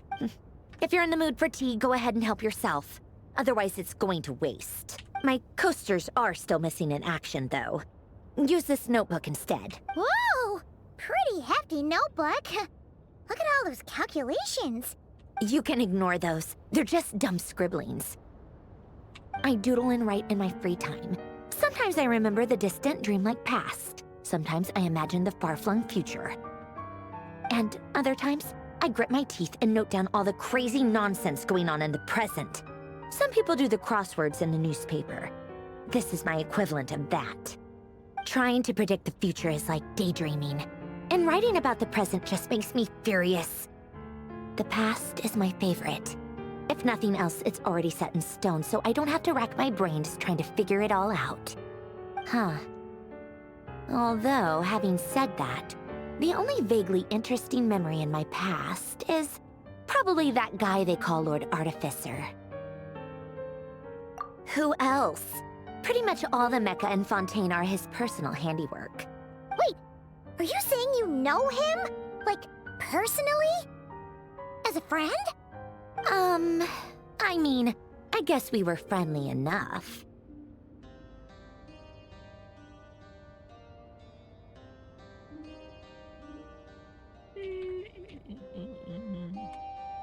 Yep. In fact, I'm probably the only normal person left who knew him at all. We used to chat occasionally back when he was still around. Before he passed away, he asked me to destroy all his manuscripts. I honored his request, but I did read through everything first before destroying them. I mean, I couldn't let the genius of Lord Artificer Alain Guillotin disappear like that. Would have been such a waste. So, that's where the formula's in your notebook are from? I just told you. Those are my equivalent of crossword puzzles. They're just dumb formulas that I solve for fun when I'm bored. Alain's work was like epic poetry. The formulas in my notebook are just silly little riddles in comparison. Not that there's anything bad about them. I mean, at least, solving those riddles isn't going to hurt anyone. Except me, 'cause I lose a few brain cells in the process. Anyway, while we're on the topic, I might as well tell you about what happened to him and his friends. Alain Guillotin had two close buddies, René and Jacob. They spent their childhood years together in the Narzissenkreuz Institute.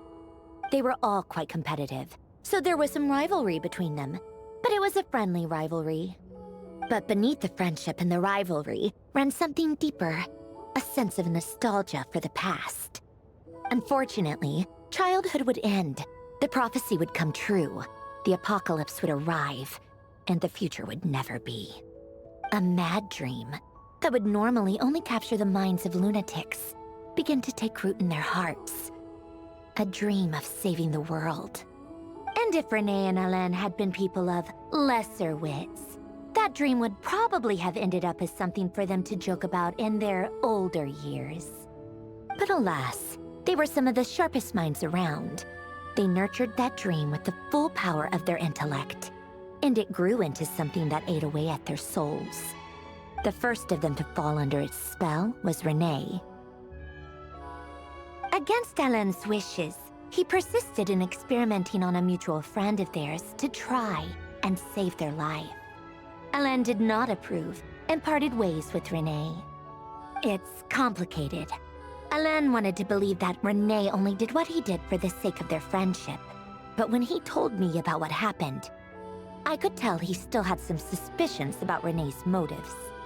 Perhaps the seed that would grow into a nightmare had already sprouted in René's mind. Even then, the next time they met, René's soul had been completely engulfed by the dream of salvation. His futile attempt to change the tide of fate only resulted in a wave that swallowed up the world, even before the apocalypse came. And although that wave died down eventually, I hear that it just recently came back with a vengeance. As I understand, René wanted to live out his dream of salvation once more. But I'm told that the attempted resurgence finally died out for good. As I understand, a dream. Though of course by then it was far too late. God, what the fuck was that? That was... why did I have to have it on auto, man? That shit was like a mutated telepath, man. What do you think of René? Do you admire his transcendent genius? Or do you despise him? Dismiss him as an evil madman who wrought havoc on the lives of everyone around him as he pursued his delusional dream? Same difference, really. Just a matter of perspective. Really? I can't tell whether that's because you disapprove of his deeds or because he failed. Or maybe you have some other reason.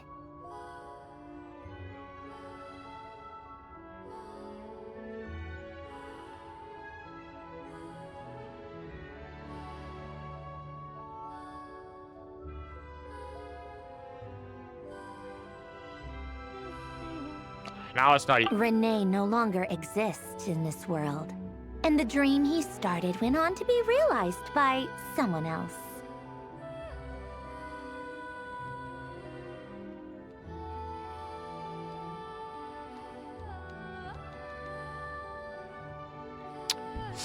I don't like fanatics who give up their whole lives for their ideology. Nor do I like fools who let their delusions take control. Maybe I could understand if René had just been an ordinary person. But he had a sage-like intellect. And still managed to get himself lost in the labyrinth of his own desires. Anyway, that's enough about René. Now, moving on to Alain Guillotin, the Lord Artificer. He managed to put a stop to the first storm whipped up by René. But after that, Alain lost his friends and family. To his credit, I suppose, the loss of his family and friends was purely a tragic accident. It's not like Alain sacrificed them for his cause or anything. After that, the only thing supporting his work was the same dream that had dragged his closest friend down to the abyss. But although the desire to save Fontaine drove him to found the Fontaine Research Institute, Alain continued to reach. I think that formulas and machines derived solely from human intellect were the only thing that gave him a sense of spiritual comfort. Yet Alain's intellect was simply too great. It barely left him space to breathe in his lifetime. Once he realized that the end of his life was approaching, he finally accepted the truth. The Nazissenkreuz Institute needed someone, and a human being, to see its story through to the end.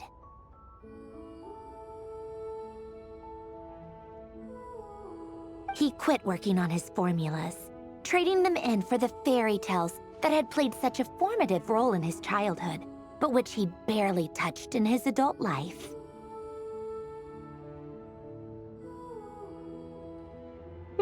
He told me that the director of the Nazissenkreuz Institute used to read those fairy tales to the children as bedtime stories.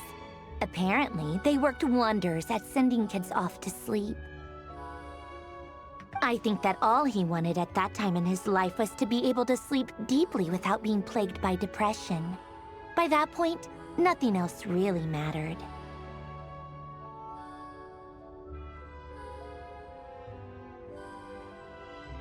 At the very end, he laid down to rest in the ruins of the former Nazissenkreuz Institute orphanage, while the Fontaine Research Institute he had founded continued tirelessly with its work. Many years after that, tensions over competing dreams would once again cause a rift, this time between members of the Fontaine Research Institute. But the actions of those fools had nothing at all to do with Alain. And that is the story of two people from the Nazissenkreuz Institute who both wanted to save the world. One went all in on his fantasy of salvation without ever looking back. And the other sought desperately to burn bright in his life, even though he wasn't sure where he was going. I do sometimes wonder, why is it that people like them have such grand hopes of saving the world? No idea. Even the grandest tree starts as a tiny seed. So perhaps, for each of them, their mission to save the world began with a very simple desire: to save themselves. They were young children with friends and family who mattered to them, desires to explore the meaning of life, ambitions to have a successful career. They didn't want to see all of that taken away in one fell swoop. Or maybe they just wanted to find something to anchor themselves within the chaos, to stop them getting quietly swept away by the storms of life. But instead, the search for their own salvation took them down the rocky road laid out by fate.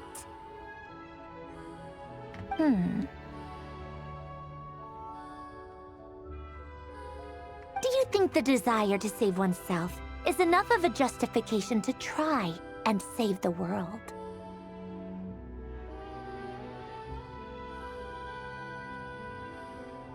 Sensible answer. Glad to know you've got your head screwed on straight. Thank you? Alain would disagree, though. I asked him the same question back when he... Yes, it's enough. No elaboration, just a quick, short answer before getting right back to his work. He was always that way. All right, tea time's over.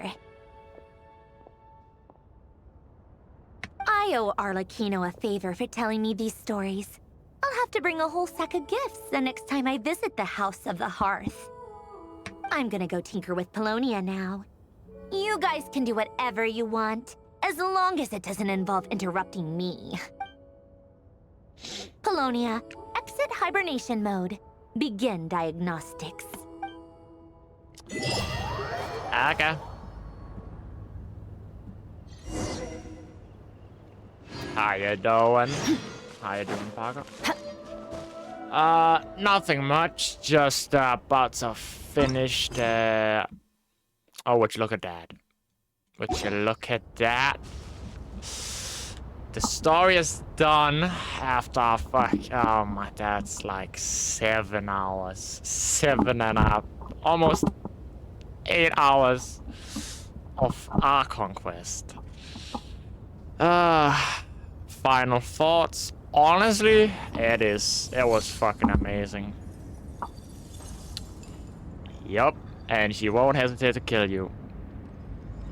Anyways, see you later, YouTube. 10 out of 10 stars.